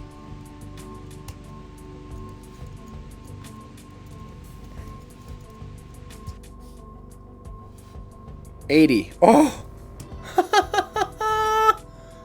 Wow. All right. Let's do this. Let's zip zap our spacecraft all the way back to Kerbin. Here we come. Wow. That went better than I thought. How long have I had KSP? I've answered this a few times. The first time I really fell in love with it, I bought it in like 2014, like summer or fall of 2014.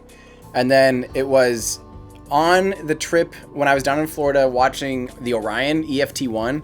I shot that mission. EFT-1 was the first time that I sat around on all those breaks, you know, because you have a lot of downtime. And I played the crap out of Kerbal Space Program. That's when I first fell in love with it. And I have like at least 15 to 2,000 hours.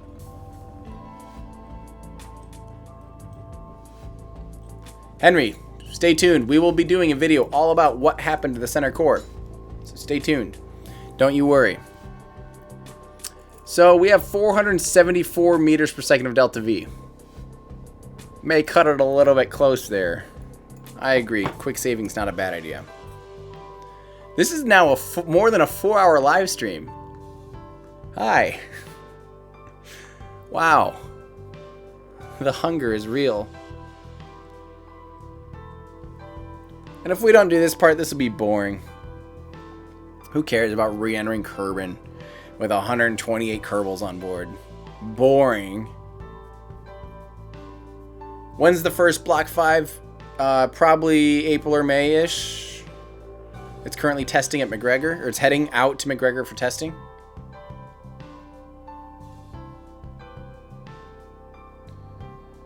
It's Brad. Hi, it's Brad. I don't remember seeing you in here before, so welcome to Discord. Thoughts on the new KSP Making History expansion? I can't wait to play it. There. Okay.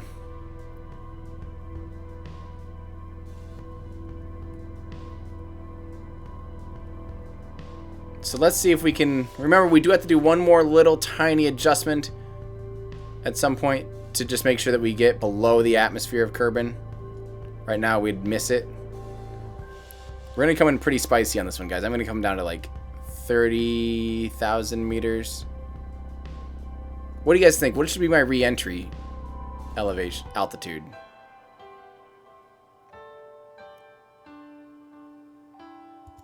Uh-oh, we are coming in retrograde. Interesting. Let's see if we can flip that easily.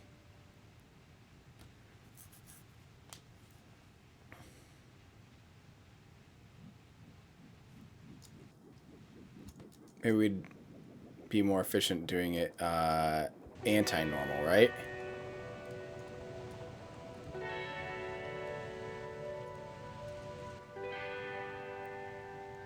Just to make it easy on myself, I'm going to put north.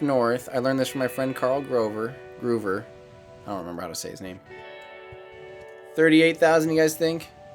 I think we should go pretty shallow. I think we should try like 35 or 38. I don't care if solar panels and stuff break off at this point. But we definitely have to secure an aero capture. Oh, I went the wrong way apparently. But I'm just going backwards now. So we're going to flip this around here quick.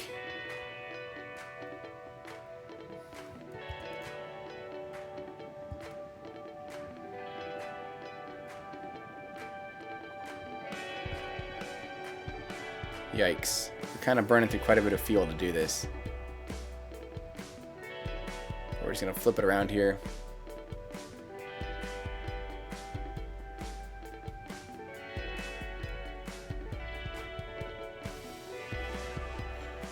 We're running out of fuel as we do this stupid correction burn.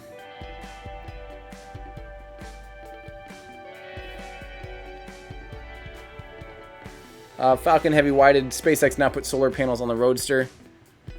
Because it did what it needed to do. You know, it's all just kind of mostly for fun at that point. I don't think they needed to do anything more. I think that's why.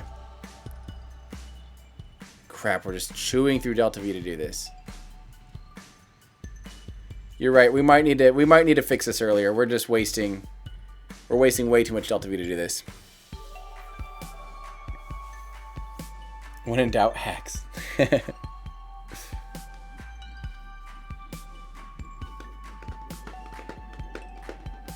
Okay, so let's fix this way out here.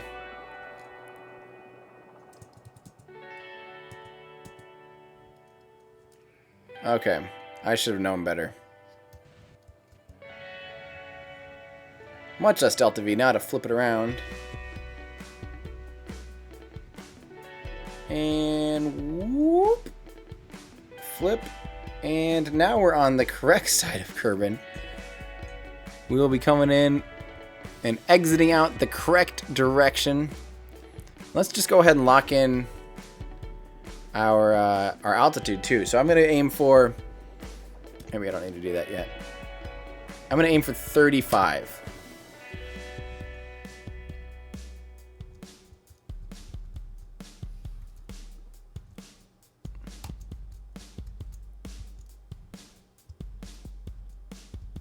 Boy, this is being so slow. Sorry, guys. My computer is hating me after streaming this long. There we go. 35. Quick save. And let's get going. Let's finish this baby up. Okay.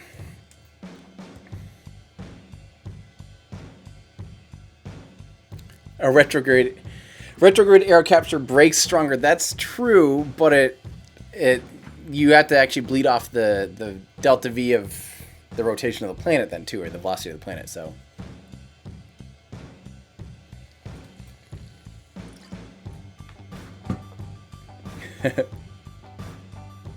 I like 35. 35 sounds nice to me. We'll give it a try.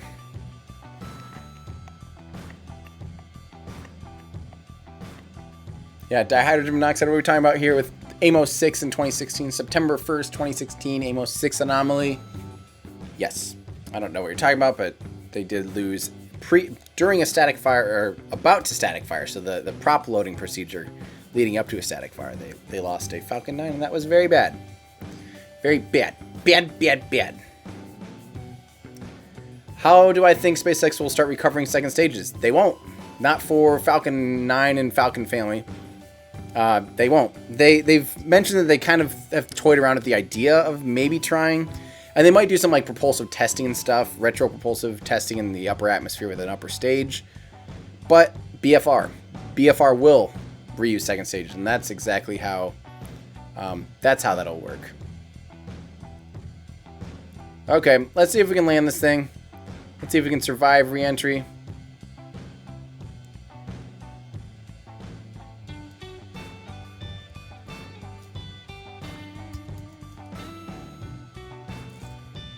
Okay.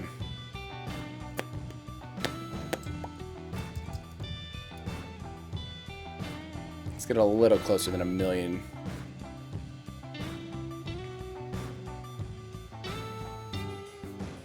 So I'll have to flip it on its... I'll have to rotate it quick and pull in those panels. Oh, I'm hitting the wrong button, that's why. And we're also in fine control mode.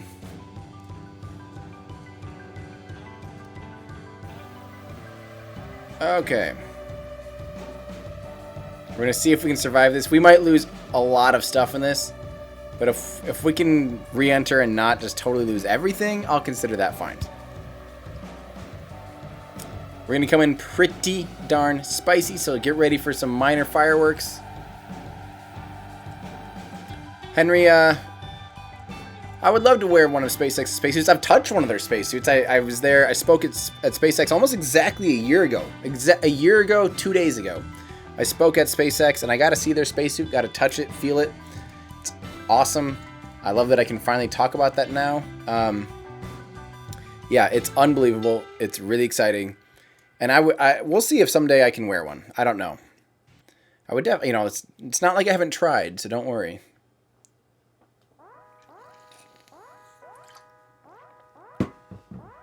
Paul Jr. is your favorite song that I've written. I think that might be one of mine too. What song was that? That was Ticker Tape Parade. I think that's one of my favorite. Or Astronaut Beach House, I think is my next favorite so far. I like the feel-goody ones like that. You know what we have to do? For now, we have to put these babies at maximum the other direction. So our RCS isn't just totally burnt up, trying to keep our pitch really high. And these guys, like this.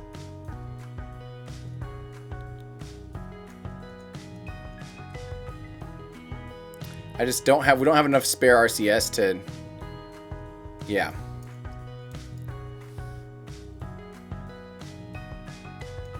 So, this is gonna be bad.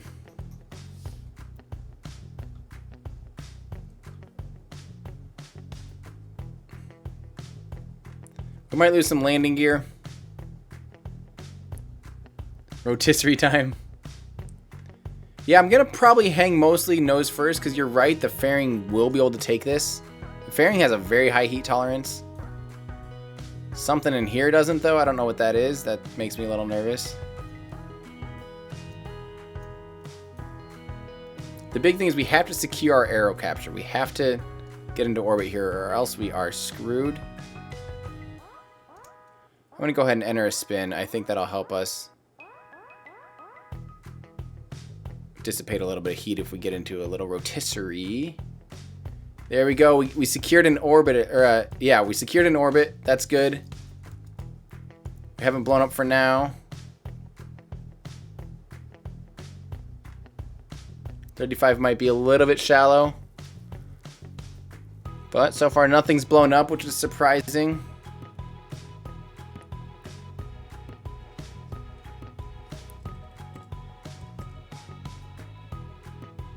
All right, well, this might be a direct to landing. A direct aero capture, or yeah. Aero braking to the point where we might not make it another orbit. We are slowing down very fast.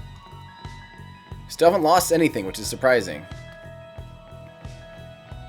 Now here's the real question. I don't know how we're going to flip this thing. We could flip it on Duna. I don't know if we can flip it on Kerbin. We never tried this.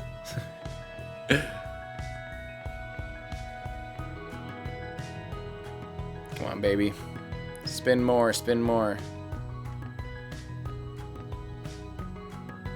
Slowing down quite a bit. I mean, we are drastically lowering our apoapsis, our max height.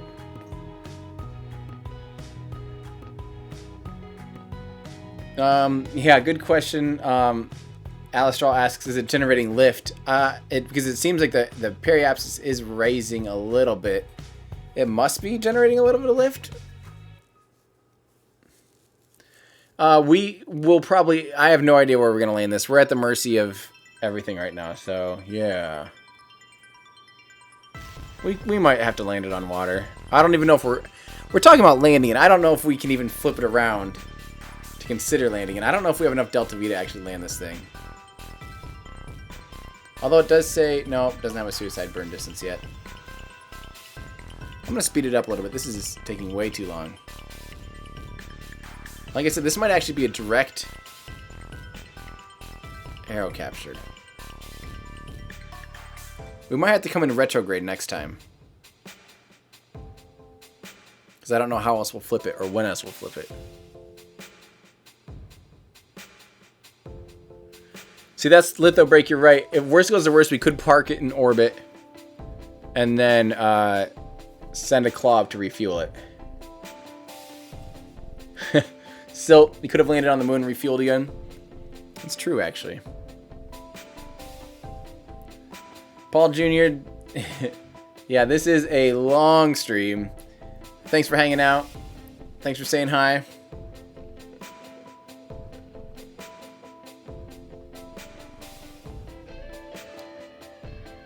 Okay, so we're almost out. We might just put this thing into a parking orbit and then rescue it another time. Those of you that know me know when I say stuff like that, it's normally like I'm tired of streaming and then we'll never come back to it. So maybe we don't want to do that, but let's just see what we end up with here.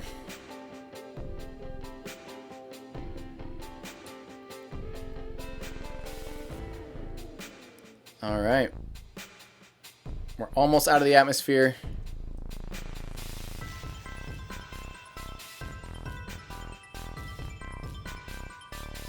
Try what? Quick save in space. Yeah, we'll definitely quick save in space. We actually didn't blow anything up. That's quite shocking, to be honest.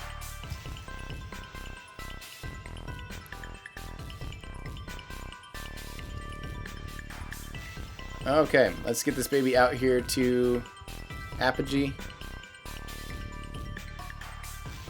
Ish.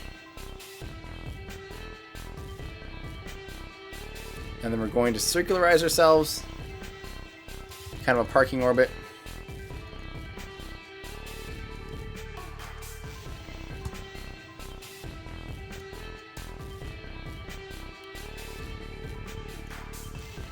Doing a quick flip here. We'll also do a quick save.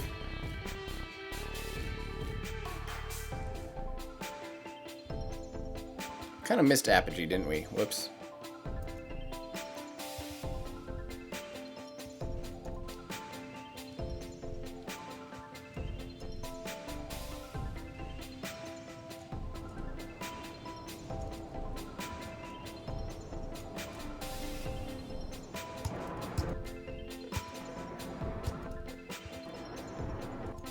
Okay. We're in a parking orbit. This means we will never re-enter at this point, which is fine for now. So maybe we'll just send a tug up, refuel it.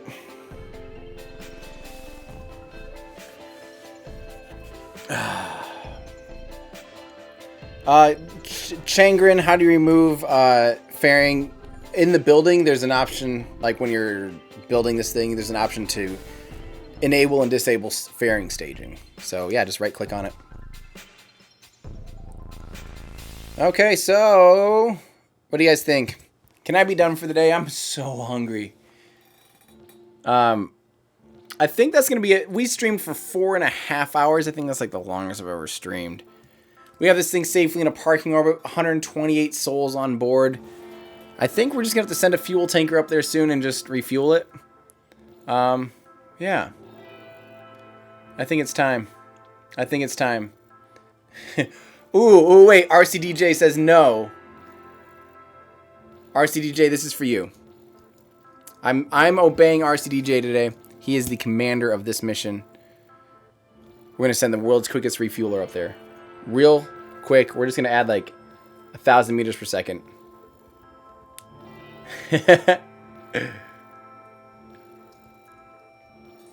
RCDJ, you call the shots, man. This is you. This is you. It'll probably go quicker too if I actually restarted Kerbal. Here's what we're gonna do. I'm gonna hang out for just a second. I'm gonna restart Kerbal.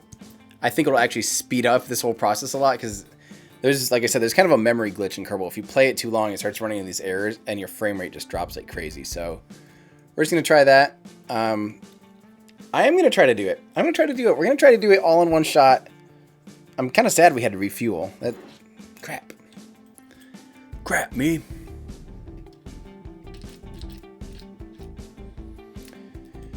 Yeah, RCDJ. Send up an over-engineered orange tank with a claw. Yeah, that's what I'll do. We'll need more than an orange tank. I think we're gonna need a couple tanks. This thing's gonna have to be a pretty big rocket in order to actually provide enough refueling capability. It's gonna have to be pretty big, actually.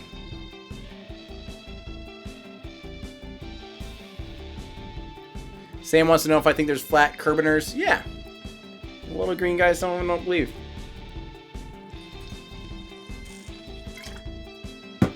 Oh, man. Yeah. Oh, I do have now a Falcon 1. You're right. Bing, bing, bing, ba, bum, bum, bum. That's scale. That's how big the Falcon 1 is compared to the Falcon 9 and Falcon Heavy. Crazy. You're right. Yeah, that's true. I don't need to fill the tanks. I only need enough to do this. So maybe Beebs wants to know, are there any good beginner's guides to KSP? Yeah, I would definitely watch anything Scott Manley. His stuff is just the best. And just to clear up the rumors, he's not quitting Kerbal. He's just making more of an emphasis on doing science videos. So he kind of came to the conclusion I did, because a year ago I tried to do like all Kerbal and it just isn't sustainable, and it's very flooded. Like, how are you going to? It's more fun to directly tackle one topic, I think. So, all right, we're loading Kerbal back up here. It's finally back online. Ta-da! Let's go here. Let's build a real quick refueler. Okay, so let's just do this super fast. Let's do the world's fastest fuel tanker. Claw on top of it. I don't even care if this looks good. Then I say that immediately as I'm throwing an adapter on it so it looks good. I am an idiot. Where is that stupid claw? Claw, claw, claw, claw, claw. What? Where's the claw? Is that under structural now? I thought it was under utility for sure. Am I missing it? Guys, what happened to the... Is it coupling? Coupling. There it is. Okay, so... just to make this easy on myself, I'm going to do it like this. I'm going to do the classic Tim Dodd way. Keep it sleek. Oh, let's make sure there's plenty of batteries and electrical power. We don't want this thing DOA.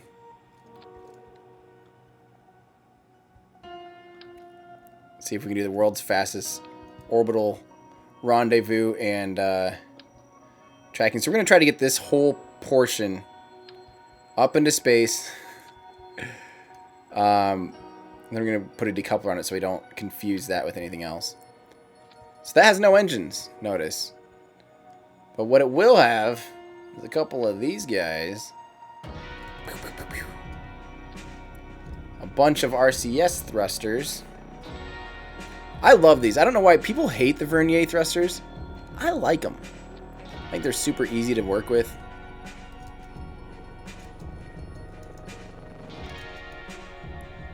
I'm just going to do it like this. We're going to do the same thing up here. To stop. And then we're going to add a couple here to rotate.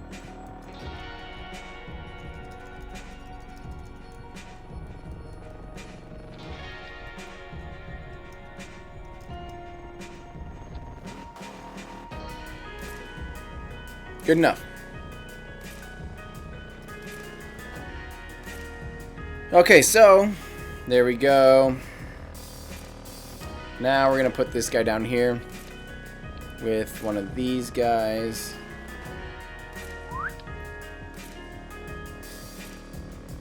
There's 500. We're gonna need about 3,000 meters per second or so. Doing the dirtiest build in the world, just quick and dirty.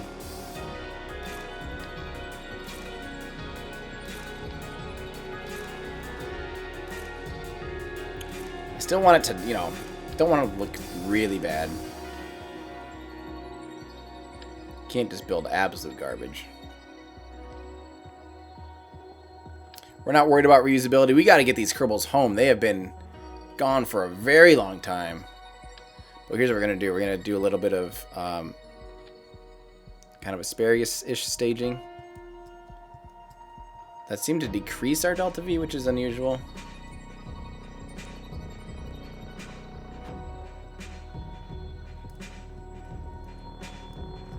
That shouldn't be the case. That should not have decreased it. Alright, so let's do that. We're going to manually strut it a little bit here. Auto strut it up here.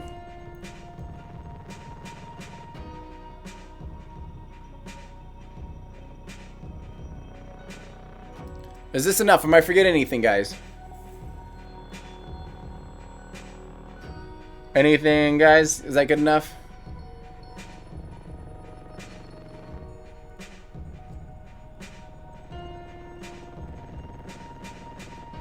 I think we're good, right?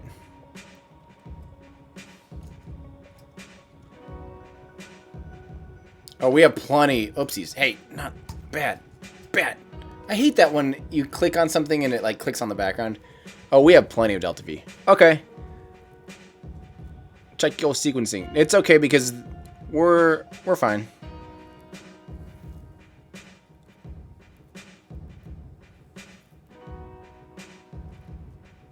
All right, let's do it. We're gonna do this thing. We got plenty of delta V, plenty of fuel.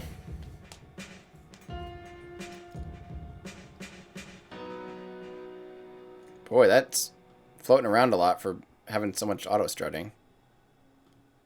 Maybe I didn't auto strut enough. What happened to all the auto struts? That's weird. What? Excuse me. Oh, maybe it's when I... Interesting. Okay. So let's kind of get lined up here with... What are we trying to do? This guy? Set as target. Where's our closest approach? This is going to be super sloppy.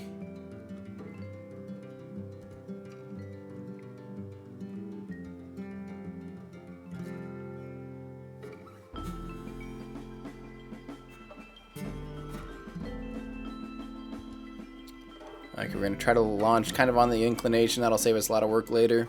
So we're going to wait until it intercepts this crooked line here. That crooked line is the orbit of that guy. Right there. And we need to head south, west. 3, 2, 1, hip, hip, go. We're in a hurry. There's some Kerbal starving, and also Tim is starving.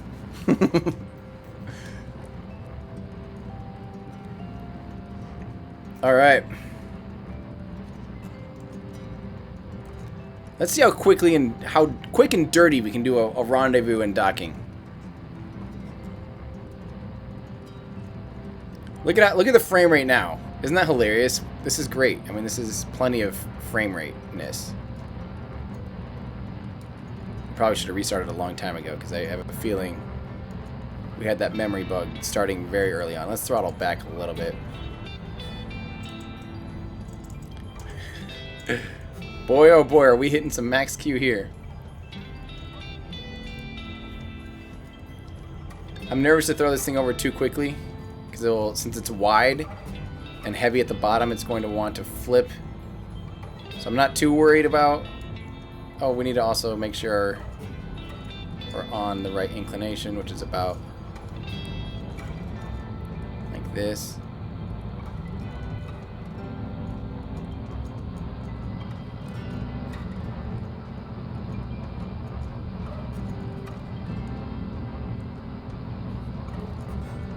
Okay, that looks about right. A little bit north. Kind of weaving this thing a path to success. Sorry, I'm concentrating a little bit more than normal, guys, just so I actually get this thing where it needs to go. Wait just a second.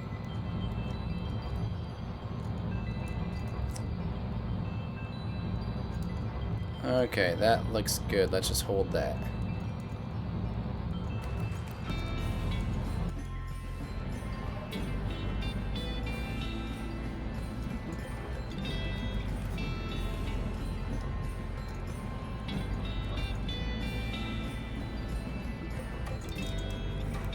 Very spicy on ascent. Very spicy on ascent. And worst goes to worst, if we need to cannibalize some fuel from these tanks, we can do that later on the upper stage. But I'm thinking we basically have a single stage to orbit vehicle here. It's pretty much overkill in every sense of the word. Okay. Let's get out there. Oopsies, wrong way with that. Wrong way with that. We need to go north. North, the other. Wait a sec. Yeah, there we go. There we go. Crisis averted. For now, I'm going to wait until that ascending node kind of snaps there.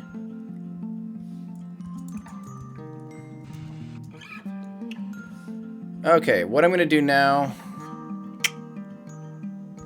Let me see how well our inclinations are matched. Pretty good. I don't need advanced tweakables. We don't need cheats. Let's go up here to our apoapsis. We're going to circularize quick and kind of adjust our inclination. Oh, wait, oh, advanced tweakables. I remember now. Sorry, I was kind of concentrating. Yes, advanced tweakables need to be on in Kerbal Space Program in order to have auto struts. They are very important and make life a lot easier. Okay, so we're going to park ourselves into orbit here.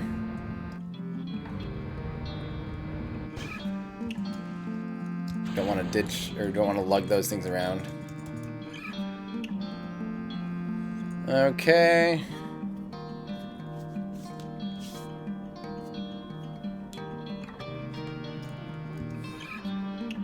So now we just have to find ourselves a good, clean place to rendezvous.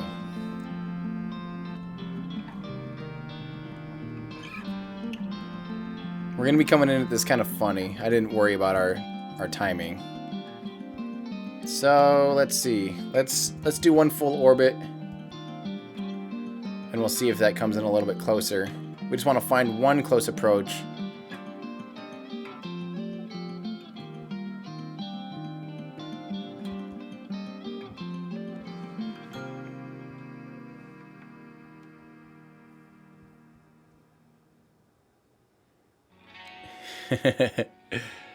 Sean's impressed with my long stream. I'm debating whether or not I'm still functioning as a human. That's up for debate. Oh, our inclinations are a little bit off. But that's okay. We're going to speed up one more time, see if we can't get a closer approach. Let's see. Maybe this next one will be pretty good.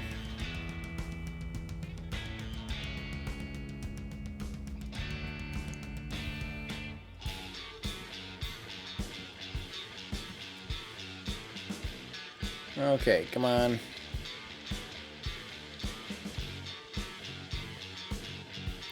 So what we're going to do, we're going to find ourselves, we're going to see if by stretching right here, if we can, oh, that goes the wrong way. I'm going to force ourselves into a rendezvous. Right there. Sweet. Okay, so that's going to be our next burn.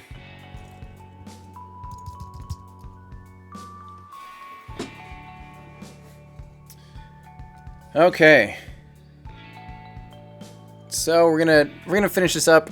We're gonna rendezvous. We're gonna refuel. We're going to at least try to land this thing if it blows up, because there's a good chance it might not be able to re-enter and do the flip maneuver and all that stuff. Actually, you know what? We're just gonna, if we have plenty of fuel, hopefully I made this refueler big enough. We're just gonna do a re-entry burn backwards and enter retrograde. That's what we're gonna do. So we're gonna enter backwards, butt first, and we're just gonna do that.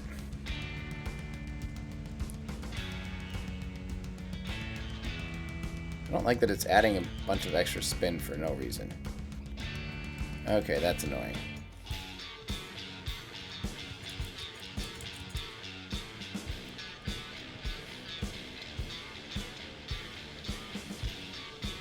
So check this out. Now we're actually going to make our...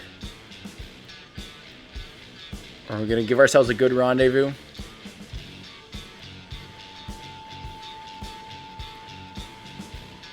How does one stream this long? Only through the support of RCDJ. Buttweiser. Is that butt first? I hope so. I wish I actually knew German. I wish I knew any other language. Stupid America. Thanks a lot, public schools, for not teaching me anything. Besides a little bit of Spanish. Un poco español. Okay, here we go. We're coming up on the end of that burn. Good enough for now, and then I'll manually adjust it.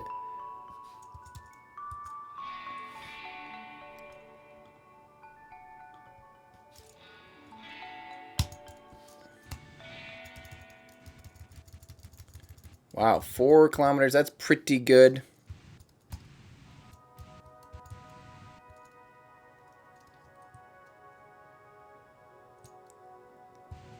Let me see if I can get a closer approach with some RCS action.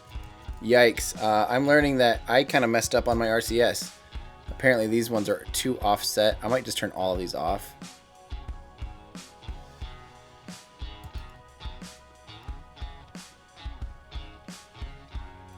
Hopefully that does it on all of them. Oh, great. Are you serious? I have to do it on all 8. But apparently I did these a little bit too crooked. So there's some kind of offsetting thrust. Renao, thank you. Well, you're welcome for the long stream. I hope it was fun. And I hope it goes well here at the end. And thanks, guys, for tuning in and hanging out. I hope it was worth it for you guys. I just knew I hadn't streamed in a while. So it was time.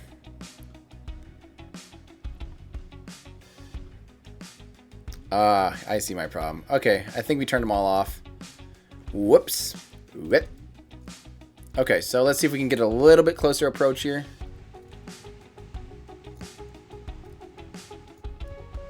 What? Why is that going away? What? 4 seems to be the closest we can get. Probably a little bit of inclination difference. So let's actually go up to our inclination. Let's see if we can't get that a little bit closer.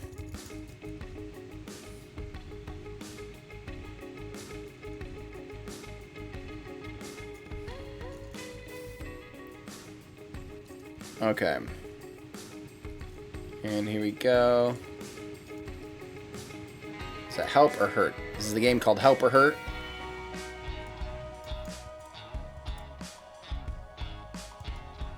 Alright, that's what we got. We're going to go to that.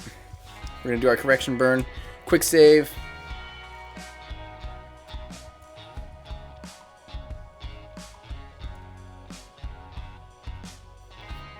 And we're going to bleed out all of our velocity difference here.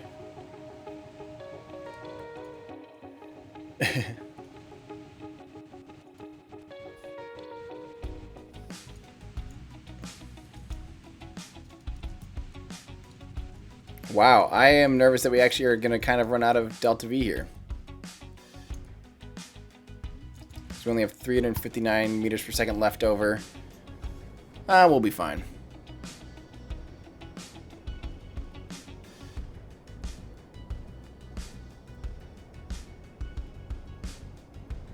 Let's see how quickly we can burn off this velocity. and if it'll be enough.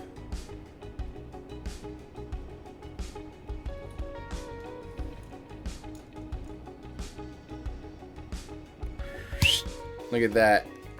We're gonna be really, really, really close in this next pass.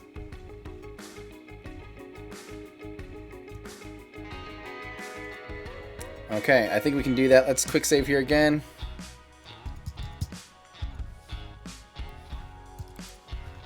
Let's fix that difference there on this next pass. And then we can go to a direct, yeah, we can go direct to injection from there, or direct rendezvous from there. So now we're just catching up, getting closer than ever.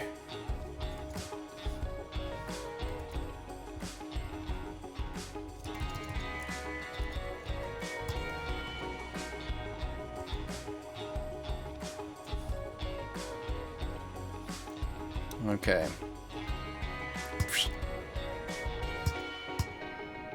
Okay, we negated our target speed. Now we just want to aim at the target and fly at it. Our orbits are pretty well matched.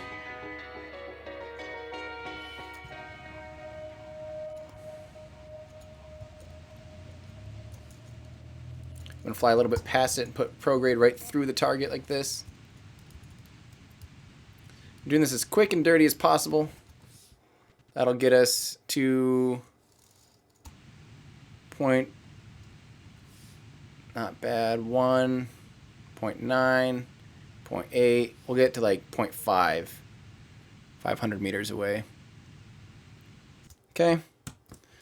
Rendezvous, we're getting there. Rendezvous, we're coming to you. Rendezvous, rendezvous, we're coming to you. Rendezvous. That's my new hit song called Rendezvous, We're Coming to You. Rendezvous, we're coming to you. Rendezvous. Ah! Flip around, you slow pig. Please. I don't want to do this much longer. Okay, 13 meters per second bleeding off right now-ish. Okay, now we just fly towards that target.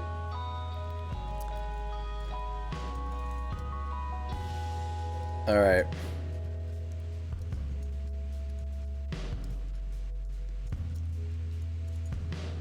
Let's get there. Oh. I'm about ready to ditch this engine, because this engine is heavy and making it so it's harder to actually rendezvous. Flying up on that target.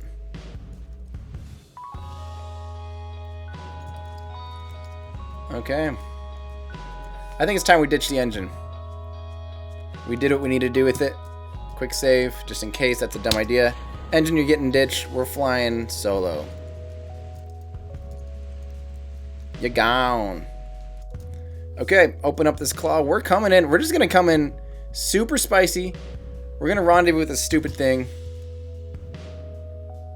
Oh, that's big. Wow, you get a good sense of how ridiculously large this thing is. Oops, we apparently have been doing this without solar panels on it for a while.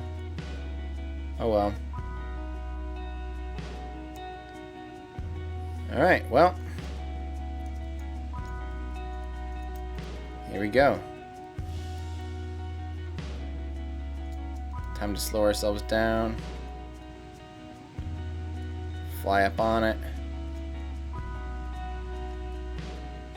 I'm just hucking it right at this thing.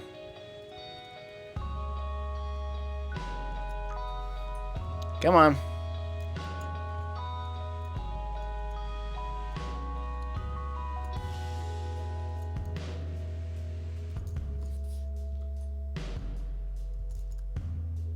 Oh yeah, we probably shouldn't aim right there. We should probably aim it like, I don't know, this.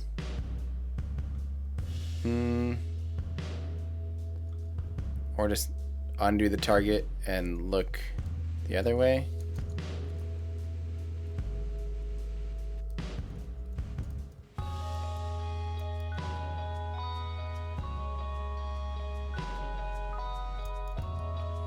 Okay.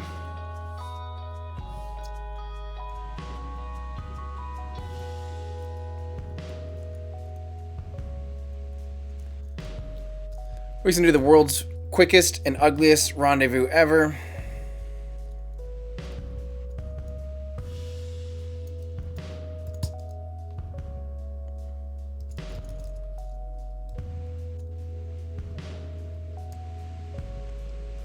Oh, didn't realize we're that close. This might be the world's quickest, or not quickest, but easily ugliest.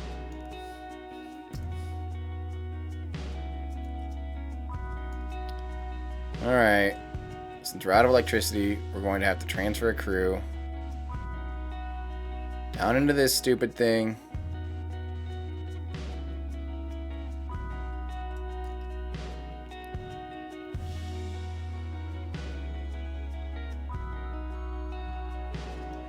There we go. Now, we actually have a pilot in command. That'll prevent it from rotating. Let's back this guy up. Come with this again.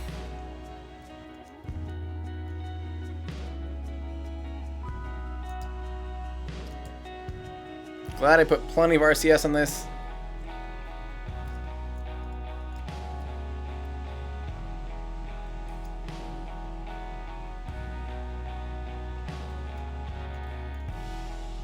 Our thing's still kind of rotating awkwardly. Stop rotating.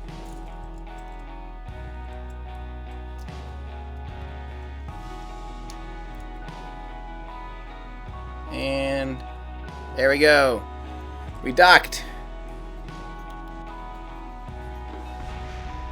What? Auto struts. Auto struts is a real issue.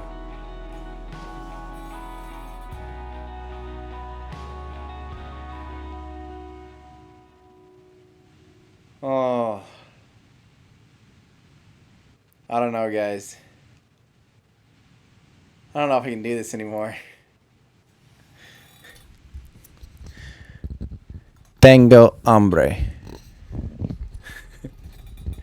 Man, that sucks. I hope I quick saved it somewhere near there for later, because I'm gonna. Oh, all right. That's it, guys. We're gonna go eat. I gotta get some food in me, but we have this good quick save here where we're close, so I'll just leave it at that. I want to thank you guys again. This was a lot of fun. This is a good use of my Sunday. I had a lot of fun. Remember, this is now gone. Goodbye to the last piece of Space Shuttle Discovery. I'll be shipping that out. We'll be picking a winner. I'll be probably announcing that at the SpaceX live stream on Wednesday when we do that launch. So maybe, hopefully, if all goes well, I'll think of something else cool to get for the next. So when we get to 500, that should be a pretty big one. When we get to 500 Patreon supporters, hopefully I'll be able to do another big giveaway. So, we did some work today. It was fun. I think we did something of something. I had a good time. So thank you guys again. Remember, I will be dropping a new video hopefully Monday or Tuesday. Probably Tuesday because it's the 2-week anniversary of Falcon Heavy. Might as well. And yeah, so get ready for that. Tell your friends, show your family, do all that stuff. Blah, blah, blah. Also, I think on Wednesday night, I'm hoping to start up the Today-ish in Spaceflight History. So we're calling it that because since I don't want to steal exactly what my friends at the Orbital Mechanics podcast do. So if you need to subscribe to them, you need to listen to their podcast. They do a great job with spaceflight news. But they have a section called This Week in Spaceflight History, and I used to do live streams according to their history events, but a lot of their history events you can't really recreate in Kerbal Space Program. So I'm branching off on my own, and it's just going to be called Today-ish in Spaceflight History. And we're going to try to recreate a mission from that day or nearby in history. So we'll be doing that. Get ready for that. It'll be a lot of fun. Yeah. So, woo. I think we're gonna have a lot of fun. There's gonna be a lot more stuff coming up. So stay tuned. So I hope you're subscribed. If you're not, do it. Duh. And thank you guys. Thank you for a great Sunday. I hope you guys have a great Sunday night, a great week. We're starting off the week strong. So, yep. Let's do this, guys. Thank you so much for all your support. And thanks again to my Patreon supporters. Thanks especially to RCDJ for all your tips. That's incredible. That was insanely generous. Really means a lot. Thank you. yeah, I'm going to use that money to go eat. So thank you guys. Have a great rest of your Sunday. Have a great rest of your weekend, and have a great week. So that's going to do it for me. I'm Tim Dodd, the Everyday Astronaut, bringing space down to Earth for everyday people. Bye, guys.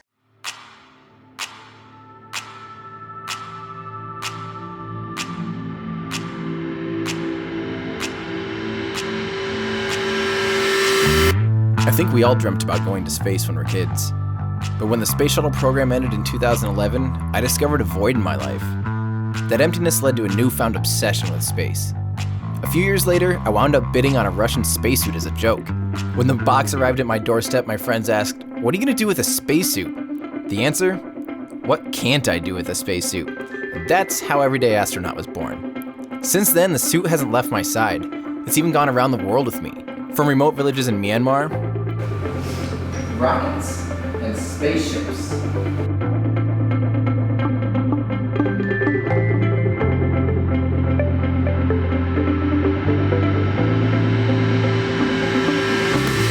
to beautiful fields in Norway. I'm fighting a cow to get a picture right now.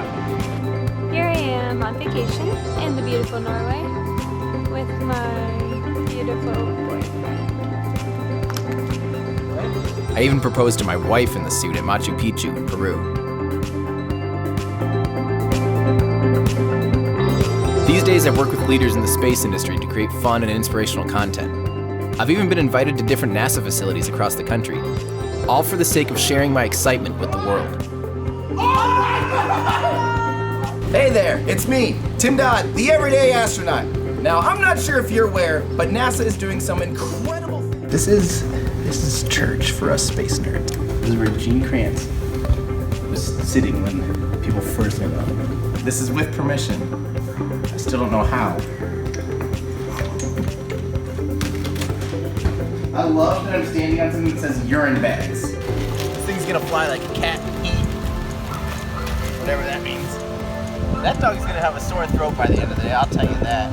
Especially once he tries to explain to his friends that he just saw an astronaut flying majestically through the sky for an hour. This thing has officially become the bane of my existence.